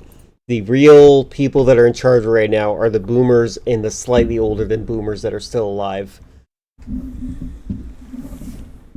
Yeah, Gen Z shaming links. Yeah, no, but for real, I don't trust these. Like, this is a psyop. Who on earth is trying to cancel Eminem? It doesn't matter either. Gen Z's trying to what? A pretty significant backlash from Okay, Bowie Kat, come fans, and it has to make you wonder if this song choice wasn't intentional rage bait to generate buzz for an ad that, let's be honest, otherwise might have gone totally unnoticed. Either way, one has to recoil at the thought of David Bowie's art being used in this fashion. Now, the ad uses a few tried and tested advertising tricks to structure its narrative. It does the classic problem-solution inversion, opening in black and white, and You don't think Gen Z IRL cares, but the terminally online Gen Z does? Yeah. So, I will agree. The Manosphere Gen Z, they are definitely a problem. We can't ignore them. If we see them in public, we need to make fun of them, you know? Like that's just how that works. But like those Gen Z types are typically terminally online, and it's very unlikely you're going to see them in person. So, that's like there's different variations of the echo chamber, and one of them is to validate a fear of young people. showing us a few scary dystopian images, including that dusty old editing cliche, a rapid match cut of doomer headlines. The black and white might remind you of the TV infomercial, which always starts in black and white before the product appears. Okay, I don't know if I agree with this. In full color, to show you how simple life can be. The only difference here, I guess, is that instead of just making a mess in your kitchen, it's more about the end of the human It race. really is horrible to see people be this incompetent. And such. The narrative. It's like looking at Dark Side Phil as a commercial. Teenagers do scary. Understandable. But you should be scared of it. They're going to be the ones in charge of our retirement homes. Make some friends. Learn how they talk. Version happens when we switch to color and we see extreme close-ups of people opening their eyes, just as you, the viewer, are now having your eyes opened to the truth. And that truth is a carefully scripted and meticulously curated montage of happy little moments. I'm sorry. The rainbow to a Soviet-style apartment complex is really funny to me. Authentic human experience, which may or may not be actual stock footage. As you're watching, you might subconsciously register that some of these little moments involve technology, though it's kept strategically in the background. What's that? Is that the creative brief I hear? In-scene devices will be blocked as incidental contextual props rather than hero elements. Skibbity Toilet's Gen Alpha, I'm pretty sure. I don't think that's Gen Z. And yeah, it really works. Some of these shots are really striking. They make you grateful to be alive. And oh, no, hang on a second. We're just logging into Facebook now. So yeah, we hard cut from an innocent young girl delighted to discover that a butterfly has trustingly landed on her finger to someone adding a friend on Facebook. And it's worth pausing to reflect on how deeply cynical and psychologically manipulative this is. Soviet film theorist Sergei Eisenstein calls this filmmaking technique collision montage. Basically, if you smash together two or more unrelated images representing unrelated ideas, the viewer's mind automatically synthesizes a new idea. And this conflation of meaning is how ads like this try to brainwash people into seeing their product as socially... I'm not a fan of his articulation here. I keep using the word articulation. That's the word of the week, I think. But the way he's describing this, I'm not sure if I'm in agreement. Like these are tools. It's like a gun, right? Or a hammer. Actually, a hammer is a better option. Like you can use a hammer to be destructive or constructive. You can pull a nail out from a wall, you can hammer a nail in, or you can kill someone with it. Like the tools that he's talking about being psychologically manipulative, like these are tools of words. Like, what is the, like, what, you're the art of storytelling, and you're telling me that this is a very manipulative and bad form of manipulation? Like, I don't know. I just, all stories are manipulation at the end of the day. Like, your goal is to create a form of empathy from the person that's listening to you. So, I feel like this is a bias in a direction I don't approve of. I just wanted to voice that, even if I don't agree with AI in general. By this, you feel like you were been suckered by corporatism as a kid. I was suckered by corporatism when I worked. My family thought I was a workaholic. They didn't like me working. Some of my friends told me that I was like addicted to working. The fact that I don't like not streaming might be an example that they might be right, but like that's just how it is. I think fascism operates in a similar way. Used to think Disney was all about making movies and theme parks because they actually cared and enjoyed it as a kid, rather than thinking of it as a business. Yeah, I think the eye opener for a lot of people should be the live action Disney's movies, which might be made to specifically distance your ability to get the digital cartoons. It's like this.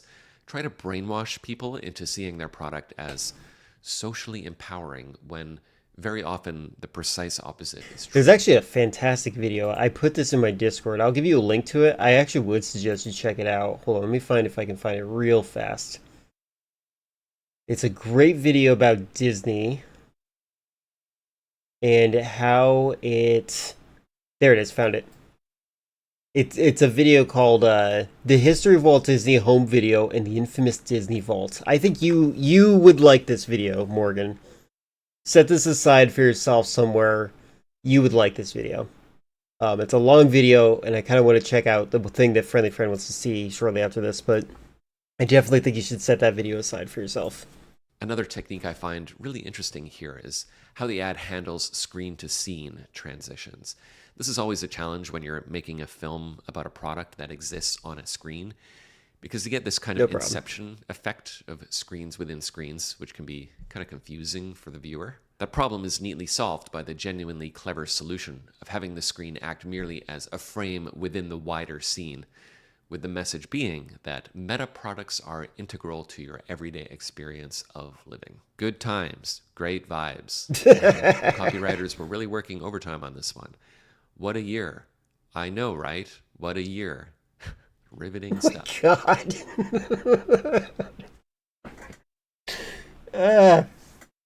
All right. I'm nitpicking, but well, no, that's fair to nitpick that. That's stupid. When you don't care about the NPCs in your script. If you enjoy this sort of deep storytelling analysis, get subscribed, or better yet, join the community on Patreon. One thing I find really funny is that despite all the efforts to 11-minute voice message right before what a year. Yeah, tell me you didn't actually listen to the 11 minutes I sent you rambling about how they're putting fluoride in the drinking water. Whole montage feel natural. Some of it is really jarring if you just slow down the tape a little bit. So here's a shot of some parents with their new baby. Very sweet. Next is a POV of a kid having fun on a swing. That's nice. Father and daughter taking a selfie at a sporting event. Looks like fun. Then bam! Kylie Jenner recording you with Meta glasses. Yikes. One of these things is not like the others, but through the power of Soviet editing techniques, it all gets... Okay, I don't like him keep saying Soviet editing techniques. What is this guy? What is he doing with that? That's the second time he said it, but this time he's using it with some stink on it. What is that? As a single vivid hallucination. Now, it's literally just editing. Yeah, again, like, techniques for writing are like hammers. You can do a lot of cool things and bad things with hammers. It's not like Soviet editing technique. What the heck is this? Away with showing no AI whatsoever. So there's this one... This guy's saying we need a more centrist Democrat Party. Tokenistic scene of people doing science Soviet on their hammer tablets. And hey man, the blocking of this shot would work better if you just kind of stand over there. Wait, okay. Why are they allowed to do the videos like this? I can't make videos like this.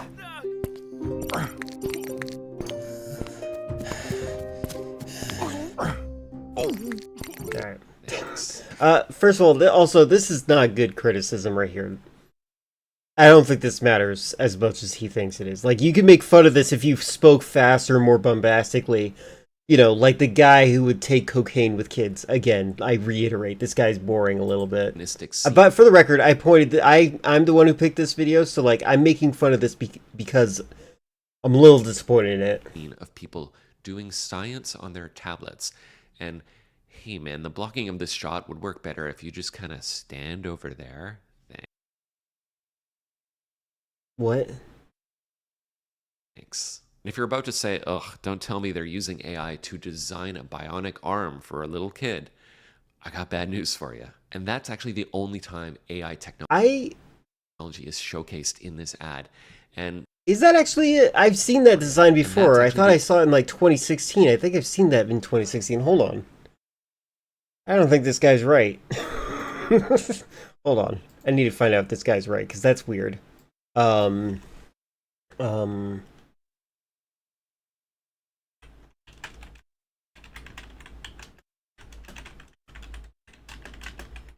what is it called?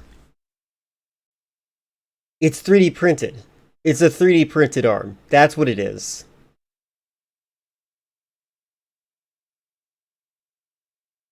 Okay, I found out who made it.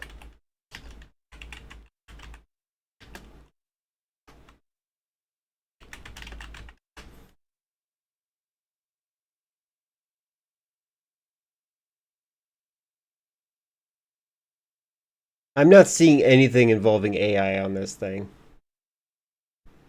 It's just 3D printed. I don't think this guy did any research for this video. It's a Soviet weaponized arm. Oh my god, I'm feeling some phantom pain. What about you, Chris? Only time AI technology is showcased in this ad. And isn't it revealing that it's a hypothetical use case? Speaking of, fun fact, Soviet technology actually did invent a hand that responds to brainwaves. A prosthetic hand that responds to brainwaves. That actually is a real thing. And isn't it revealing that it's a hypothetical use case? Is this kid also in the metaverse, Mark? Now, I get it. What do you mean by that? Ad, and maybe it's not meant to be that deep. What's the big deal? Well, I made this video because I do think it's pretty important to keep a close eye on how powerful institutions are trying to inflect the narrative on this technology, even if it turns out to be a big blunder that nobody really falls for. Because the bottom line is that companies like Meta are extraordinarily powerful, and that power depends on us accepting certain ideas. Speaking personally, I think it would be a better way to articulate that, articulation again, word of the week, would be to say that like power is based on our willingness to accept the authenticity of that power. I would love to be optimistic about AI. No one will deny that it's a fascinating and potentially useful technology. If you know my past work, then you know I've seen real results with the tools. And this brings up what I think is the ultimate reason this campaign rang hollow for so many people, and it's the core proposition of optimism. See, the opposite of optimism is pessimism. Really? Wow, I'm learning something today on the art of storytelling. So the implication is that all of us who raise a skeptical eyebrow about this technology are mere naysayers, that we're lacking some spirit of adventure or entrepreneurship. We're not the crazy ones who will change the world. And that implication is the thing I find so pernicious about this campaign, because it seeks to reframe criticism as something negative, when in fact criticism is a really good thing. Probably the most alarming thing you'll read in Zuckerberg's op-ed is this.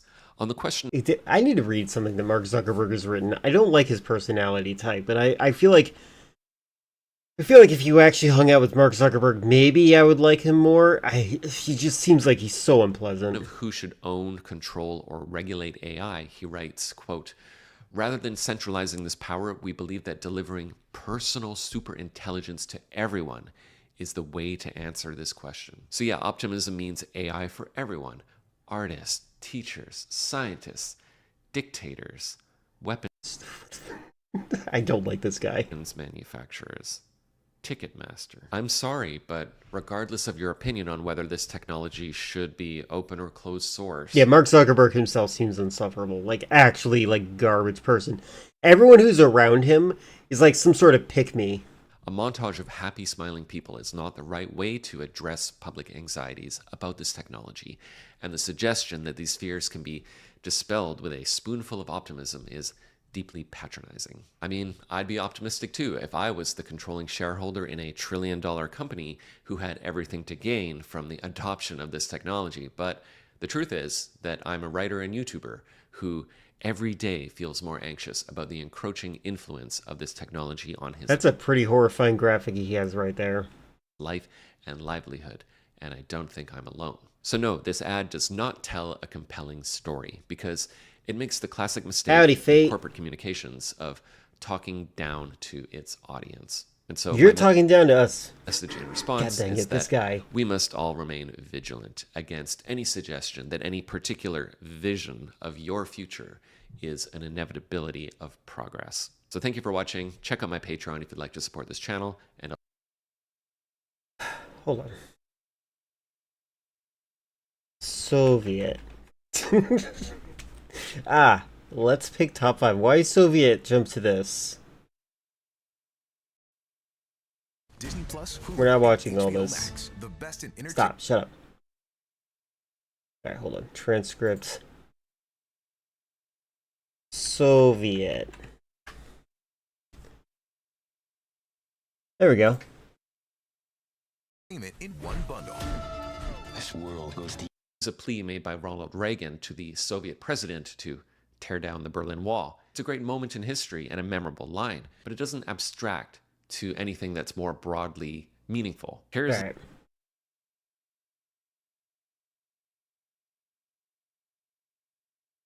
How bad grammar saved Apple.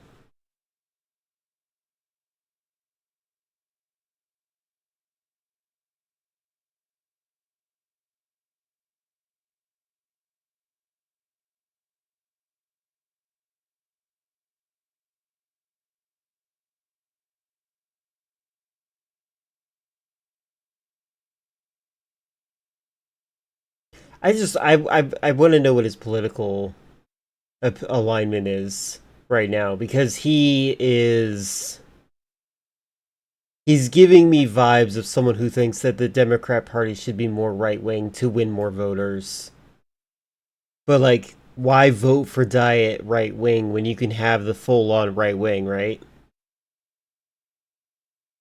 Alright, we're gonna move on to that. So, friendly friend, do you want to try out the game that you wanted to do, the Scribble game?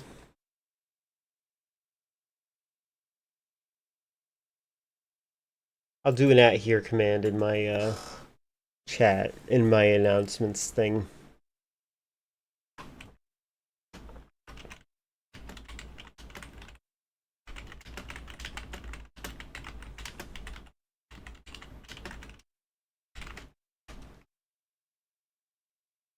Wait, what?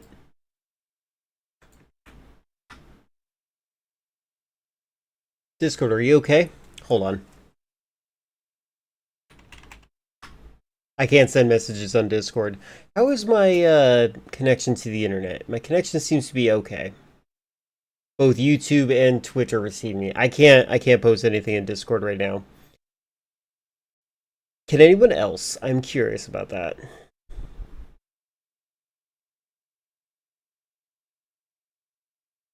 Nope. Alright, cool. Discord's just having problems right now. Got it. Got it. Yeah, I see you, Chris. I see you. You can't type in there. How dare you? I saw you. I'm looking at you looking at your phone. You can't. Thank you. Appreciate it. Oh, wait. Wasn't the goal, like, don't we need Discord to keep this safe?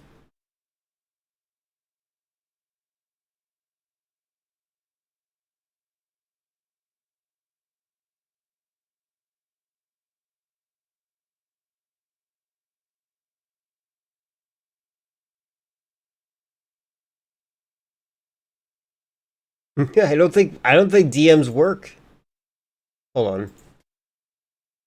Oh yeah, I just got... Okay, Discord is now having a hard crash now.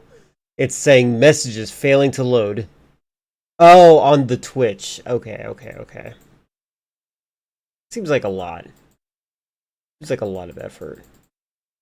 Okay, let me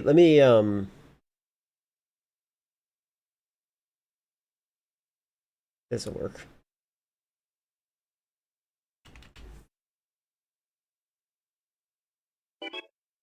Alright, I'm creating a private room. I've clipped it to the clipboard. I will send a message to the friendly friend. There's someone, okay, I know you're lurking, people are lurking in YouTube chat. I am not trying to comment on you guys at all. I just want to make fun of one of you. Only one of you. That's the third person that just keeps jumping in, looking for like 10 seconds and then leaving for like 30 seconds. I think that's very funny. Alright, hold on. I don't know who you are, and I'm not judging you. I just wanted to voice that I see you. Alright, hold on. Is there a quick DM message thing in the jig? It doesn't look like it. Good lord.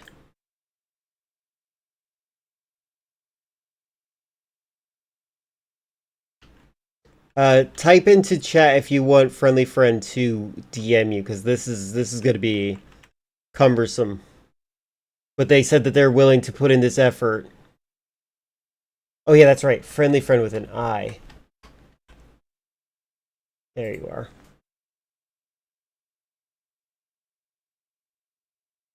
There you go. If you want a link to it, this is your opportunity to ask for it now. Twitch is making me give my passwords to send a DM. Got it. Yeah, this seems like it might be a little bit of a problem. But we'll see.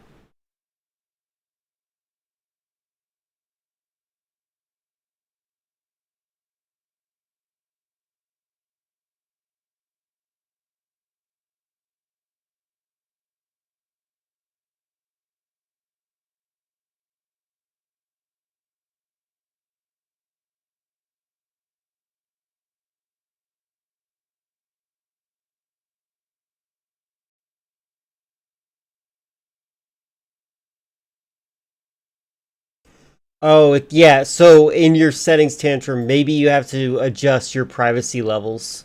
It's too quiet? I agree. Let's fix that.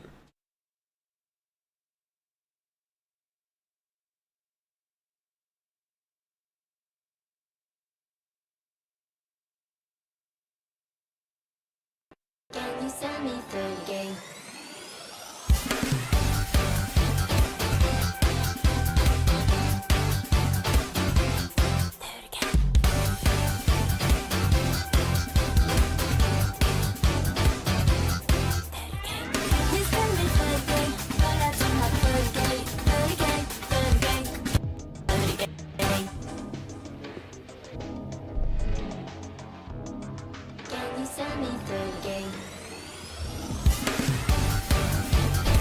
Morgan, would you like a link to it? Morgan might be asleep. It is Britland where they are.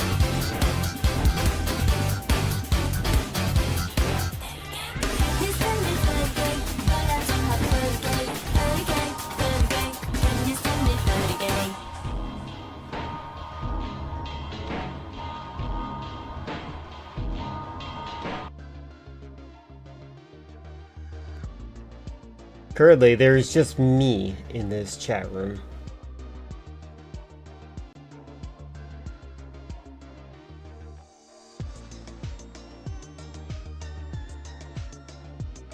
It is now raining again.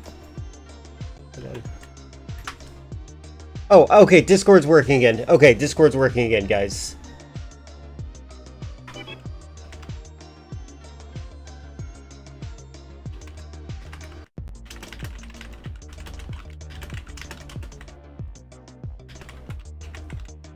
There we go. All right, so let me get the links. So the link to the chat is... Oh no, it's not working anymore! It was working so quickly. Oh, there we go, there we go. I sent it again. There, you should be able to click on it.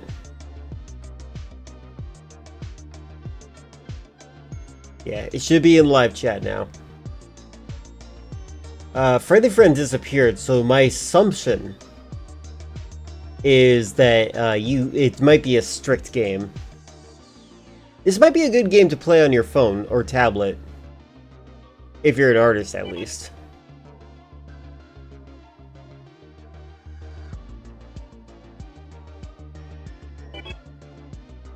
We've got Chris. We've got Friend.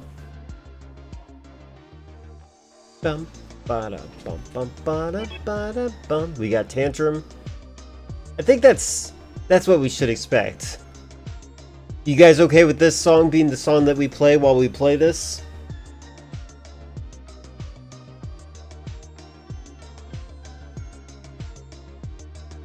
Cool. Cool. Alright. Let us start then. Let us try what happens. Change up the settings? I kind of changed it up. I made it so you have 2 minutes to draw. 3 rounds each. Everything else seems fine, right? I don't see anything else that would have to change. This is a new game, so we're kind of new to the experience. Let's see what happens. Tantrum, choose a word. Yeah, I agree. A lot of pop-ups. Alright, so we are guessing this.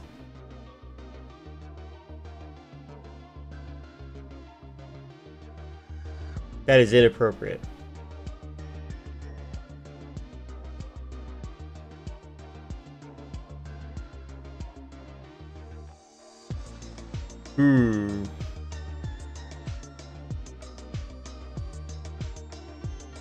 Oh, I know what it might be. Where do I type it here?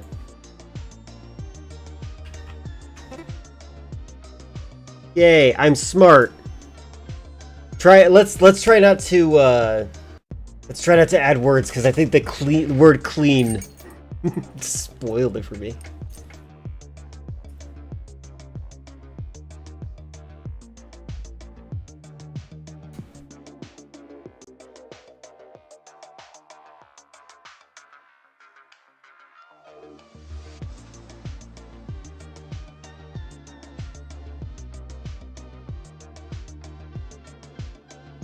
Oh, what is the delay here? Wait, did I not win?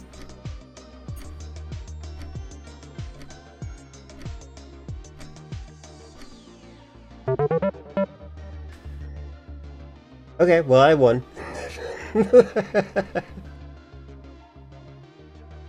Yep, we started.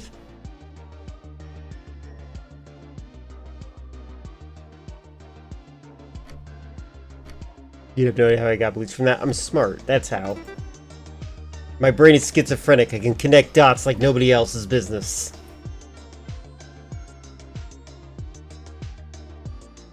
Yeah, you pick the word, you pick whatever word you want. Yeah, void, there you go.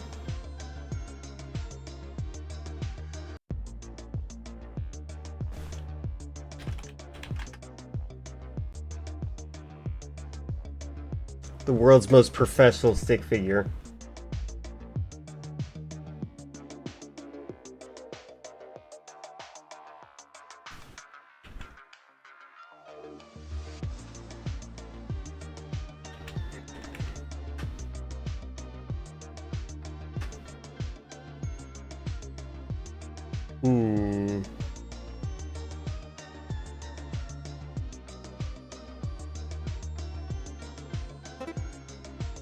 Good job. I'm just guessing. Oh, I guess.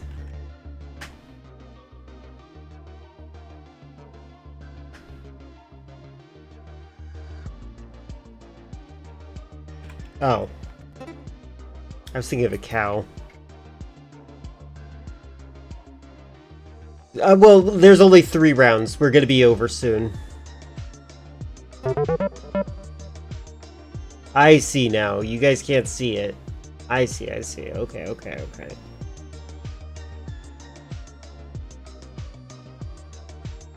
I think, well, you have to keep trying to get people to get the right answer. I think it's like charades.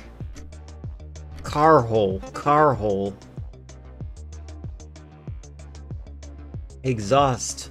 Where cars sleep.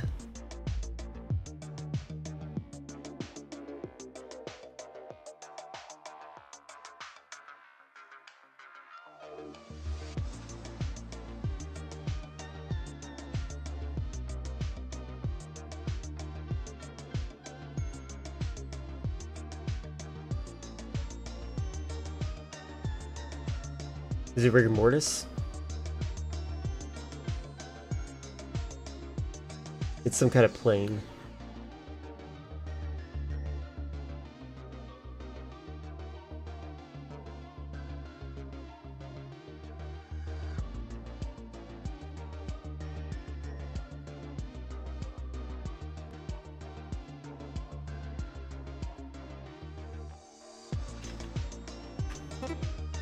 I got it. I'm so smart.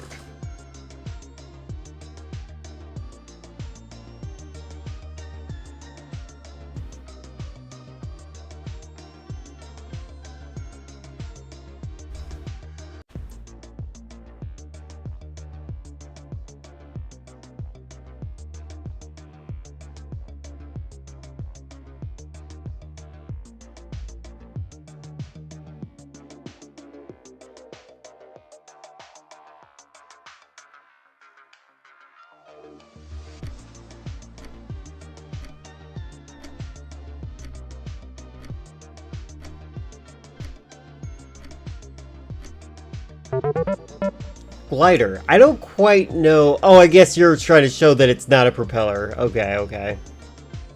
That tracks. I get to choose a word now, guys.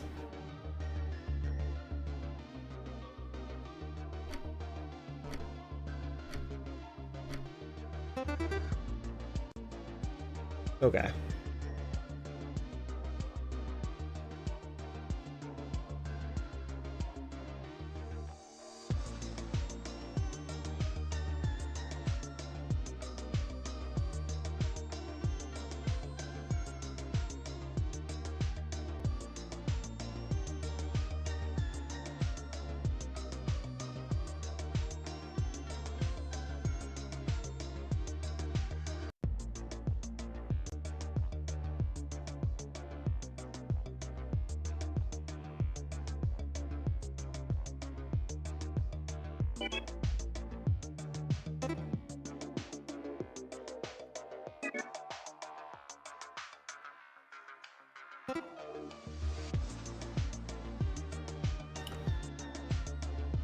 Do.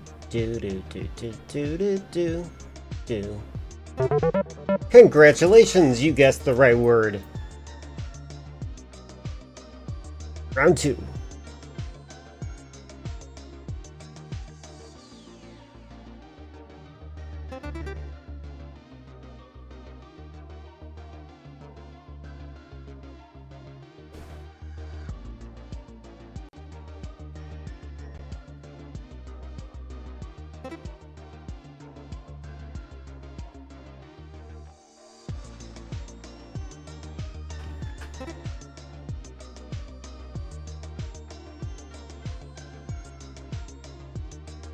La da da da da da da da da da.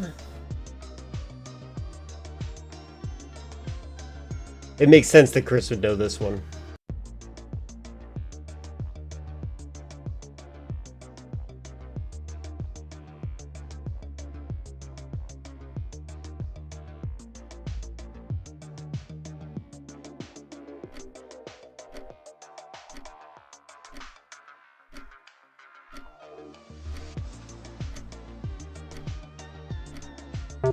Do you have a nightcap?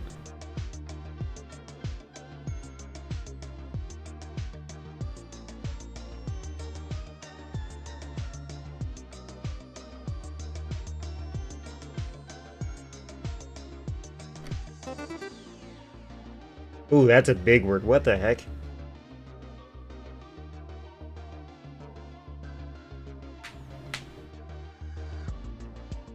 Chris should have a nightcap.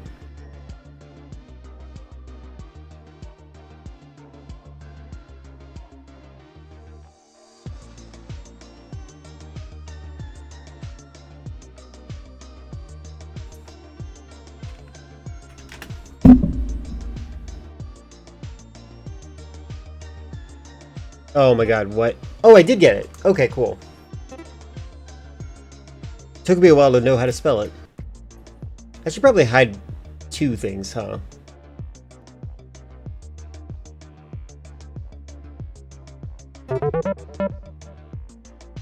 Hold on. Oops. Right, it's choosing a word. Alright, good luck, soldiers. Yeah, that was a tough one.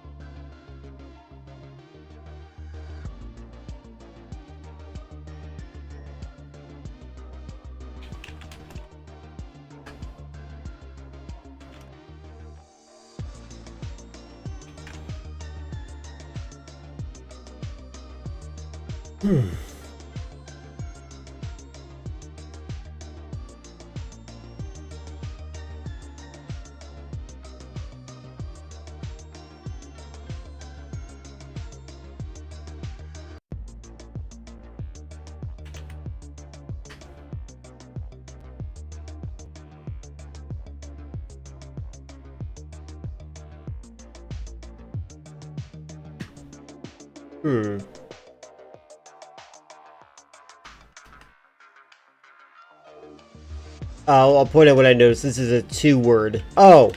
Wow, you were that close. Jesus Christ.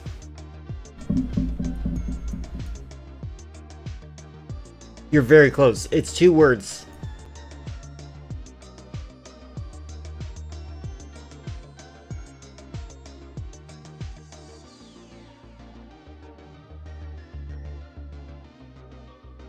That's cute. Chris might get that.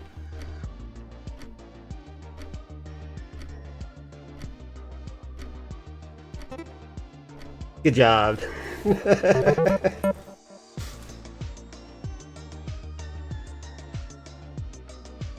Oh, don't look. Don't look.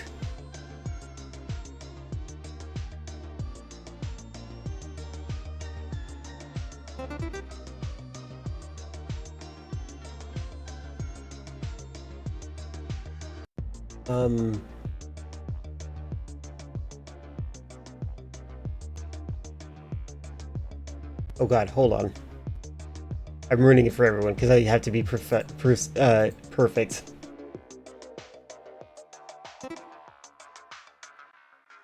How dare you? Yeah, that's definitely cheating.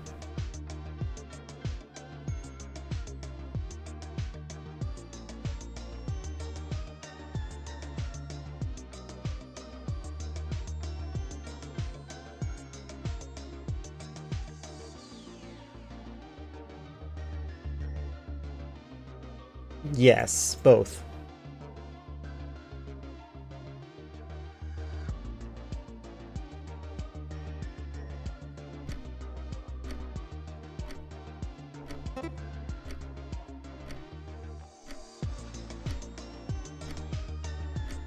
All right.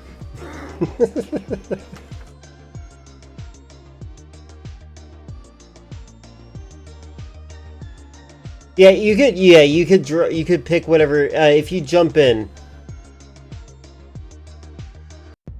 You should be able to click the link in the live chat and jump into the game. This is the last round, so yeah, Discord is having some problems. This is probably the worst time to test this game out.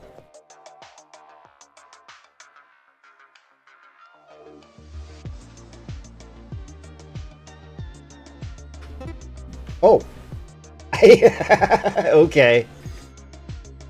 Are you serious? That's funny. I didn't expect that to be a word.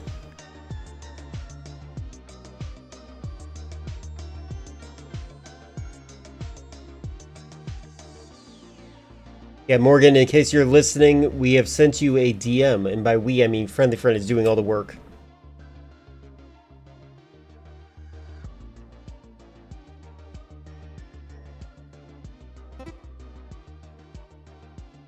Are you surprised too, Chris? Like, what the heck?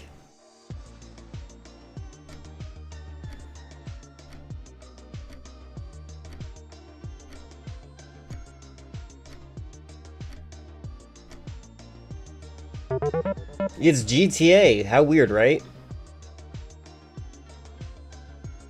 Alright, Chris is choosing a word. I think the link is directly to the room. I think you just have to wait for the match to be over.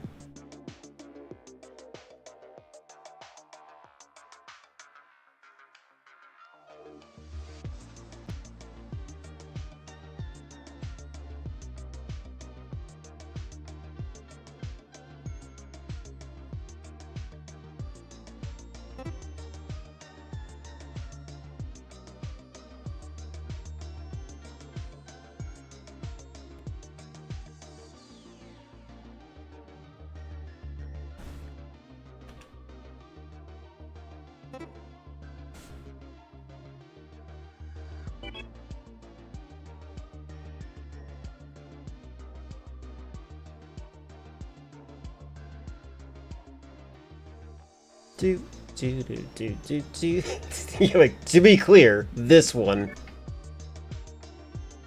Yeah, so Morgan, you should be able to click on the link and it'll just send you to the room.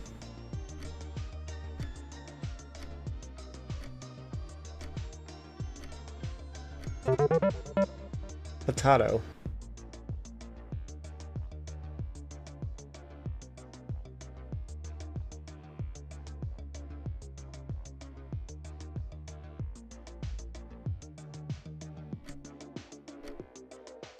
You're about to draw a bag of chips. That's funny.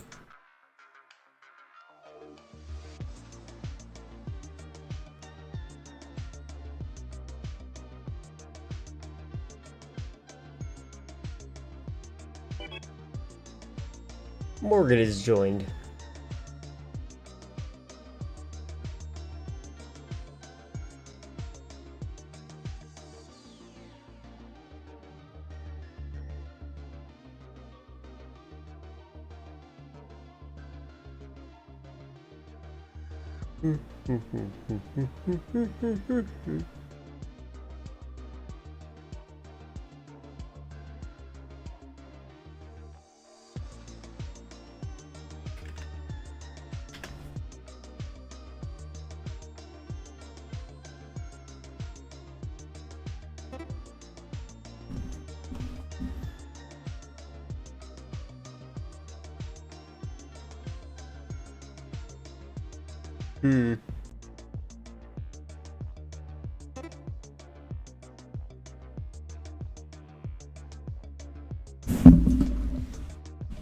I actually don't know.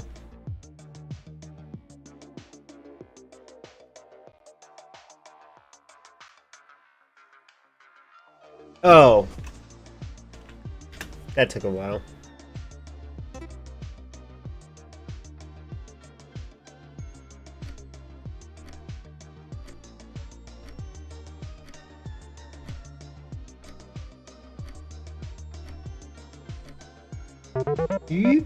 And now I hide it. Now you guys will never know.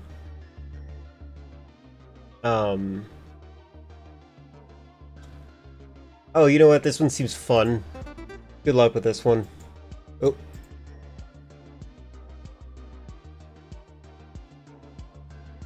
Alright.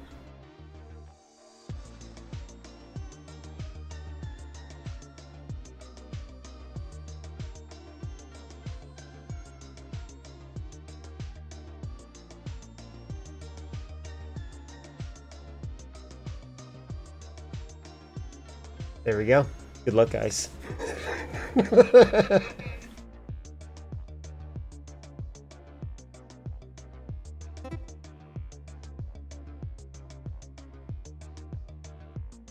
Hey, good job, Tantrum. Proud of you.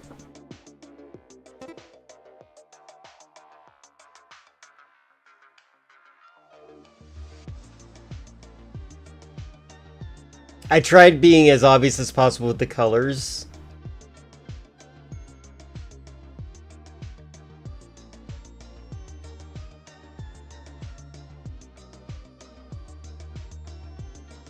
The colors made it harder? That's interesting.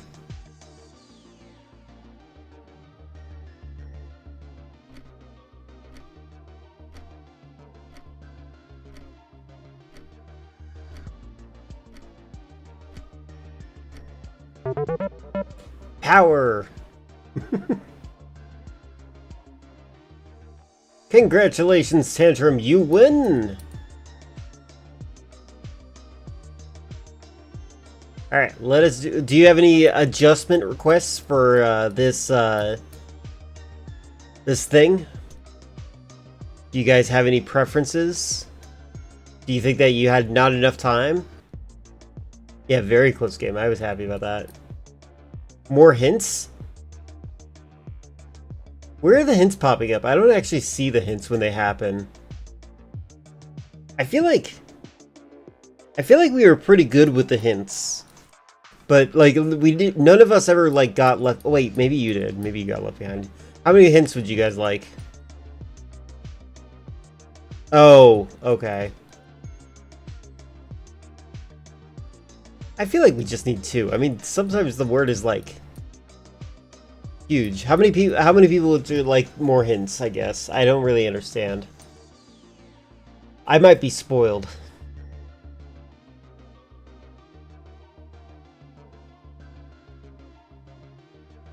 Well, let us jump into this next one. You ready, Morgan, before I hit start?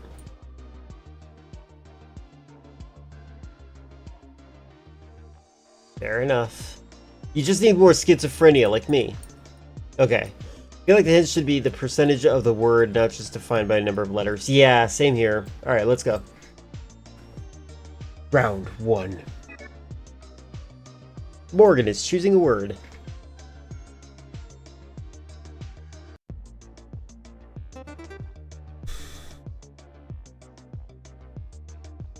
Oh, you left? If you click on the link again, you should be able to get back in here.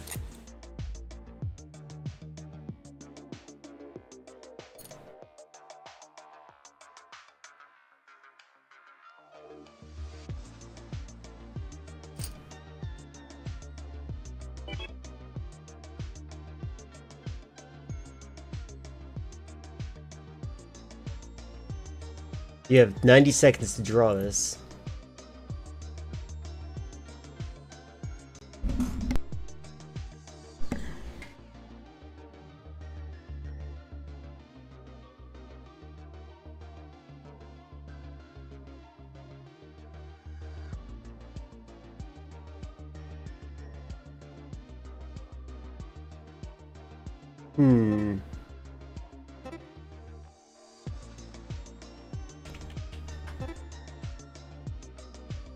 Took me a while.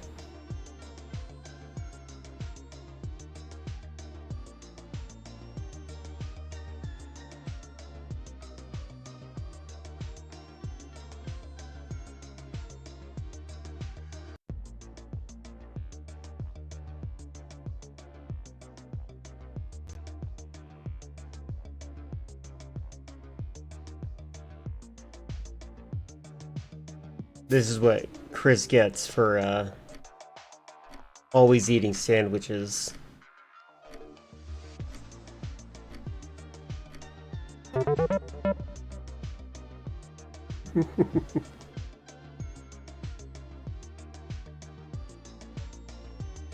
Do do do do.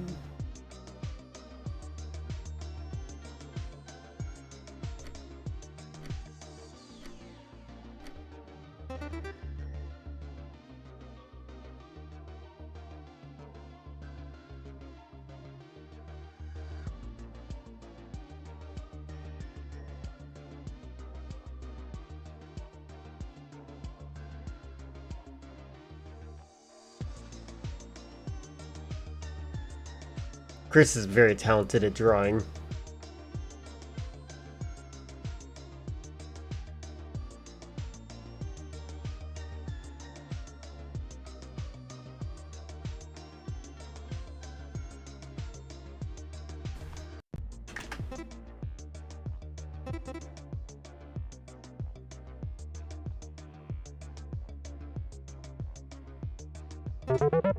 Knife.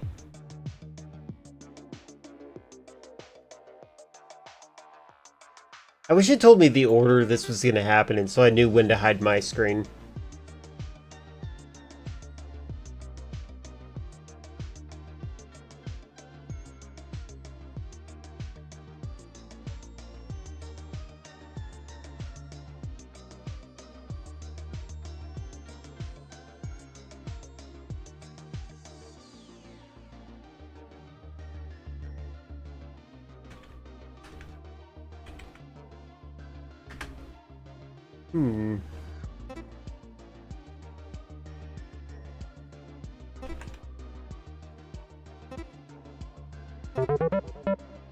Good job.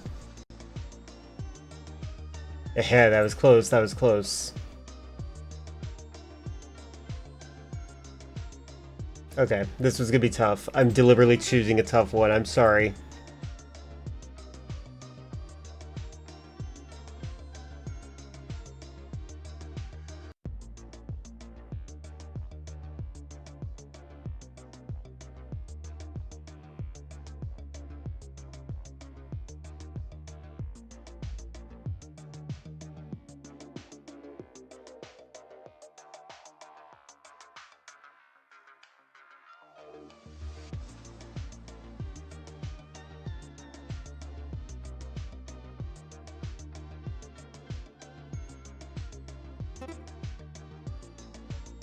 Good job.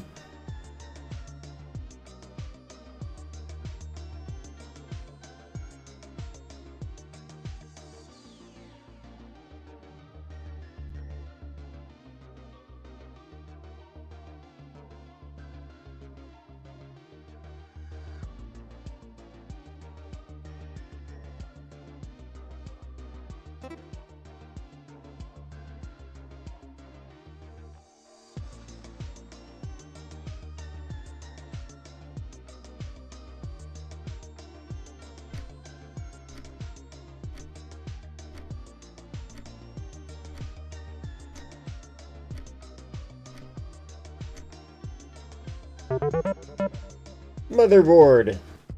That was a tough one.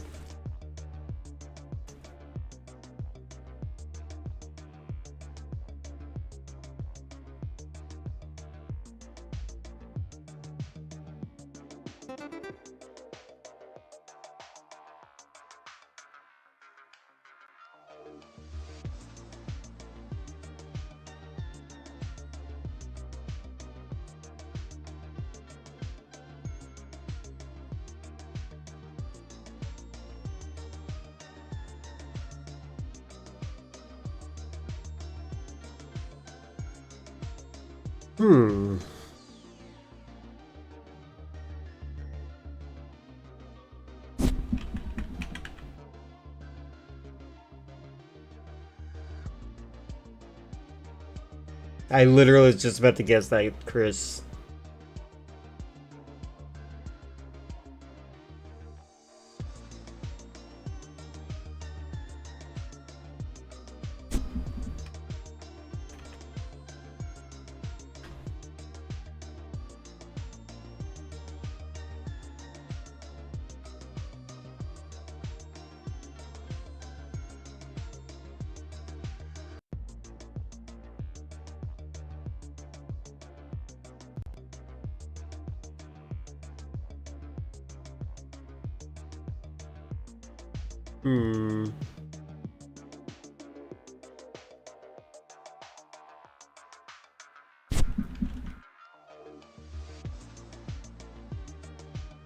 Forest has one R. 2 R's if it's a name.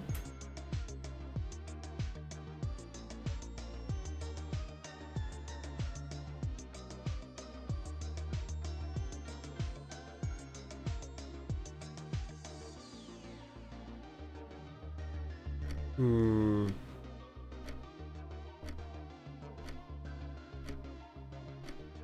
I don't think I got this. Tourists. You should have did Harry Mason from Silent Hill.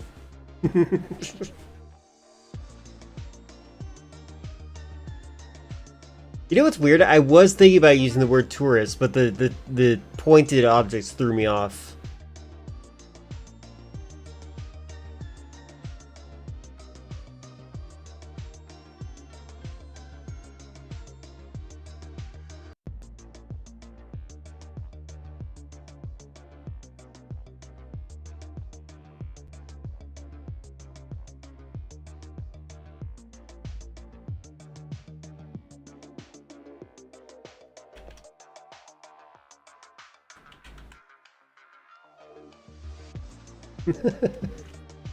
I'll just...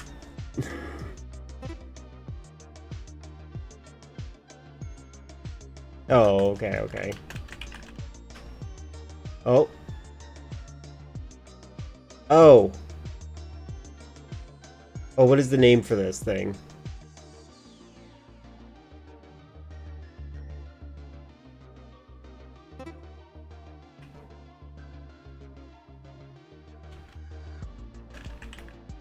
There we go.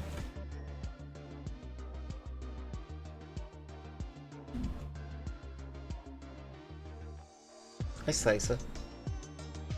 My cat, Slicer, she knows when I'm done streaming. She actually hears me say goodbye to you guys, and then she, like, gets excited because she knows she's getting canned food.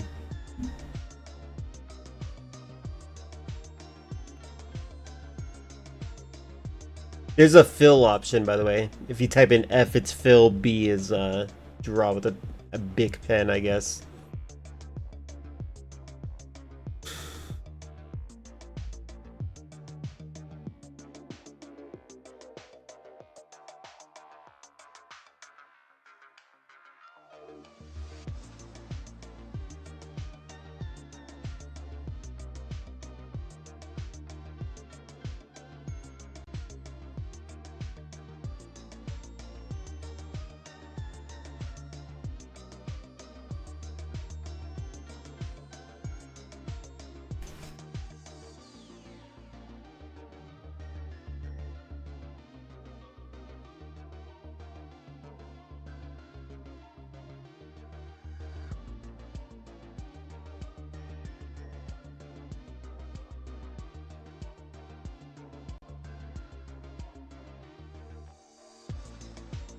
Hmm.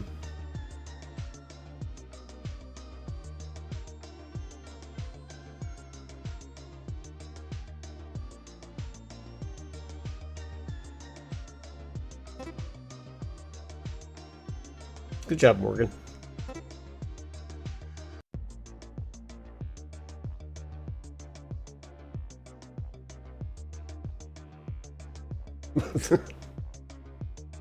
It's a what?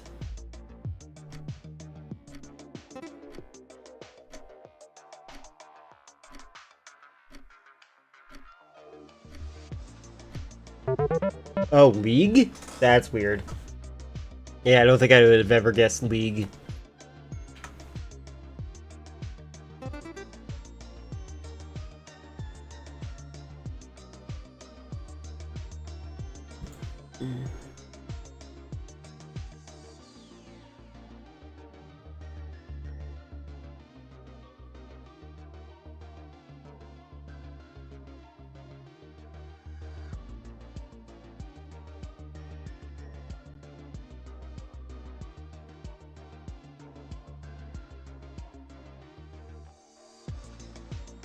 Okay, there's a fill option.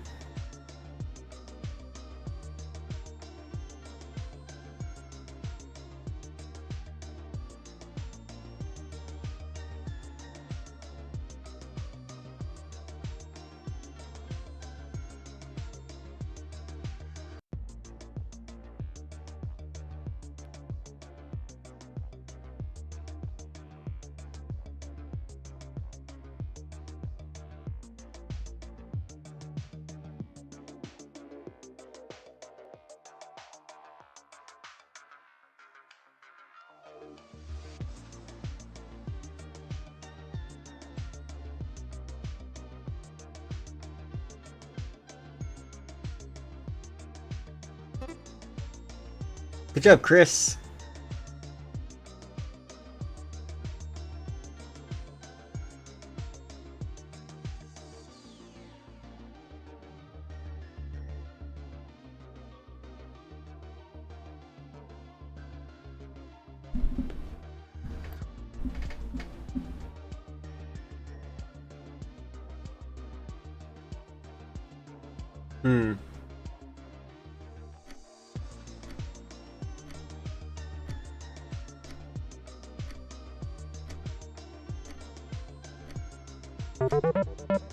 Oh, Garfield?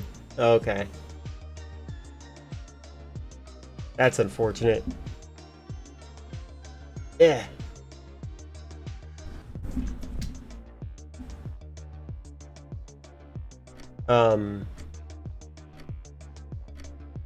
Let's... Oh, which one? Oh, okay, it picked for me. Alright, good luck to y'all. This is gonna be easy.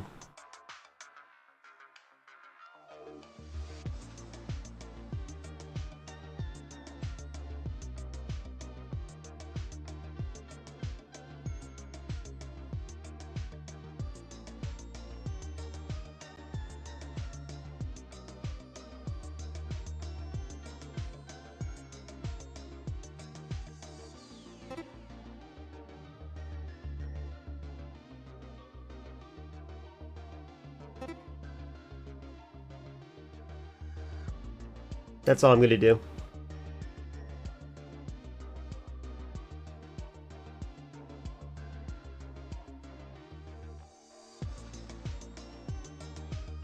Do do do.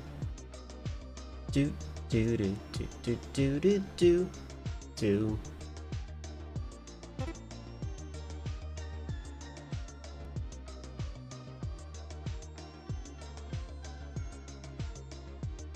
Have you ever seen lasagna? That's actually really funny.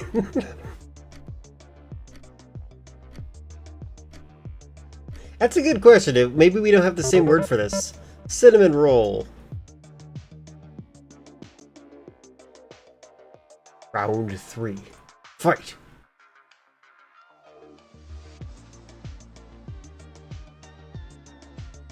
To me, lasagna looks like sheets of pasta with ooze coming out. But I probably would have just drawn straight up Garfield.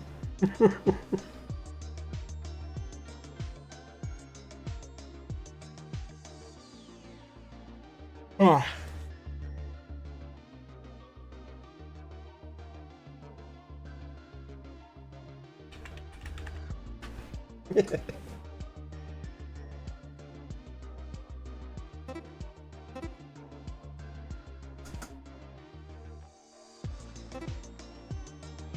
Hey, draw a little bit more censored than that. How dare you?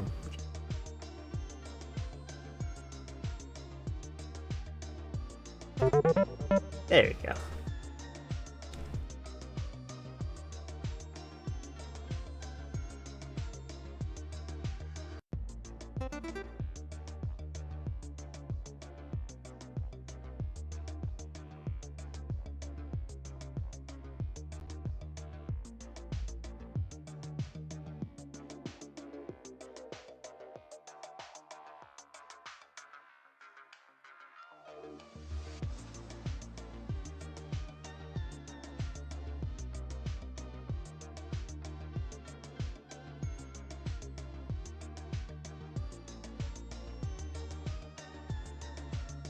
Mr. Bill?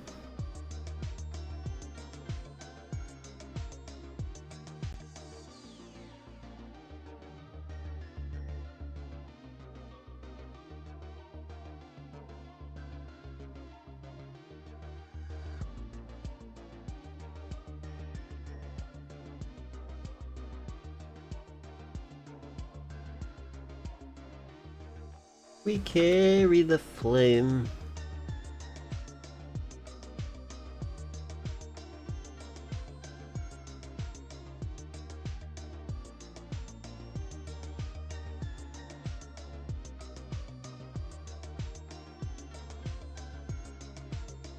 Oh. Just barely, Chris. You almost You almost got it before me.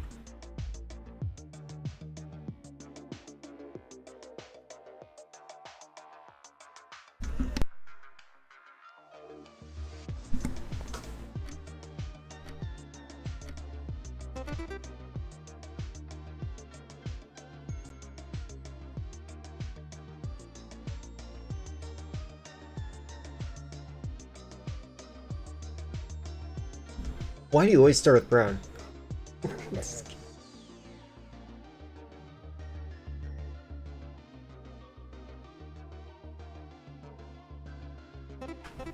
That's funny.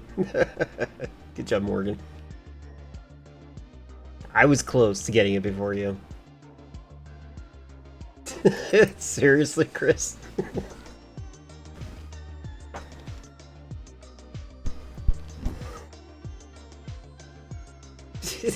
Why? Do you always think that you're gonna have a gun?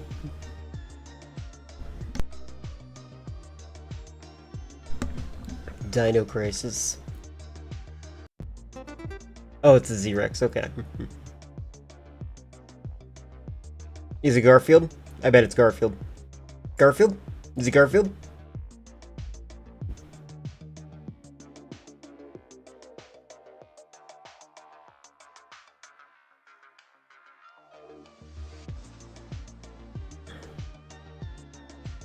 Oh.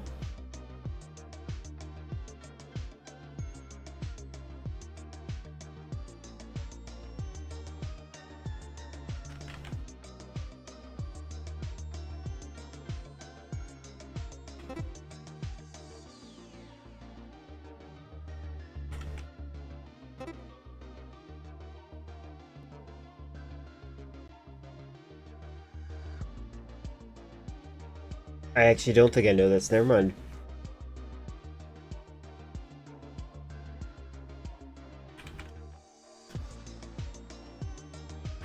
There we go. I figured it out. Just, you know, there's a series of dots above or underscore lines that give you clues to what you're looking for.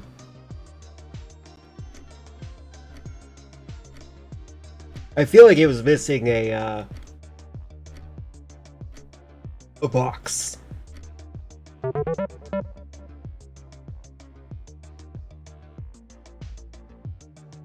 Oh my god, that would be way too hard.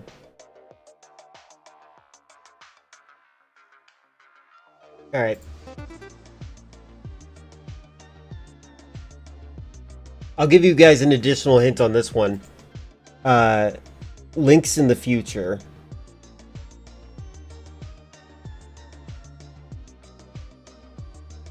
In fact, I should just draw this.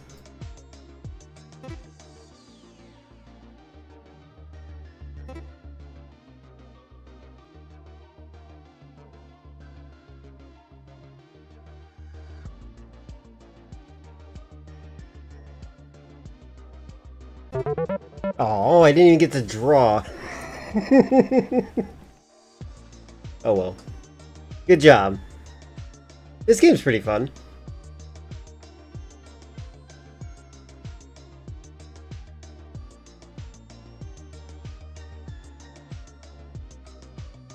Have the second game you would suggest?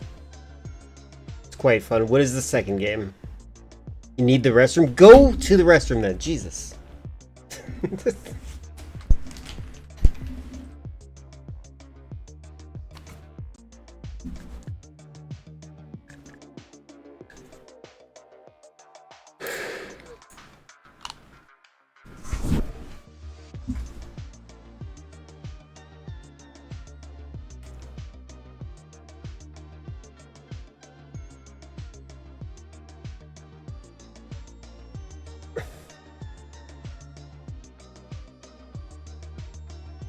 What is this? What's a mook? That sounds very familiar.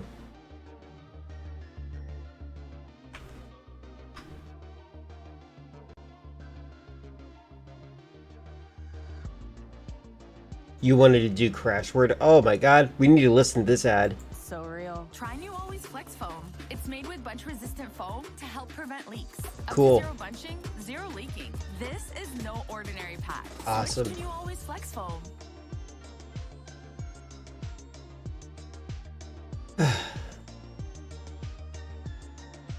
Ads are garbage.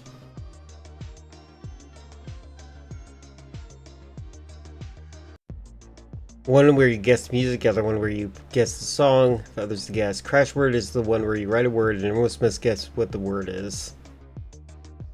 That seems a little bit... That's like the drawing game, but like if you're not able to draw.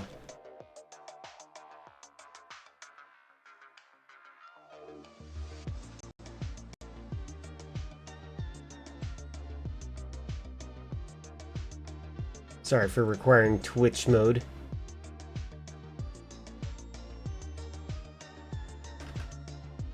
Oh wait, I should log in with Twitch. One moment.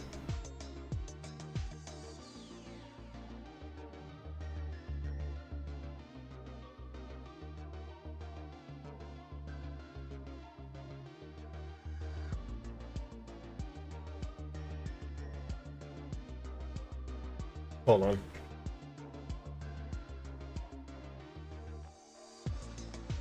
Okay.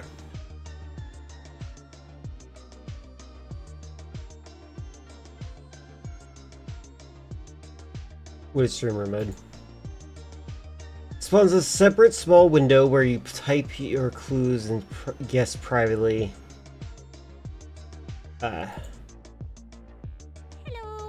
Hi. Let me get rid of this thing real quick.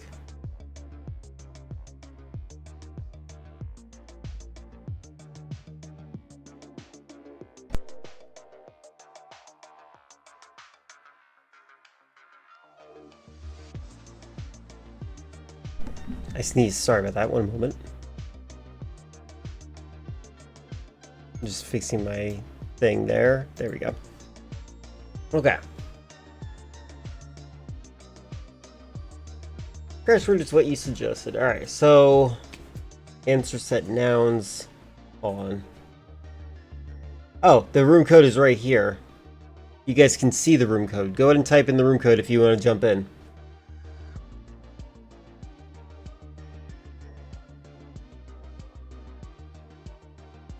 Do.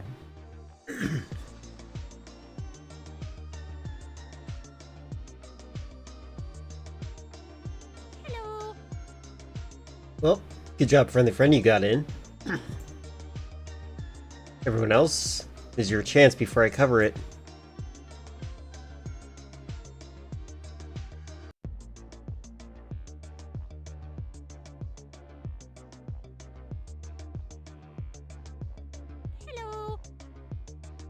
Morgan's back. It's some sort of website that has a ton of ads on it for some reason. As if I'd be tempted to get diabetes stuff or HIV-1 stuff.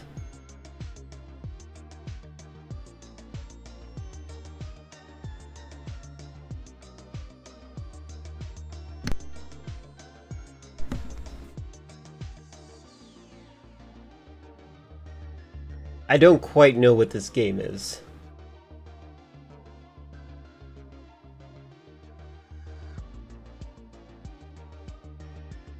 But what if one does need the diabetes stuff? Then you should click on it. Come up with one word clue to help the guesser find out the secret word, but don't say the same thing as anyone else. Otherwise you'll crash and your clues will be thrown out.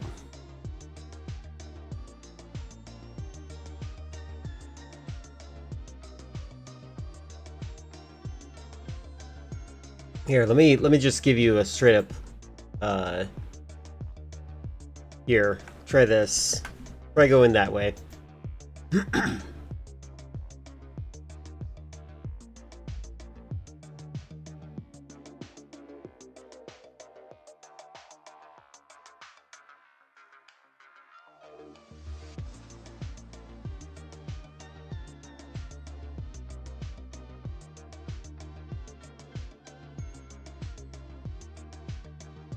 No problem. Hello. A zero snuck in.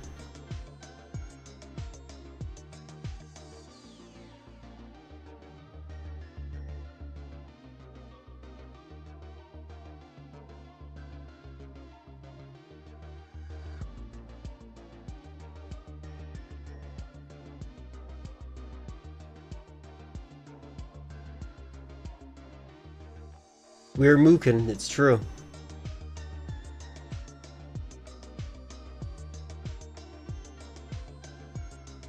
Sorry that I'm requiring the Twitch thing. I just want to make sure that if we ever do get, you know, hate rated or whatever, that I have the ability to give them some type of IP punishment.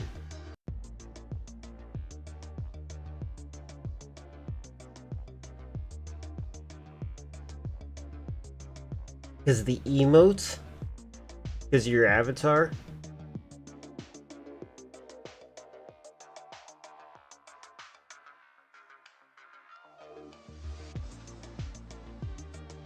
You paid for it, unlike Friendly Friend, who's just an old woman from Golden Girls. Or not Golden Girls, sorry, the, oh, what is her name? It's the mystery show. Tantra might be running into Golden, yeah, not Golden Girls, the other show, what is it called? It's an old lady, it's not connecting to your Twitch. Wonder what's going on. Well, let's see how this game works so far.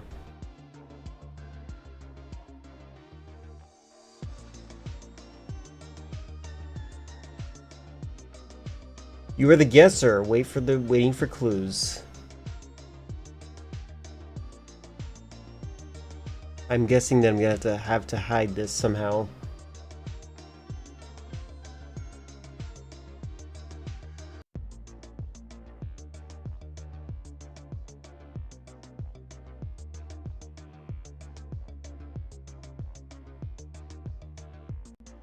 Murder, She Wrote, that's the one. Alright.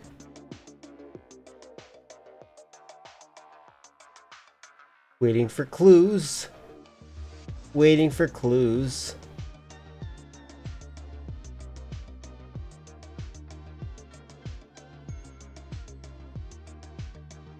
Hi, Foxy.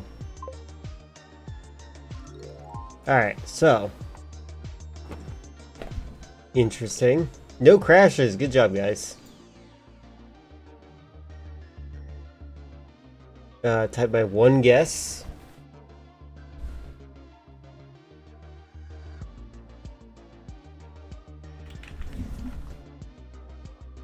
I have no idea. Nope. Oh, it's a flute. I don't know how Lizzo and flute. You have to remember, I don't know celebrities at all.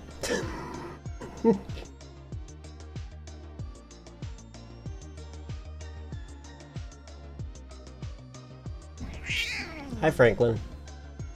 Hello.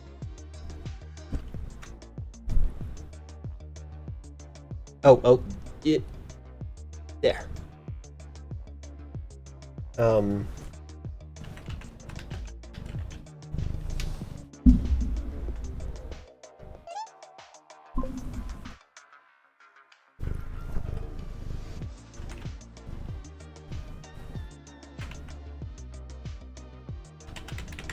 Alright. I don't think this is... Oh my god, it worked.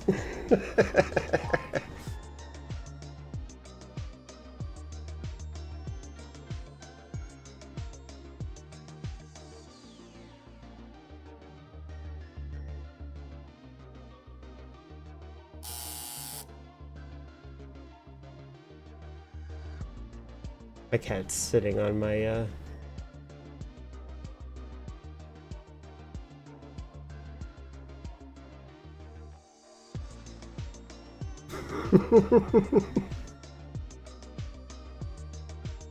Is it our fault? Yeah, now we understand how it works.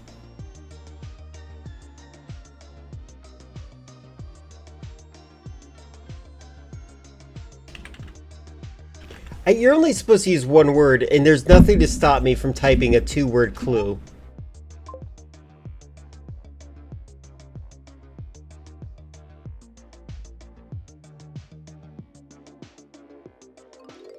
You didn't know her name? Violet, you're turning violet, Violet.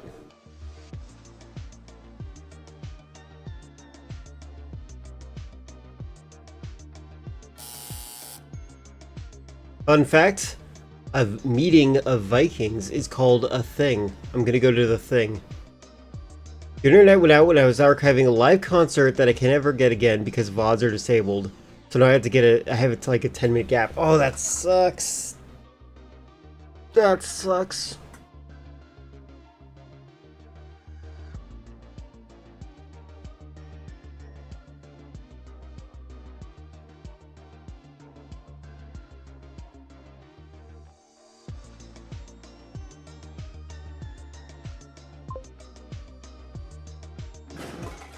Yep.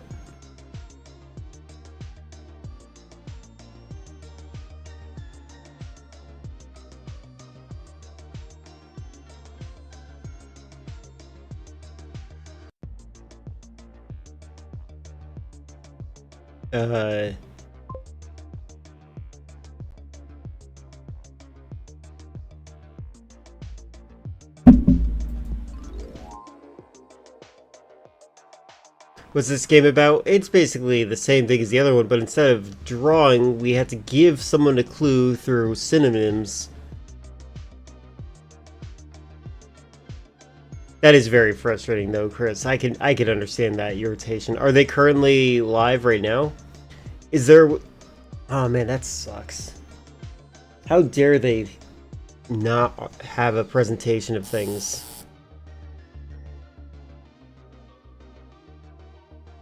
Kingdom, very close. Oh, British? You guys both type British? I was gonna type Roman. And I was worried that you guys would type Roman. Internet is back and your archiving continues. Got it.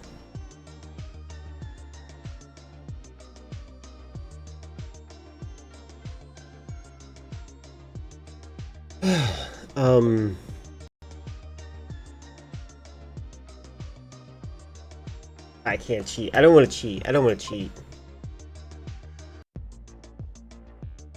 I don't like that I'm writing more than one word. I'm being an idiot about this. I shouldn't do that.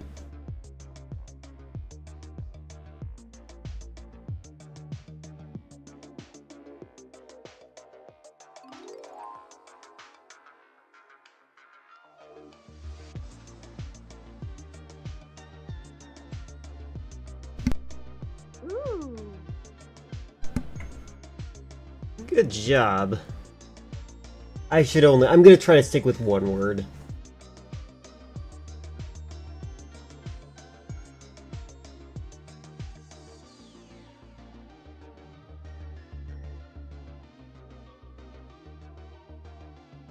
I'm guessing.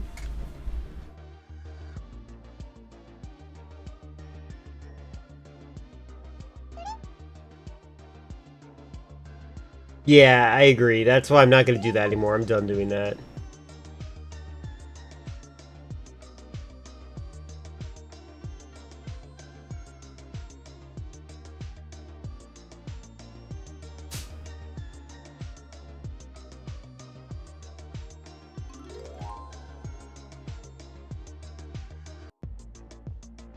Dirtish.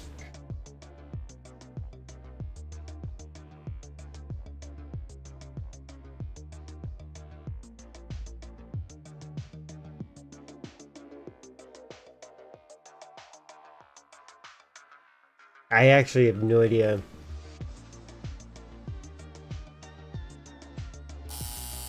Aw. Why are you guys picking all 3D style things?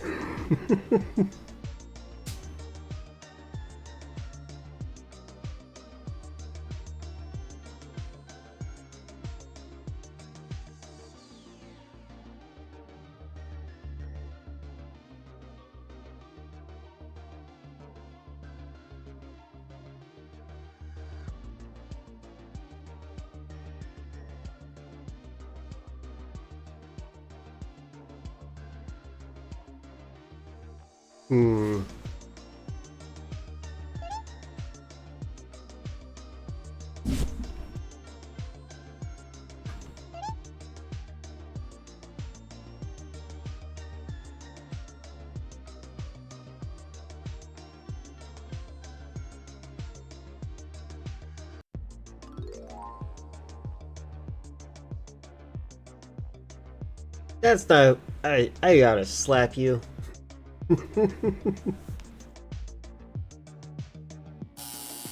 He says bub.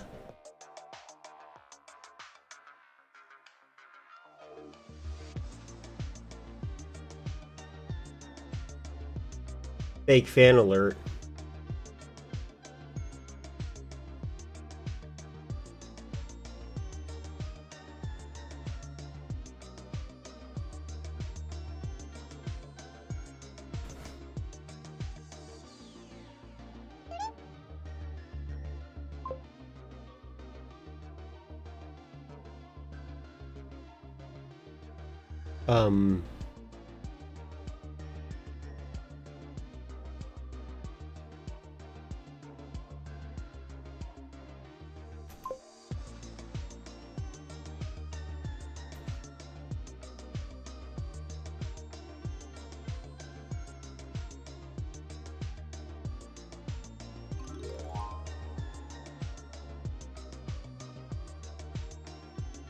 Oh, funny, 0.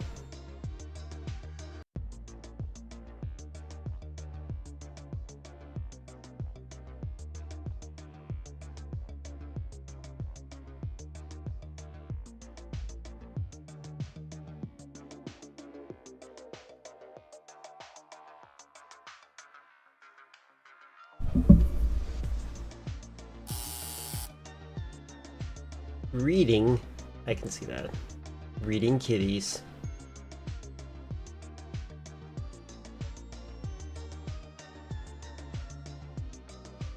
Script kitties. It's a reference to people that don't know how to code and they just kind of copy and paste code that has been written for them.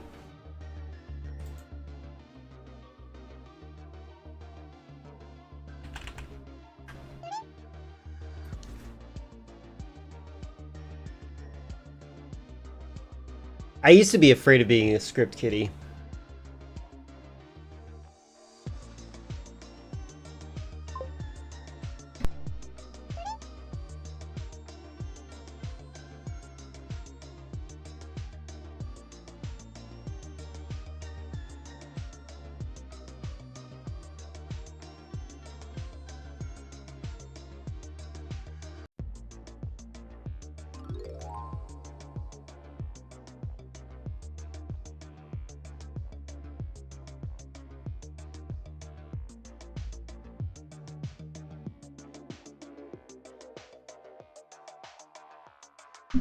It's good. I'm very fascinated where everyone else is going when they're trying not to be similar to others.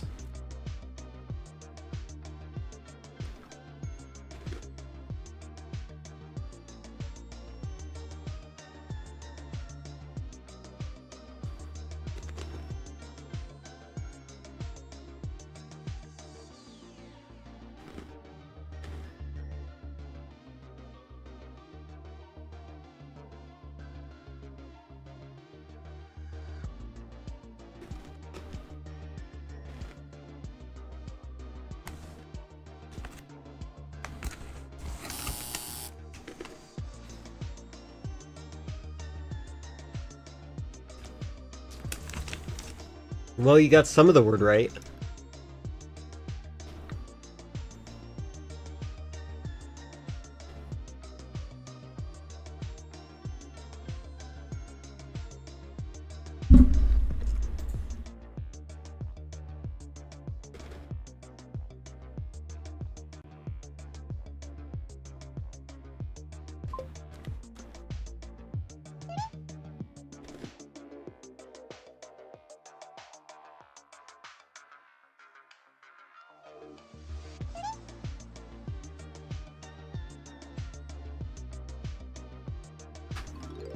Amazing. None of us guessed the same word. Also, very funny. Nice! Tantrum's the winner so far of this.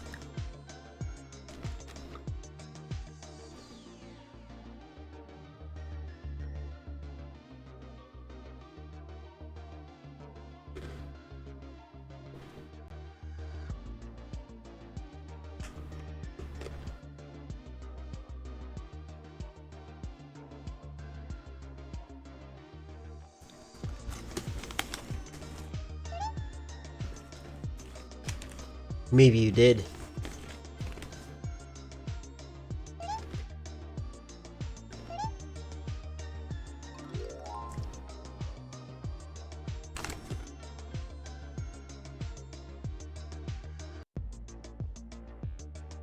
Hmm.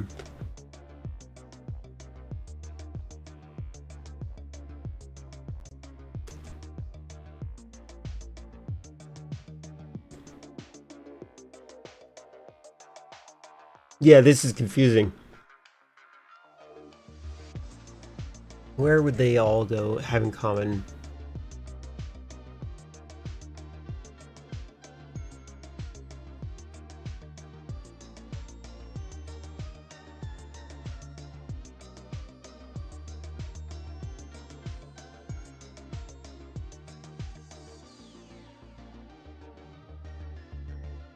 I actually don't know.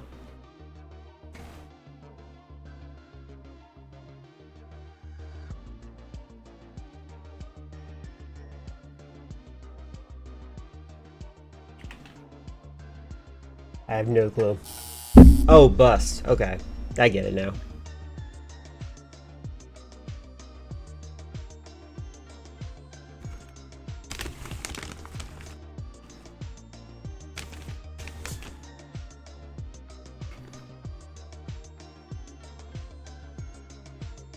Ghostbusters would have thrown is the one that threw me off the most, I think.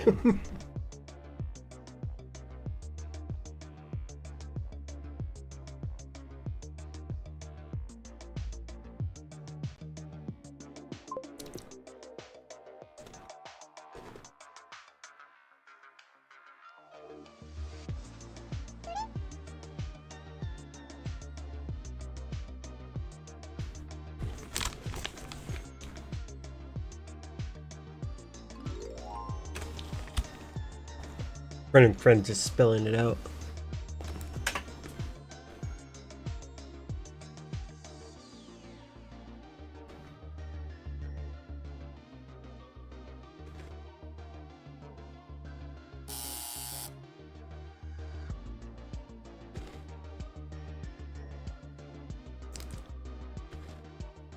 You nearly said metal. I almost spelled metal with a D.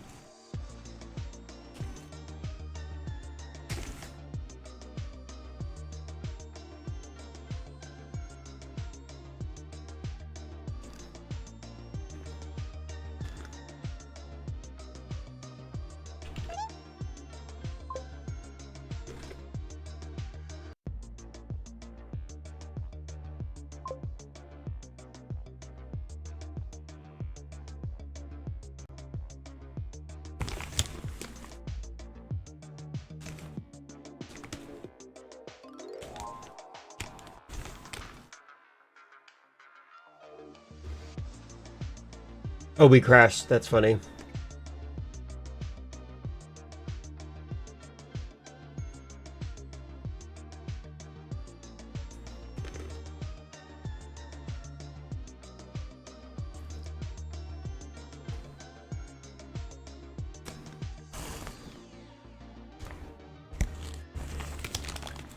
That's funny.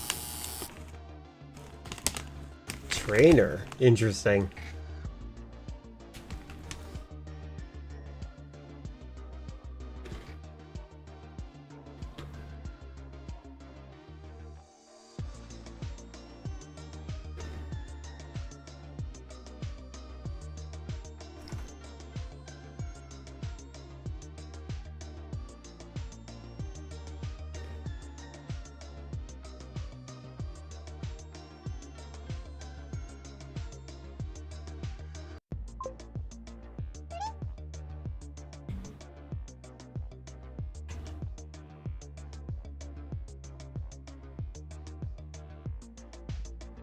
I'm gonna just forgive me for being mean.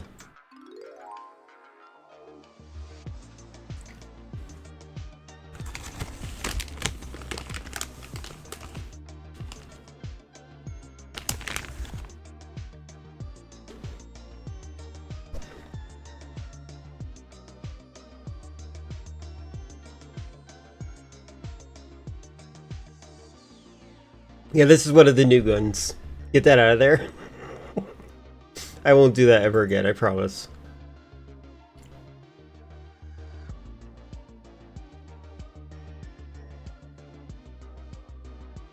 Yeah. It's, for the record, it's literally the word. It's literally the word. Cafe.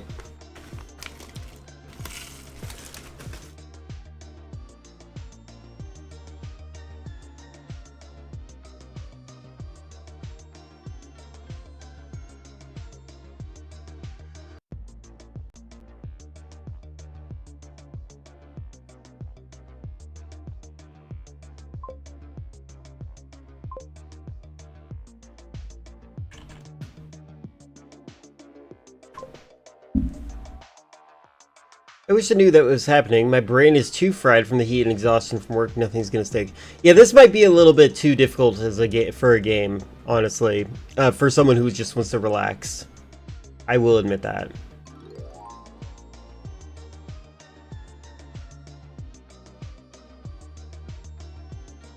Well, we know where Zero and Friendly Friends' minds are at. Ah, so close.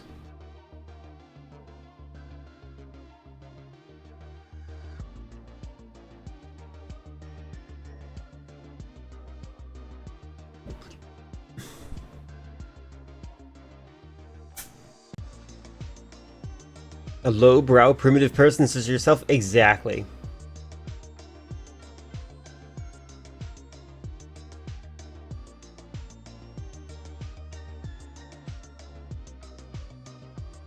I'm actually gonna... I feel like I should have adjusted the rounds in this.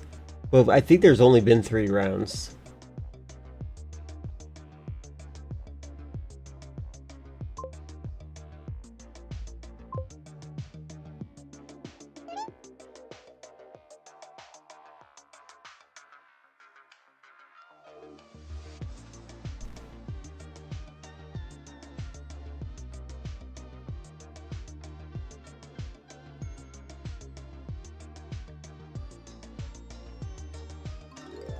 Alright.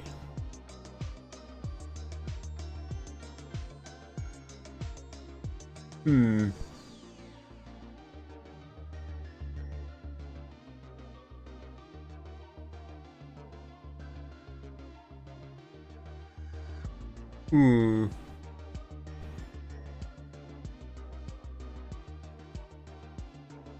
I don't know if they accept I'm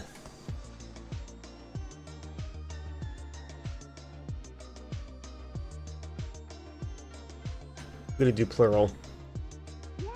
Yay. How dare you? How do you know? I've had 5 years of paychecks into NFTs and haven't even looked at their worth because I'm sure they're worth $1 kajillion now. This is probably true. What's an NFT?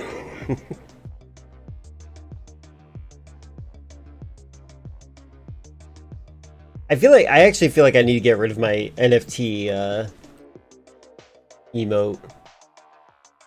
Because, like, they're really no longer relevant.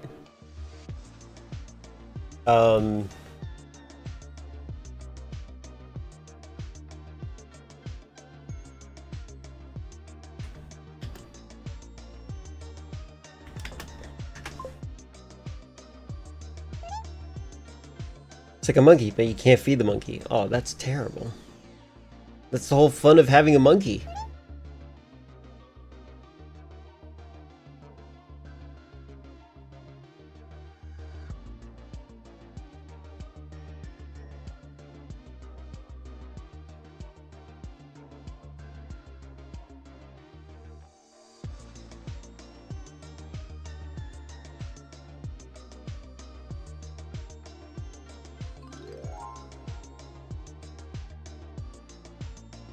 What the heck?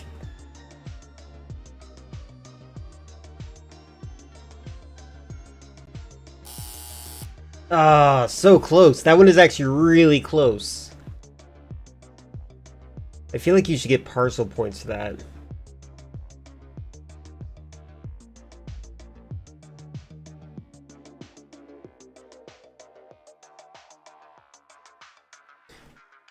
Remember, a patient tried to get me into NFT trading, showing me a collection of me thinking I'd be impressed. Oh my god, I've seen people like that. Mind, I'm sorry, I have to do an obscure one, I'm sorry. Hopefully you get it from that. I've dealt with people like that before. Those people are like depress me because like there's not much going on for them, is there? Like I've seen people who like talk to me about the apps they have on their phone. They're like, look at this. See my phone? I have this app. I just have to press this button and I have McDonald's. Isn't that incredible? I also have Domino's one in here too. And he's like telling me this stuff. I'm like, why are you talking to me about this? This is weird. This is weird.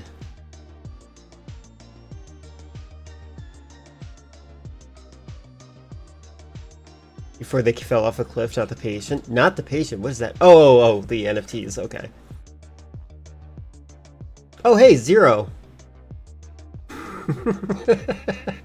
Yay. I wasn't sure if anyone else would get that.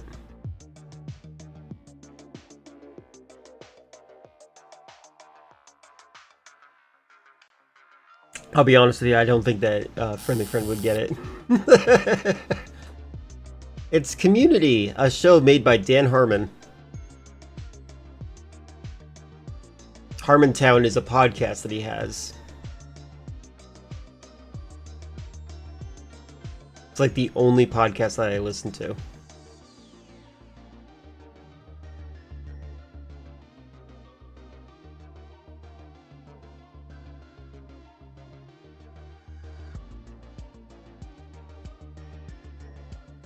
It's a YouTube thing. Alright, I'm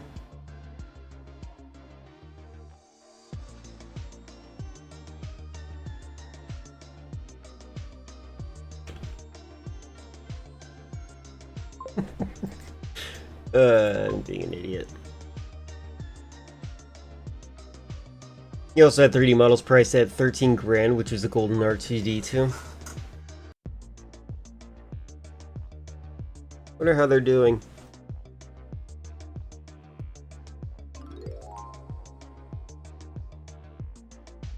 The Harman Kardon curve. Interesting.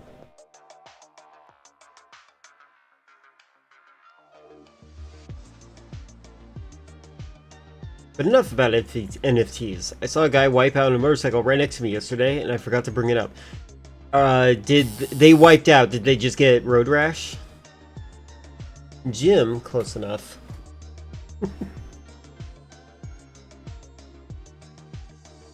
Did you have to call for an ambulance? Did they need help? Did you help? Were you doing your best? Okay, my god, this is going on for quite some time. After tantrums, let's do one more set for everyone.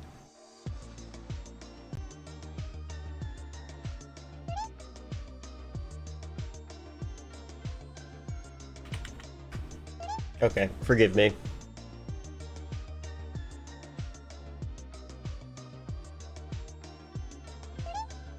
I asked if they were alright, and they were a bit embarrassed. I told them, you got this, and awkwardly, as I drove off.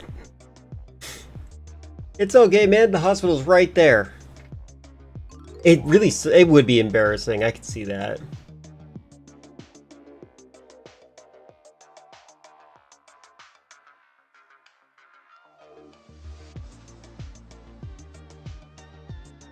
Pull it out for my dash cam footage. I'm glad you have a dash cam. Good idea. These are hard answers. Yeah. They definitely, you know, if I ever get road rash, I'm gonna need a helmet. Courage! Who needs courage when you have a gun?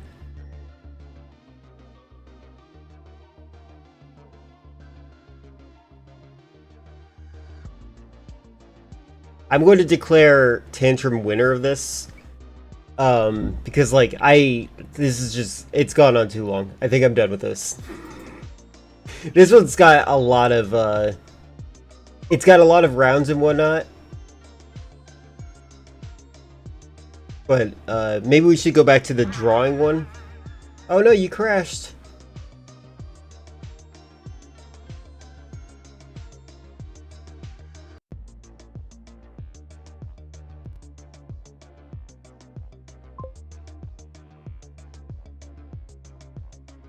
There's a third game on this site. I believe it.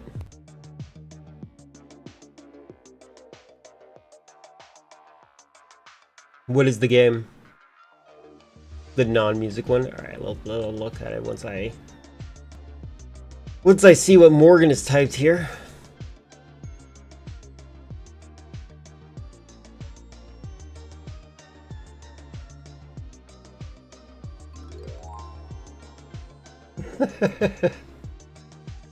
Hawaii.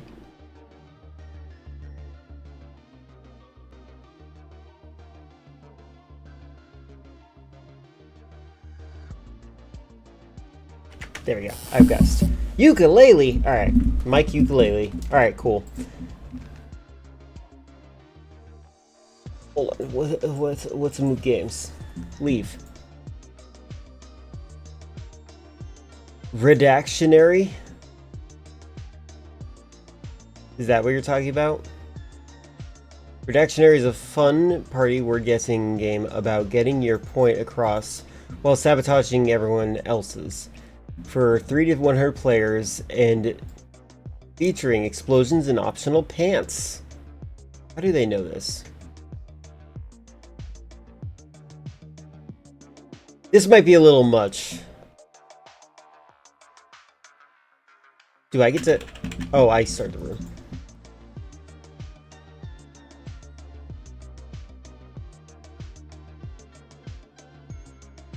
You're playing as a full player.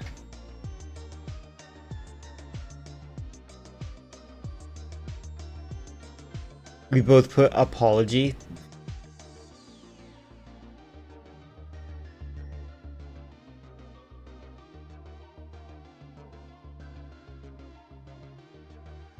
Oh, the room code. I'm sorry. The room code is here, let me give you, I'll just give you guys the link to it. Here you go. I think it's secure enough.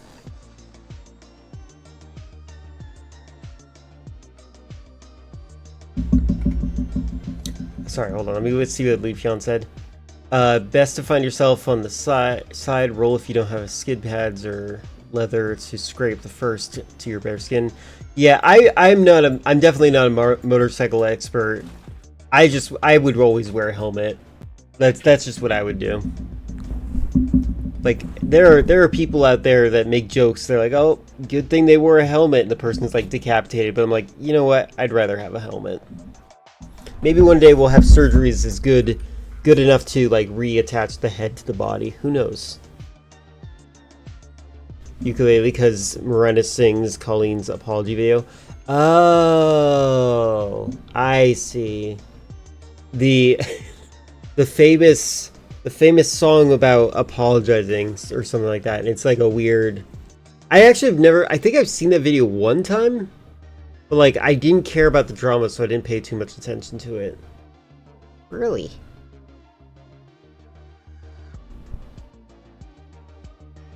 Anybody else want to jump in? I gave you a link to jump in if you want. I will give you a couple of moments if you want to wait. Hi, Burley. Hi. We're dropping packets. Wonderful idea.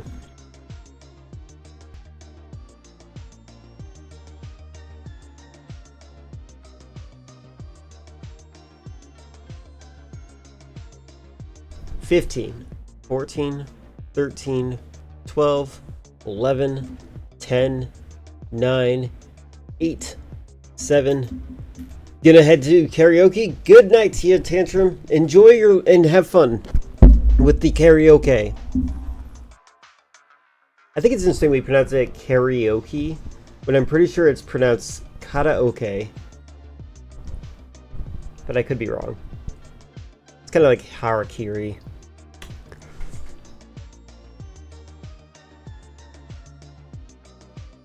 Probably can't join today. No problem. I understand, Leafeon. Didn't see the password? It's right there. I actually put the link in the chat. The password is like right under my little spiral thingamajig. Any good stuff from the reaction farm? I actually want to check out one of your videos. After we're done with this, we'll check out one of your videos, Leafeon. I was gonna do that earlier. So wait, maybe I don't want to show you guys my screen for this part. Alright, let's see what happens real quick.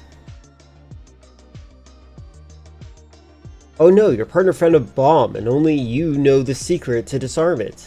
You, the encoder, need to write a description of the word so they, the decoder, can guess what it is.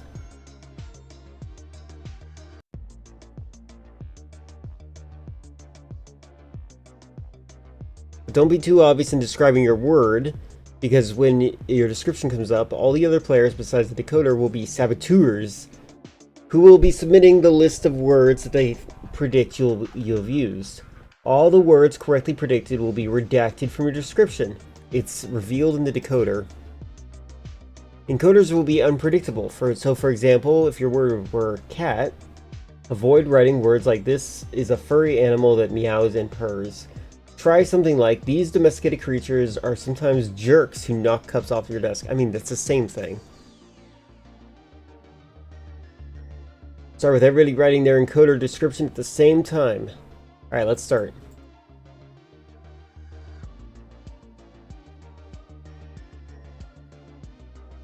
Alright.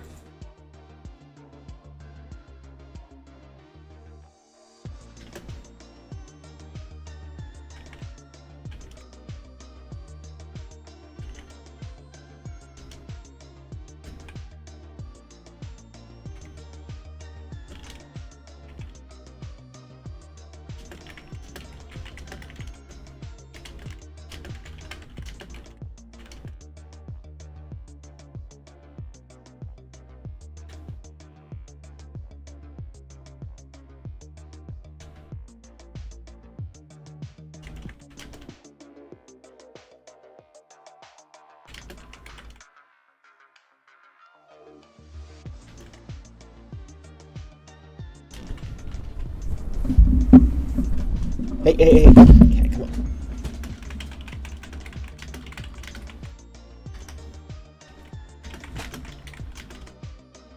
Alright. I have submitted my clue.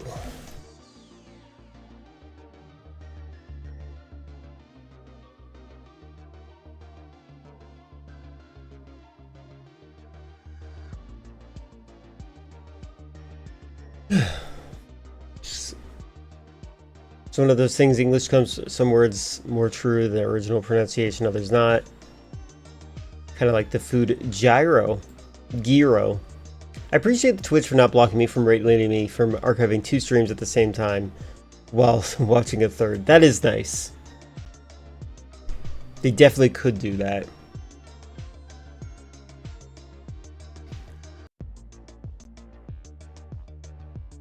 Time's up. Now it's time to go through all the encoder's messages one by one. A decoder will be assigned at random for each, who will try to guess the word to disarm the bomb. On each turn, everyone else is a saboteur and gets 60 seconds to submit up to 20 words they predict the encoder will use in their message. Correctly predicted words will be redacted from the message they revealed in the decoder. Saboteurs get 1 point for every word they redact from messages, 2 points if they were only ones who typed it out. The encoder and decoder get 4 points if the word is guessed correctly. Let's go.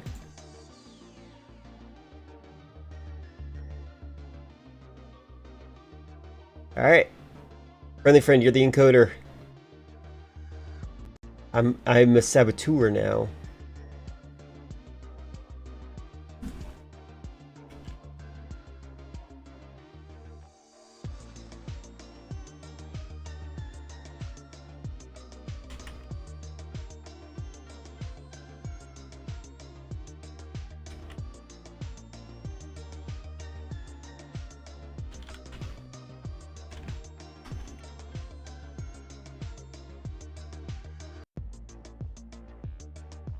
YouTube definitely would do. YouTube's so cruel with their lack of archiving preservation efforts.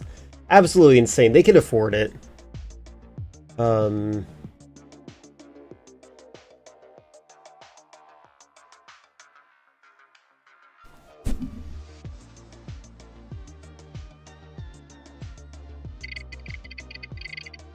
redacting incoming message.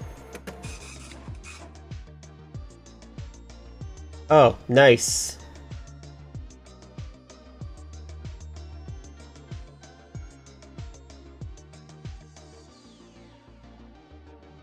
Good job.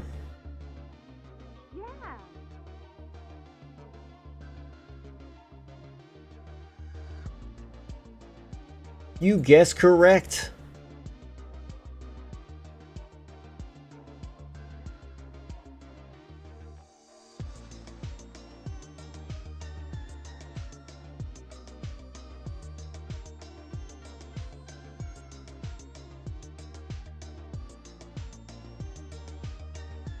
Hmm.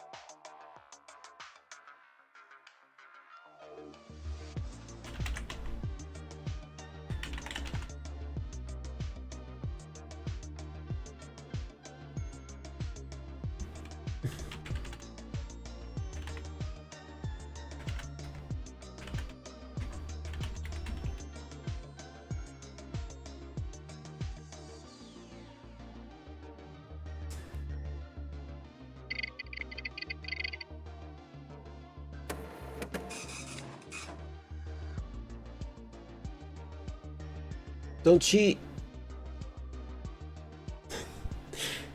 This noun can be used to describe and set it up. It's also a venue where blank are such as concerts, play, and other forms of entertainment. It's common to say you were hitting this noun. Hi, cat.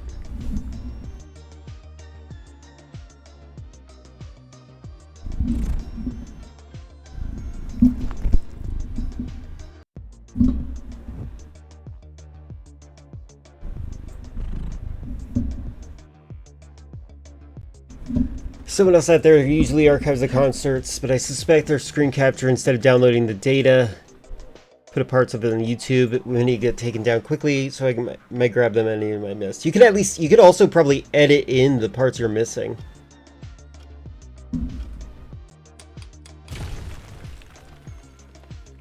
Incorrect. You guessed show. Very close though.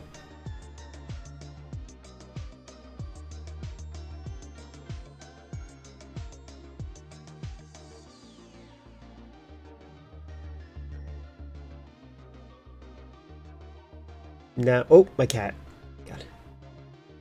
I'm the encoder for this round. Okay.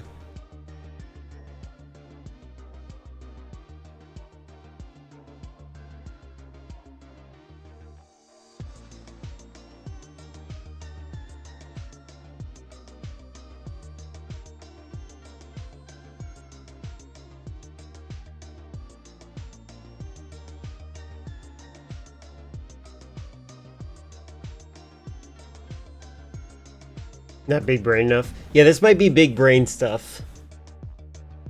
Which is a lot to ask for people. When it comes to Twitch streaming, this is more of a passive consumption content. I'm not against games and stuff like that. Rift Tracks is fun.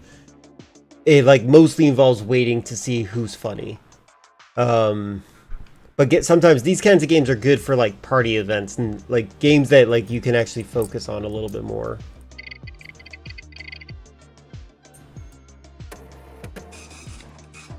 Oh, good.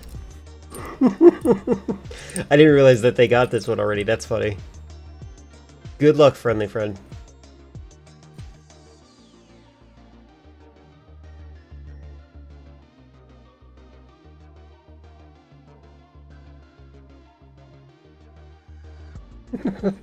Don't let Filler know what I wrote here.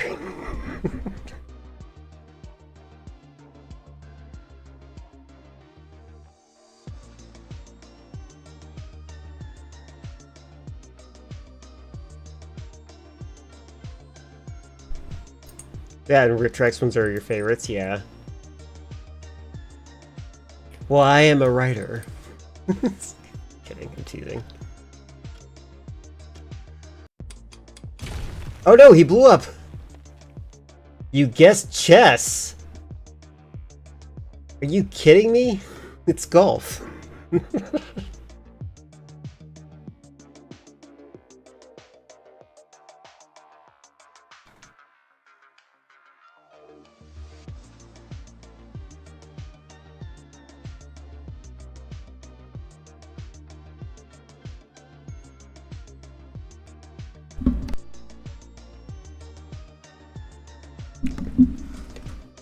Best golf is golf with your friends, the game. That game does look fun. I also think that Kirby's Dream Course is really good.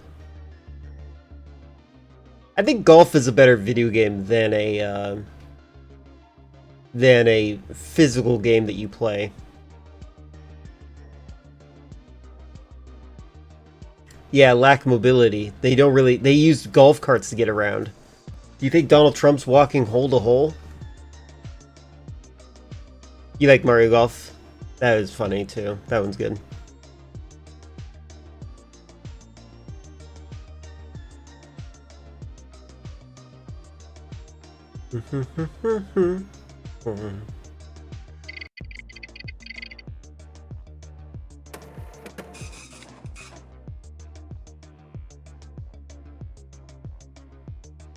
That's way too little information.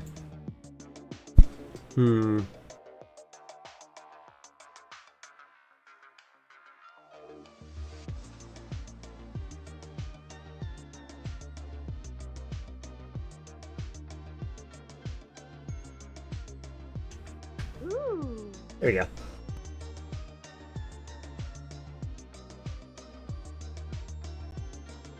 Well, thankfully I figured it out anyways.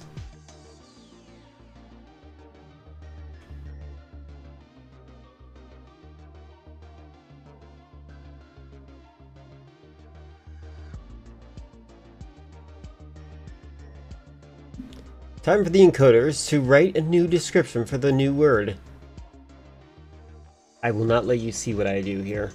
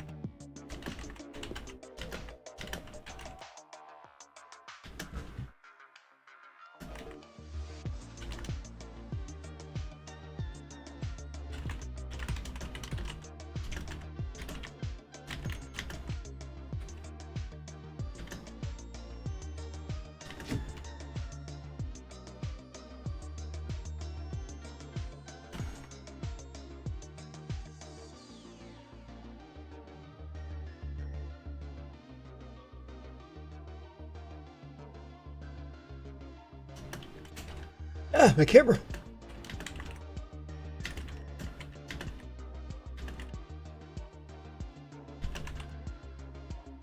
All right.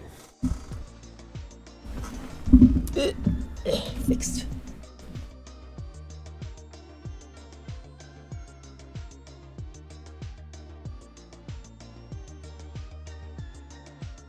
Do do do do do do do do do do do.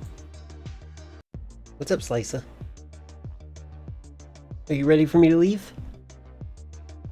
The cat Slicer, who has been really skinny recently. Look at how skinny she is. Nope, nope. She's a very skinny cat. He wants me to give her some canned food right now. She's like one of those aliens from Men in Black that speak like with Mexican accents. She is my smallest cat. She's super skinny. I'm trying to get her to eat more so she gains weight.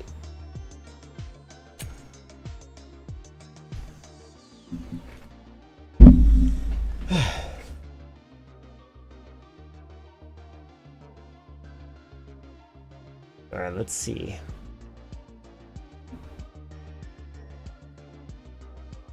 Saboteurs are acting.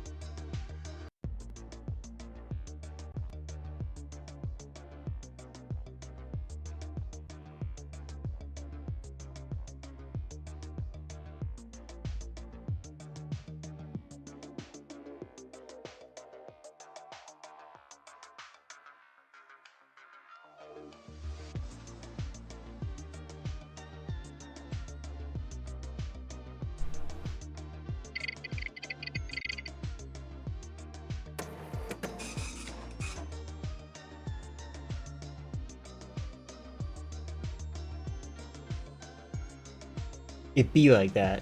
Hmm.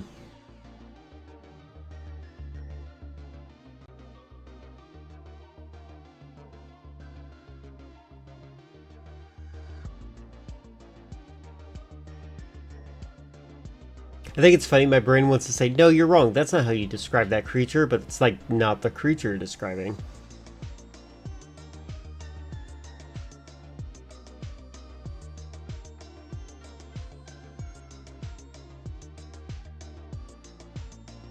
Hmm.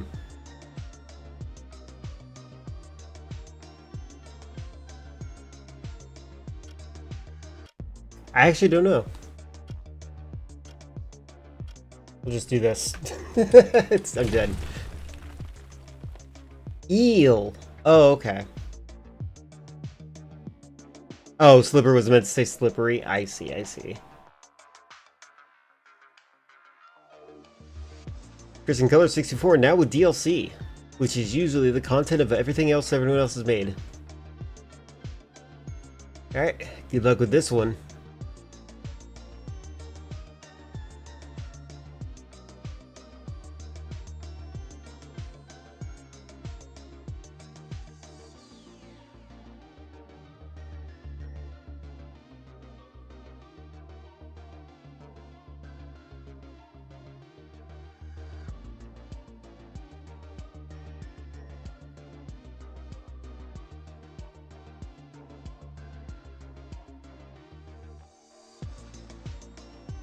What does TN mean?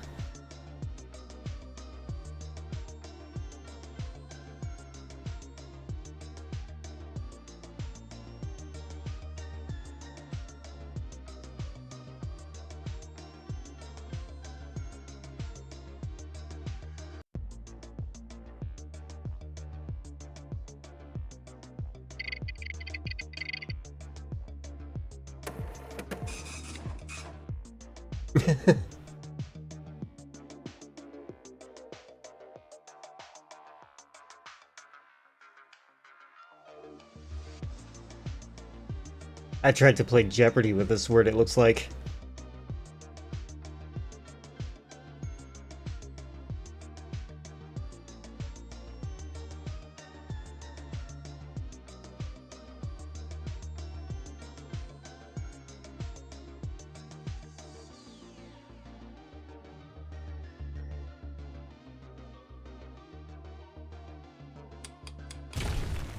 Incorrect. Length? Oh, nope. Size in general. Very close.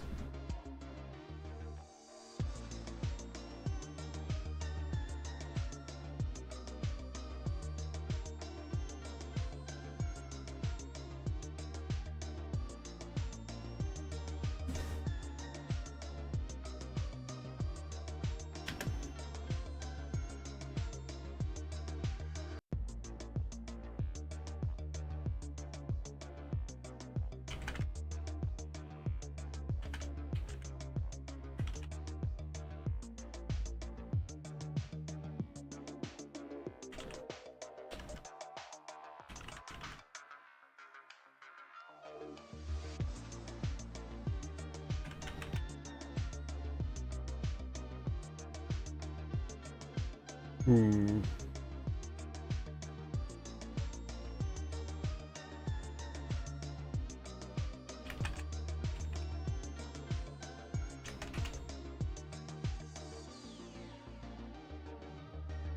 Ooh.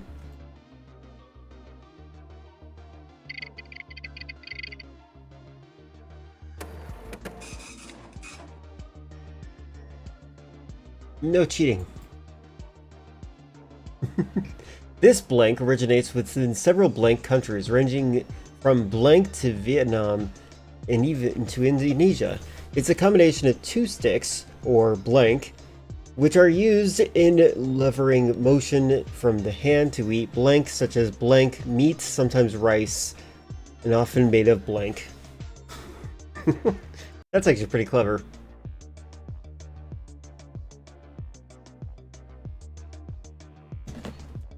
Hey, Foxy. Hi.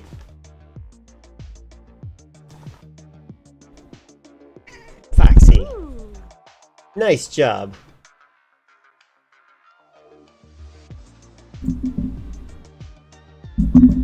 Chopsticks was the answer.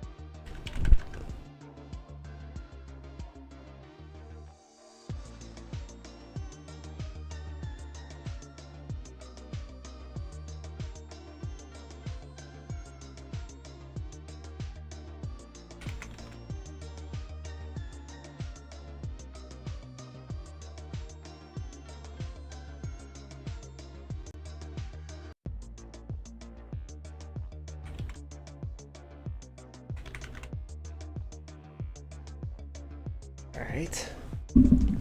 Good luck, soldiers. You did achieve something.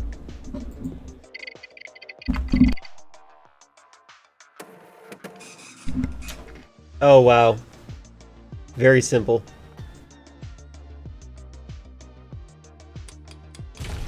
Oh, whoa, okay.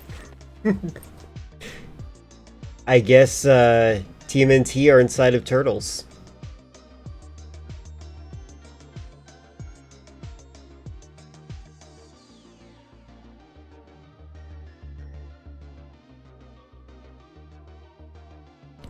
Round 3. New description of the word. I'm thinking. Okay, this is the last round. You missed it when when I read it. Yeah.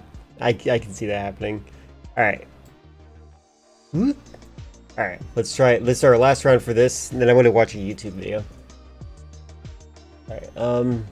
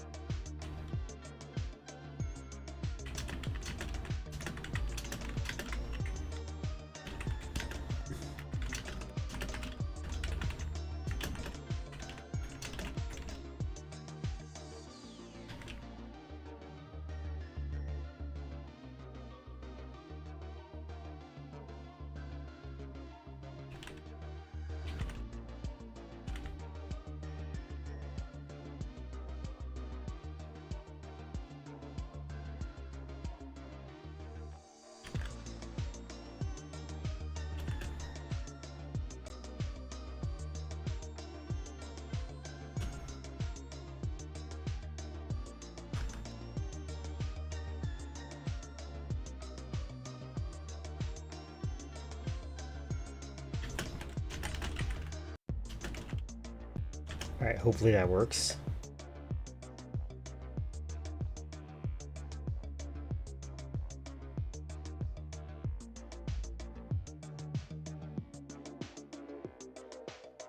I feel like I typed an entire essay for whoever gets mine.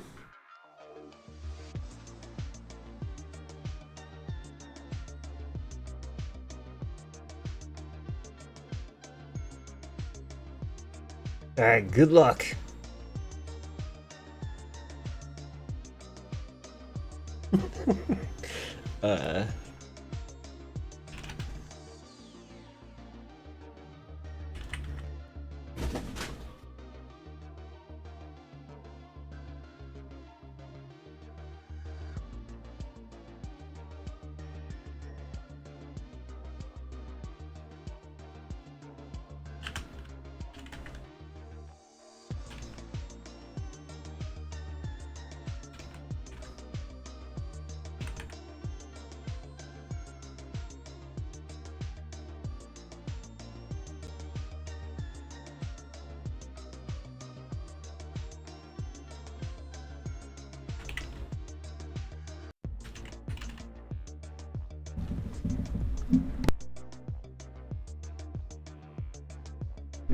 Alright, good luck, soldiers.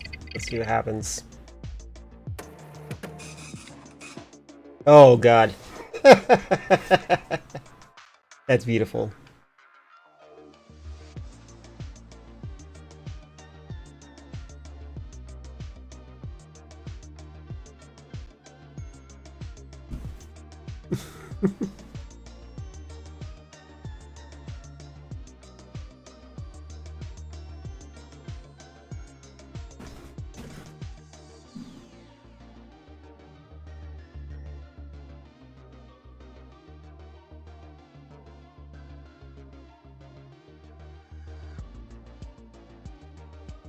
Too much cheating.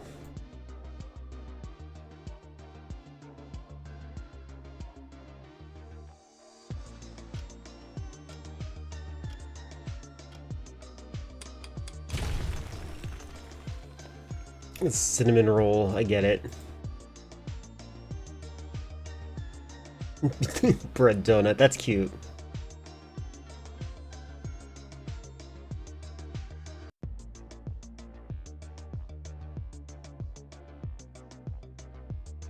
Alright, I'm the encoder and friendly friend is the decoder. Good luck, guys. You only saw one word. I know, that was insane. That was funny.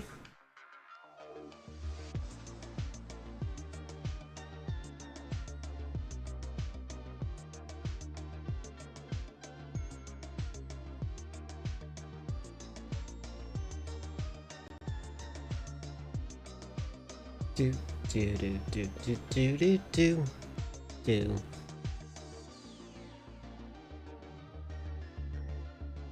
I should make a website like this. That actually seems like a good idea. I wonder how much money this guy makes over time because of this website.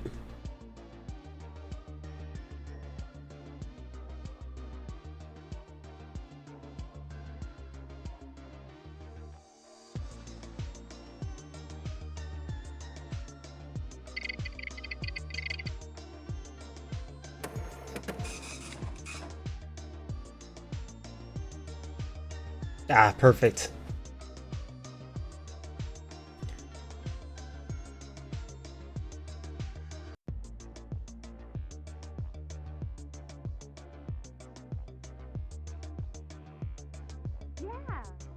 Yay.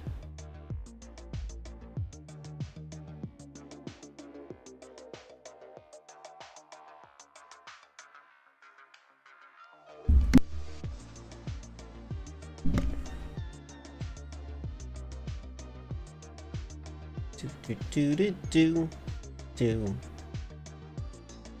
Okay, apparently I'm decoding this one.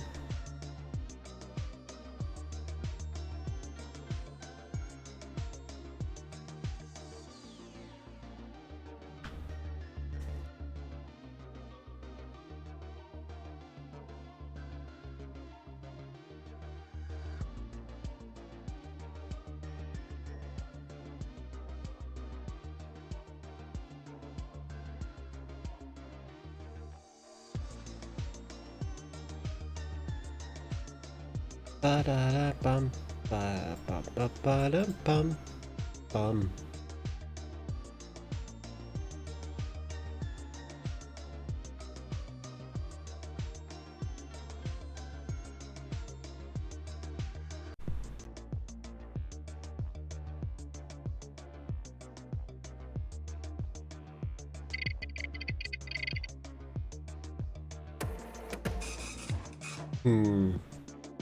Posting on the movements of the blank and how it affect human destiny often relates to things like blank blank. Oh.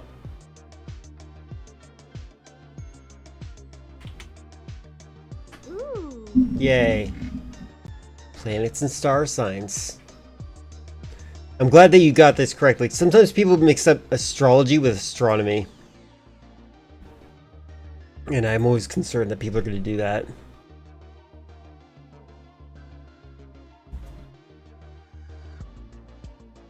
Alright, good luck, good luck.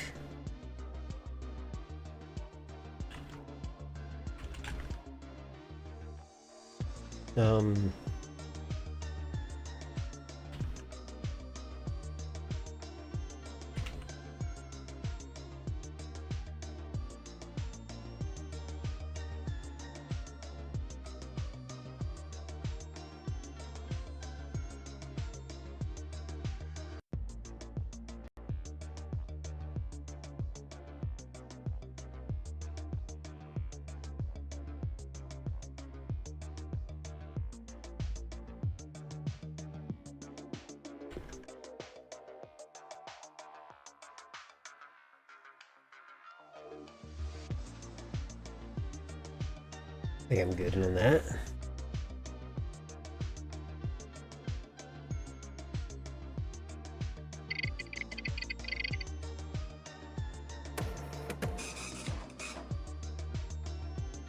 Good, good, good.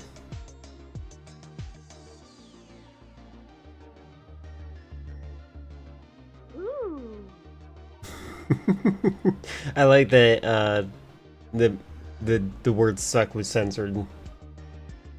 Good job.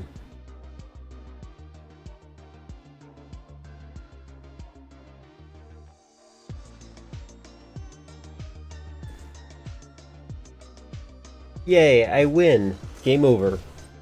Good job, guys.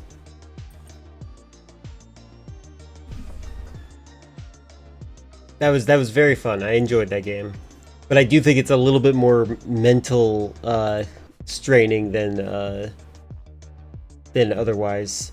But I have a video in the reaction farm I wanted to see, and that'll be the last thing we do today.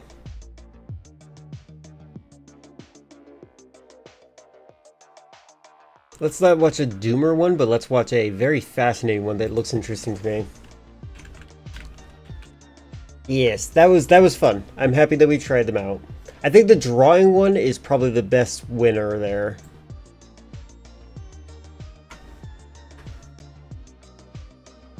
Where's my music? You guys can watch this while I'm looking for the music. There you go.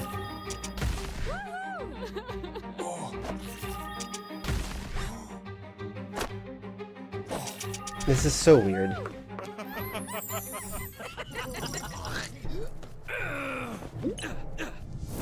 Just why? Alright. Most people don't know that the founder of Pokemon Go, John Hanke, received funding from In-Q-Tel, which is the venture capital firm created by the CIA. And while you and your friends were walking around your city, scanning the earth to catch your favorite Pokemon, the game's developer, Niantic Incorporated, was collecting all that data and using it to build advanced 3D maps to facilitate military attacks on third world countries. You see, Pokemon Go was created by the same guy who essentially created Google. Crazy hair.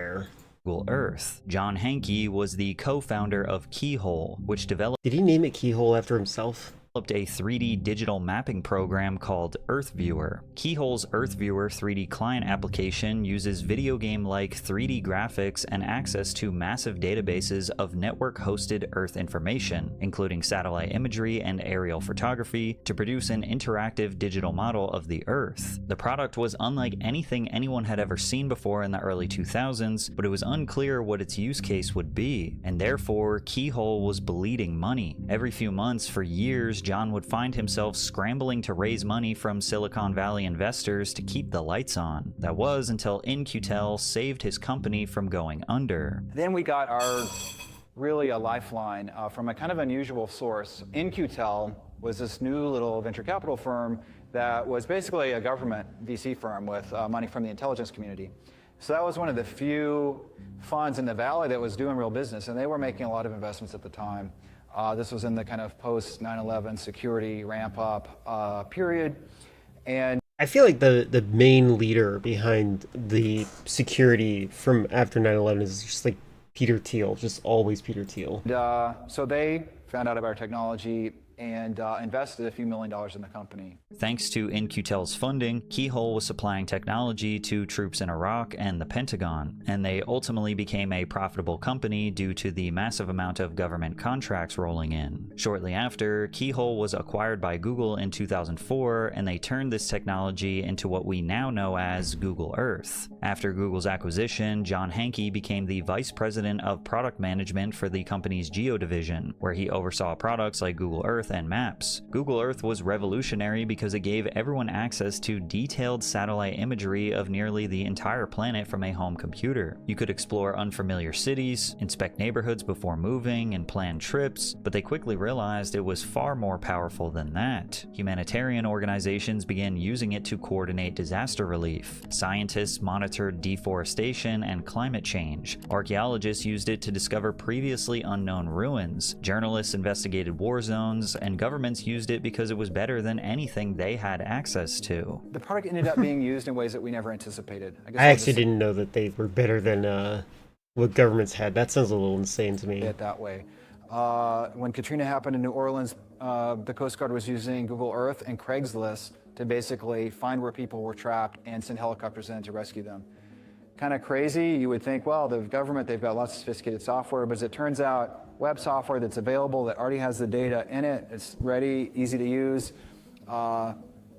a breakthrough, really. But after working for 6 years inside Google's corporate ecosystem, Hankey wanted the freedom to combine everything he'd learned about digital maps and augmented reality to create a video game. Now, if you ask me, that seems like a crazy career change. Technically, the foundation of John's EarthViewer product started in college while working with his classmates on an open-world video game idea, but he knew the technology had much more potential, and it did. So after changing the world with his vision, creating a CIA-funded startup for military operations, and then getting acquired by a tech giant, going back to being a video game developer seems like a massive career and lifestyle change. That is, unless it was part of a larger plan. Google actually did not want John Hankey to leave the company. For whatever reason, they felt that his video game idea might become valuable to them in the future, so they convinced him to create Niantic Labs as an autonomous unit inside of Google. Basically, they gave him the freedom of creating a startup, but using all of Google's resources inside of Google's walls. If it failed, Google would get their employee back, and if it succeeded, then Google could be an early investor or part owner of a major video game innovation. Niantic's first major product was an app called Field Trip, a virtual tour guide that analyzed the user's location, provided suggestions for nearby landmarks to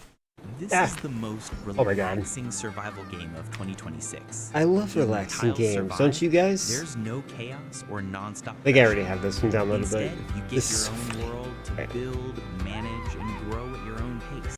visit and offered information about the area. It wasn't much of a game, but it laid the foundation for their next big project called Ingress. Launched in 2012, Ingress was an augmented reality mobile game that prompts users to explore their neighborhoods and locate portals at nearby landmarks. This was quite literally... That is actually really interesting. Now that I think about it, I didn't even think about how there were a lot more games than just Pokemon Go that were asking you to go outside and map things. Even Metal Gear Solid did that. The same idea as Pokemon Go. Those who played it were intoxicated by the addictive gameplay loop, although it failed to pull in a large player base even years after its release. Luckily for Niantic, one of the games... Yeah, I just remembered it. I did not remember it initially, but I just remembered it. Also, Metal Gear Solid Portable Ops. One of the methods that you would do to get soldiers, to recruit soldiers for yourself, is go up to Wi-Fi, and depending on what their security level was, you would have a better soldier. Players would prove to be an invaluable asset with direct ties to the Pokemon Company. But real quick, I'm sure you have all connected to public Wi-Fi at some point, at your airport or your local coffee shop, and every time you do, you're leaving yourself vulnerable to cyber attacks. These networks are often unsecured and lack sufficient... By the way, I don't connect to these things because I don't like Walmart ads, you know what I mean? Like, I don't want the Walmart Wi-Fi giving me Walmart ads. Encryption. This creates an opportunity for someone to spy on your internet activity, which could lead to privacy concerns, leaked personal data, or financial loss. That's why I use Surfshark. Surfshark VPN masks your IP, making your online activity much harder to track. But Surfshark isn't just a VPN. It also monitors your personal data for leaks, protects against phishing attacks, encrypts your data when browsing the internet, making you harder to track, and much more. The Surfshark app is so easy to use, and one account secures unlimited devices. Stop leaving yourself vulnerable online and go to surfshark.com/PatrickCC and use code PatrickCC to sign up now with a 30-day money-back guarantee. There is a part of me that wants to tell you guys what VPN I use, because when I suggest someone to jump into the VPN, they give me 3 months for free, and I'm like, that'd be kind of nice. Surfshark. A Japanese Google Maps engineer named Tatsuo Nomura pitched the idea of placing Pokemon inside of Google Maps as an April Fool's joke. He traveled to Japan and got direct permission from the Pokemon Company to implement the feature. John Hanke asked Nomura to show the Pokemon Company's executive board the Ingress game. Little did they know that the president of the Pokemon Company was already a massive fan of the game. And because of this, Niantic was able to secure a partnership with Nintendo and create Pokemon Go. They launched the game on July 6, 2016, but they never could have anticipated the chaos that would come next. In just 2 months after its release, the app was downloaded over 500 million times and an estimated 21 million players logged in every single day on average. Good lord, I've never played the game. I wanted to, but I didn't have a phone that could handle it. Had it surpassed the success of mobile games like Candy Crush or Clash Royale, but it was pulling in more engagement than websites like Twitter and Facebook. The concept was simple. You walked around your neighborhood and searched for virtual Pokemon. When you found one, the game used your phone's camera to make it look like the Pokemon was right in front of you, and you used Pokeballs to catch them and add them to your collection. The game incentivized users to explore the world around them, offering various digital Pokestops at notable locations or landmarks. These Pokestops served as a hub to collect in-game items and use special lures to attract more Pokemon. This also included Pokemon gyms. Players selected from one of 3 teams and would compete with rival Pokemon hunters to control areas to earn Pokecoins and buy upgrades. Pokemon Go wasn't just another mobile video game. It transformed your local neighborhood into a fantasy world. This is why it became— That's a little AI written right there. I hope he's not using AI. Became a cultural phenomenon almost instantly. Public parks were overflowing with players searching for rare Pokemon, restaurants and stores used nearby Pokestops to advertise their businesses, and content creators were racking up millions of views just by playing the game. The game skyrocketed into mainstream pop culture, becoming a topic of discussion on late-night television shows, and was infamously referenced by Hillary Clinton during her 2016 presidential campaign. I don't know who created Pokemon Go, but I'm trying to figure out how we get them to have Pokemon go to the polls. It's safe to say Pokemon Go was taking over the world, but it wasn't— I hate her so much. Just making headlines for its record-breaking numbers. It was also being linked to real-world accidents, life-altering injuries, and even deaths. Only days after the game's release, 2 men were hospitalized while playing Pokemon Go. They hopped a fence to get access to a Pokemon on the other side, ignoring a sign warning pedestrians of the unstable ground on a nearby cliff, which both men eventually fell down. The player sustained serious injuries, but fortunately survived. Wait. Serious injuries. That says moderate injuries. Come on, read what you wrote. Others were not so lucky. A truck driver in Japan hit 2 women while playing Pokemon Go, severely injuring one and killing the other. Players of the game began to find themselves in increasingly dangerous situations as both drivers and pedestrians were getting distracted by the app. And the more people became immersed in the world of Pokemon, they lost touch with the world around them. Players began disrupting religious services and funerals. The Holocaust Museum in Washington, D.C. asked people to stop playing the game inside. Do you think Ghastly was there? What the heck? Out of their establishment. Players were also— Oh my god. I haven't seen this one. Sophie, once I finish fixing this Sophie? urine Her name filter, is Sophie? my Now we know. shelter will level up to level 20. Then the 2 of us can... What are you even daydreaming about? With that pathetic little urine filter? My boyfriend already has a seawater purifier, Shelter 200. You little trash with a urine filter, competing with me for women? You just wait! We will see who has the last laugh! These are so awful. Zombies. This plane is perfect! It's because this is made for vertical phones, but they decided to just spread it out like this. Time to clean up this old cabin. High pressure wash. This entire thing, it's always the same. It's always like the same weird insecurities. I bet he's got a blue t-shirt because he's supposed to look like Steve. This is disgusting. Goodbye. Also being disruptive at the Arlington. Yeah, it's exactly. You're right. It's the spaceship ad. It's ridiculous. It's the same ad, but this time it's out in a raft. Cemetery, causing problems for grieving families and members of the military paying their respect. Okay, look, listen up. Cemetery, shut up. You don't get any business. Shut up. Let people walk in your cemeteries. I don't care. You need to shut up. As you can imagine, after Pokemon Go exploded in popularity, the video game industry became extremely interested in learning more about the developers. John Hanke of Niantic Labs was interviewed in front of a live audience at TechCrunch in San Francisco and seemed like he could not be less interested. First and most importantly, There's no reason to pay respect to the dead. They're dead. They don't pay attention. what team are you on?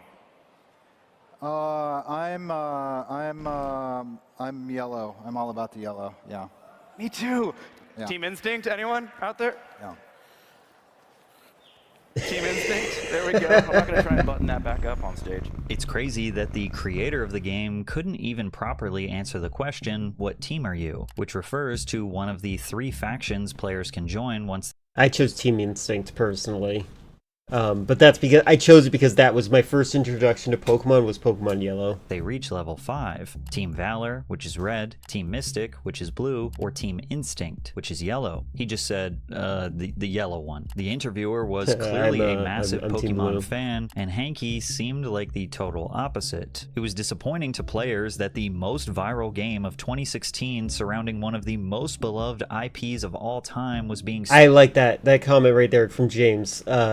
John, couldn't you send in someone else from your team who's more informed and enthusiastic about your game? I agree with that sentiment entirely. Spearheaded by a boring corporate suit. But what was particularly interesting was his insights on working with governments before they launched the game in different countries. So we're still in the rollout phase of the game. Do you know what the next rollout country is going to be? I have a pretty good idea, but it is pending Better not be getting Gaza. things squared away on the government relations side and getting everything prepared, so I can't say right now.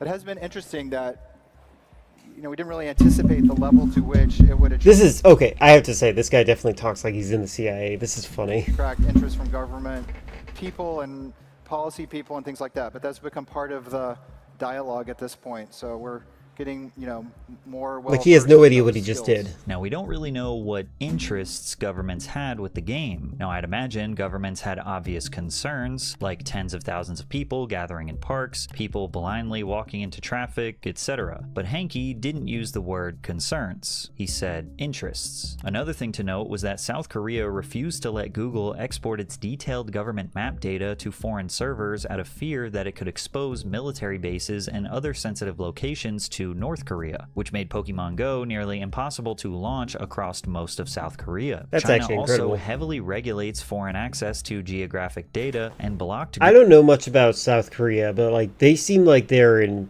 quite a predicament in terms of social structures. I am always worried about them.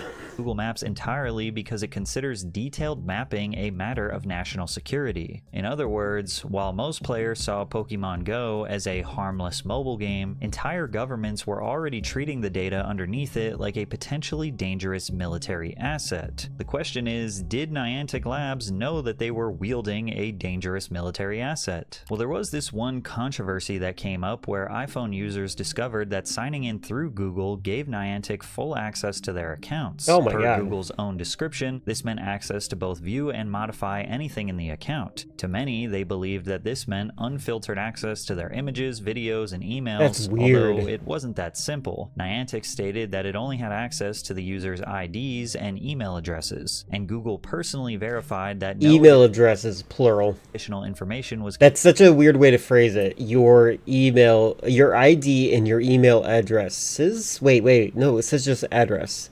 Okay, never mind. It's fine. I heard him say something else and I totally misunderstood him. And email addresses, and Google personally verified that no additional information was given to the company. So since Niantic couldn't steal the data Still just by trust me, someone yeah. making an account, they had to trick users into giving it up for free. And what resulted was one of the most ambitious geospatial data collection projects ever hidden behind a mobile game, one whose technology would later facilitate devastating military operations. Oh man, that one time that I tracked the that I went out to the big shell and got some bombs put there. Okay, hold on. Sorry, I want to get this ad. I don't know. I've never seen it. Cat, come on. Gore.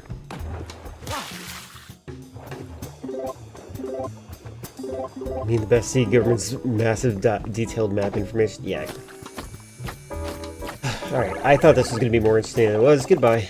4 years after the game's release, Niantic introduced an interesting new feature, AR mapping tasks. Pokestops marked by notable landmarks would now offer users rewards if they completed AR scanning prompts. These required players to scan the surrounding area with their phone's camera for about 20 to 30 seconds. Interesting. That's crazy. Okay, so one thing that's fascinating to me about this, it's so interesting how people will do anything if you make it a game. Ah, that's so interesting. If they completed AR scanning prompts. These required players to scan the surrounding area with their phone's camera for about 20 to 30 seconds. Interesting that this feature was not available for children's accounts. From the player's perspective, the feature was relatively harmless. They had already become accustomed to Pokemon Go tracking their location and having access to their cameras. So when Niantic offered free rewards with the You're convinced AI games have only 3 scam game gimmicks and can't think of anything new? I think that those ads that I'm seeing, those weird ads that we see, I think they're just trying to see what makes me click. I think it's just, they aren't real games. They're just like, I think it's a social experiment. Of game improvements, players were eager to take part. Niantic claimed Where's the AR FPS game? Data collected would inform the game's engine to understand the depth and Here, let's talk about the it's 1342. Just hold on. More about the crunch in San Francisco and seemed like he could not be less interested. First and most importantly, what team are you on? I'm yellow. I'm all about the yellow. Yeah. Me too. Yeah. Team Instinct, anyone out there? Yeah.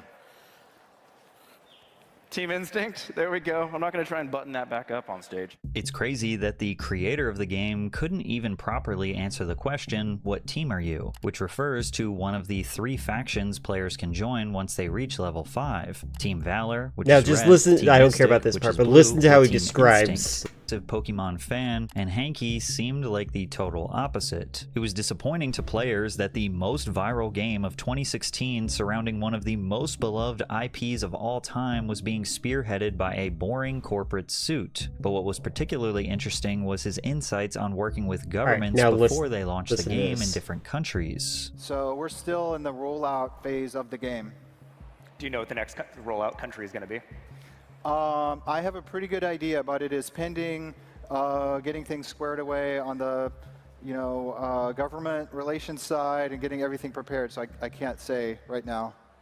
It has been interesting that, we didn't really anticipate the level to which it would attract interest from government people and policy people and things like that. But that's become part of the dialogue at this point. So we're getting, more well versed in those skills. Now we don't. Now, the entire way he described that, he's going to emphasize it here. Really know what interests governments had with the game. Now, I'd imagine governments had obvious concerns, like tens of thousands of people gathering in parks, people blindly walking into traffic, etc. But Hanky didn't use the word concerns. He said interests. Another thing to note was that South Korea... So essentially, the CIA connection is the fact that this is a giant mapping tool to help potentially make drones more precise. We'll find out more information from here. Complexity of the real world. This would make for a way more immersive experience in which virtual objects could seamlessly integrate with the world around them. In hindsight, it seems like an evil genius plan. The man who created Google Earth and worked directly with the CIA and international intelligence organizations was getting people to voluntarily 3D scan the world around them while they think they're just helping Niantic make a better Pokemon game. These scans would help develop a much larger technology. These are much more close. So one of the things that he talked about in the very beginning is how Google Earth was apparently better than the government satellites that they had. And they were like, hey, could we borrow some of this technology? Could we borrow your satellite? And it kind of snowballed into this. This is like, satellites are from above. You with your cell phone can be up close and personal. called Lightship VPS, which stands for Visual Positioning System. The satellite-based technology of GPS was useful, but not optimized for the best augmented reality experience. For example, it might be able to tell you that you're near a statue, but it's typically incapable of understanding where you are relative.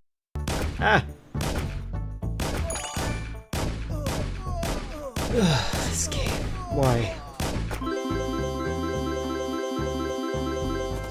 Relative to the landmark, whether you are behind it or in front of it, if you are 3 feet away or 30 feet away. This information isn't important when getting general directions for a road trip, but when it comes to making accurate drone strikes on enemy base camps without harming innocent civilians, it can make a massive difference. Who cares about civilians? Scanned a landmark, they recorded more than just a video. It tracked the latitude, longitude, and altitude of the user's device. It also utilized the phone's accelerometer and gyroscope, allowing the system to consider the phone's position and orientation. Considering all of this data, the scans could be used to make reliable inferences about the user's distance from both the landmark itself and the surrounding environment. Every scan submitted was unique. What if they have taking a different Call of Duty Zombies AR game where on your phone you have a gun that is just kind of out, but like you tap the gun and it shoots forward, and you can look around the screen and you see like zombies, and you tap your screen whenever you want to kill them. Mark itself and the surrounding environment. Every scan submitted was unique, taken at different angles, positions, and distances. Each video was divided into approximately 300 individual images, all of which were pieced together with other scans to create a full 3D digital map of the area. Essentially, Niantic was creating the world's largest, most detailed 3D scan of the entire world, and Pokemon Go players were helping for the most innocent intentions. VPS could compare the player's live footage against this virtual world to determine the player's exact location, which helped influence where objects and Pokemon would be anchored within the real world. Think about how NPCs in Grand Theft Auto sometimes mindlessly walk around with no intention or logic applied to them. Pokemon Go was similar initially, but with this new technology, the Pokemon could now be programmed to interact with their surroundings. Instead of being mindlessly placed on the ground, they would be able to hide behind the landmarks or even climb on top of them. That's why I Put said simply, zombies. The goal of this technology was to make a near perfect replica of the world the way It'd be kind of cool to like have VR headsets, and it's an augmented reality, and you can play like first person shooter inside of your house, like with your friends that also have a similar setup. But yeah, it's not going to work that way. Humans would experience it, so that the Pokemon in the game could literally interact with the world the same way a human might. And players were willing to sacrifice 30 seconds of their day if it meant free rewards and a better experience down the line. And by November of 2022, Niantic Gamers are always revealed the that they ones had getting developed exploited. more than 120,000 digital maps of various locations throughout the globe. But technology this powerful would be wasted if it were only used for Pokemon Go. And Niantic understood this deeply. While they stated their goal was always to give people tools to become 21st century explorers, it felt like they were leaving a massive opportunity on the table. But VPS also had a major limitation. The system was only So I able was trying to build rec- my apartment. Oh, sure. You just wanted to do a school shooting inside your apartment. recognize information it had already been given. If a landmark had They are the most exploited. I will say they're pretty darn exploited for sure. Like, we found out about NFTs before anyone else. We found out about downloadable content before anyone else. We found out about physical media going away before anyone else. only been scanned from the front, the model would not be as effective when used from behind. And if it had received no prior information on a landmark, there was nothing the model could work with to provide an immersive experience. They had now gathered enough data for 1 million different waypoint locations to have full VPS integrations, but there were still millions of locations that had not been fully scanned. Niantic sought to fix this issue with their large geospatial model announced in 2024. The goal was to take all of the combined data they had collected and use AI to make inferred guesses about partially unscanned locations. Niantic uses a church as an example. If players had only scanned the front of a particular church, the VPS technology might be unable to recognize footage taken from behind, but the large geospatial model could infer based on thousands of other churches that had been fully scanned and make an educated prediction about Not what every the church back is of the same. that I feel like specific churches are church would always actually very unique. look like. Humans have the ability to do this naturally. We are capable of applying our personal lived experience chance to make inferences. Oh man, I was so disappointed by Halo Forge. I remember Halo 3 was a major disappointment in general. About our environment. If I showed you the front of a house, you could probably... It's like you just get maps and you can place blocks down. Make a pretty good guess about what the back of it looks like. You might not get every detail right, but you'd expect windows in roughly the same places, a back door, maybe an AC unit, a fence, or a patio. Your brain does not know that specific house. It's recognizing patterns from thousands of houses you've seen before. Niantic wanted AI to learn that same instinct, but with near perfect precision. And only months after announcing their large geospatial model, Niantic made the shocking decision to sell Pokemon Go. While Scopely Incorporated acquired the rights to Niantic's catalog of games for $3.5 billion, Niantic retained all of the data, research, and technology they had been developing over the last decade, which includes their VPS and geospatial models. In other words, they kept their most valuable IP, sold the rest of their got the data, and were ready to move on, leaving Pokemon in the dust, which to some makes it seem like they never cared about Pokemon in the first place, and it was all a part of a bigger operation. The company... Metaphor! Uh-huh. Yeah, we've already seen this one.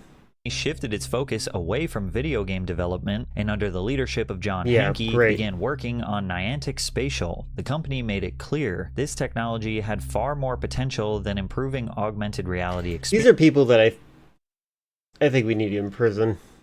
It had the ability to help both humans and machines to understand the world and navigate it. Instead of figuring out where to spawn Pokemon, the technology could be used to train a robot or AI-powered vehicles. I can't stress enough, robots are never going to be good.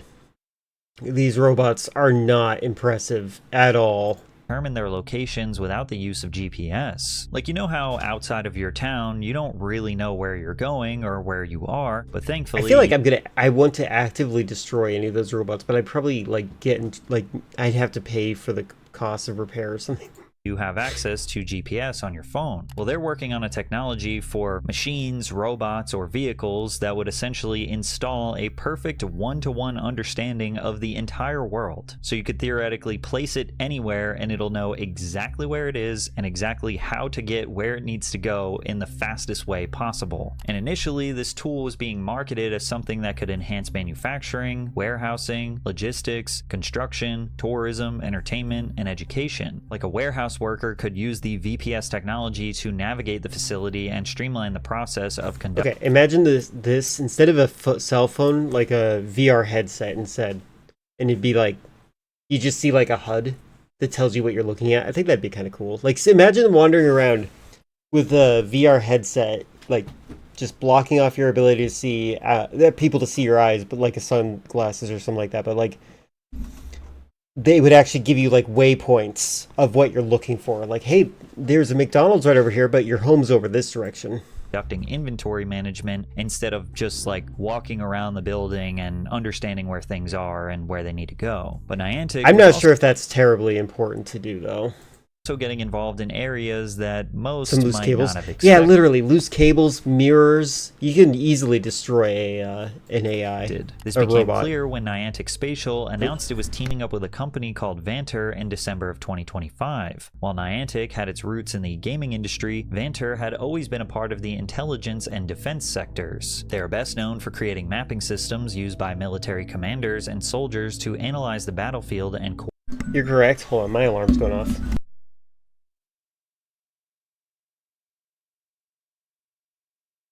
You're correct, Leafeon. I think that the more you outsource your own brain, the less capable you are going to be of being able to think for yourself. I do think that there's a place for it to an extent. For example, when I write something down so I can remember it later, that's a form of externalizing your dependency. Like you can be dependent on writing something down, but it also helps you remember things. We need to find out a nice balance, and currently we don't know what that is, so I think it's fair to be a little bit skeptical and concerned.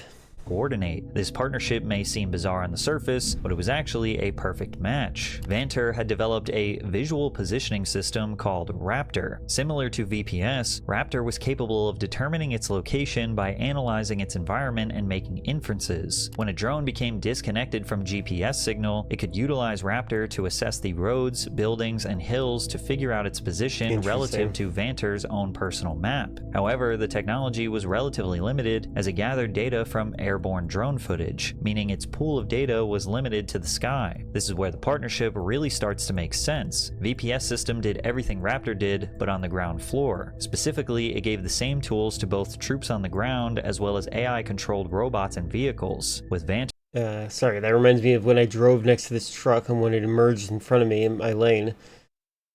He had this space little thing on his side mirrors, light that tells him that I'm still in his way, and he refused to merge. Interesting. in the sky and Sometimes Niantic we on the need that. ground, the two companies hope to create a shared digital map that can be used by drones, vehicles, and people with or without the use of GPS to stay connected. Was Niantic developing weapons or making decisions in regards to active combat? No, but they were playing a role that is arguably just as important. They were helping. Yeah, I was gonna say, this is like the Otacon role of creating Metal Gear Rex. AI-powered drones understand where they were and help them stay coordinated with personnel on the ground. Technology originally marketed as a way to make your Pokemon catching experience more He chose to immersive believe in his sensors. Honestly, I would believe my sensors. was now helping drones, vehicles, and soldiers coordinate on the battlefield. Niantic has continued to become There is definitely an argument to make that your dependency on, like, following the rules. You know, the guy that did you watch the Citizen Vigilante video with us? I think you were there. The guy drove into oncoming traffic to show how people are like NPCs and will steer off the road instead of into the track. So like that's kind of like, that's not incorrect, but like I think that the safer choice is in fact going off the road. You're not going to burst into flames. a more prominent part of the defense sector. Recently, the visual positioning system received awardable status through a federal marketplace, Tradewind Solutions, meaning that government agencies were able to negotiate deals and purchase the technology for their own use. And taking a look at Niantic Spatial's website, they appear to have struck deals with the United States Coast Guard and the Air Force. So this isn't some kind of crazy conspiracy theory. The data they gathered through Pokemon Go was used to develop mapping technology that is literally being used by the military. I'm not sure how many Pokemon Go players who agreed to participate. Yeah, I understand what you mean. I think that it's it really depends. Yeah. AR scanning would have done so knowing as long as I'm the one behind the wheel, that's all that matters. That this was going to be used for the military, which is why now tons of players feel like they were straight up lied to. When Niantic first introduced the AR scanning feature, the company was transparent about their intentions to an extent. It told players that these scans would be used to create a better gaming experience, and while they did make it clear that this data would be used in apps outside of Pokemon Go, I'm not sure if anyone expected military defense applications, which is why it seems as though this was always the purpose of creating this technology. When you think about it, Niantic was never really a game developer. They have always been a mapping company. Think about their origins. John Hankey's first business, Keyhole, had direct ties to the CIA, and he later went on to work a high-value job in Google's Geo division. He always has been aware of the massive price tag governments are willing to place on data, and with Pokemon Go, Niantic had access to information that wasn't available anywhere else. Pokemon Go was meant to be a family-friendly experience. It drew players in with the promise of getting to be fully immersed into a core part of their childhood in a way they never could before. It was also a defining part of many of Gen Z's childhoods. But the dark reality is that if Pokemon Go proved anything, it's that you were never actually playing a game. The game was playing you. And if discovering the deeper, suspicious intentions behind game developers is your favorite type of content, check out the video I made on the game Skate. Okay. Tile Survive has to be one of the most relaxing and comforting games of 2026. There's no pressure, and it's super easy to play. That was a good you don't video. Need to stay online all day, and there's no endless I liked it a grinding lot. either. Just hop in whenever you It's feel like very it. good, Collect very some- good at describing everything. Oop, I didn't mean to click on that. Did it count? It didn't count. Good. Whew. All right, time to rate out. That was good. I like that video a lot. Thank you, Levion, for having that video. It's really unfortunate that like a lot of things can't be as innocent as you want it to be.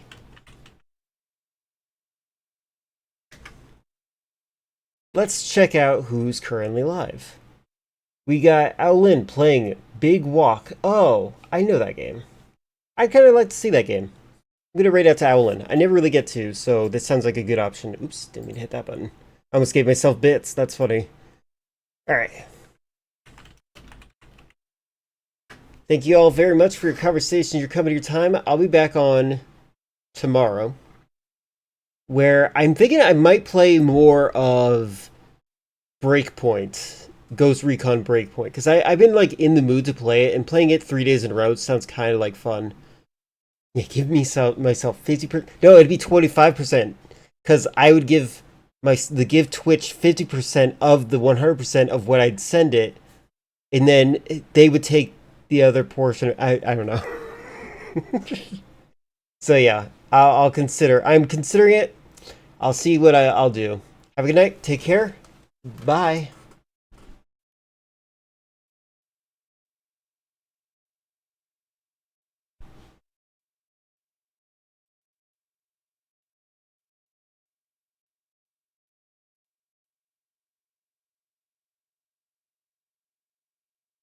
He picked up before would be last. Oh, okay.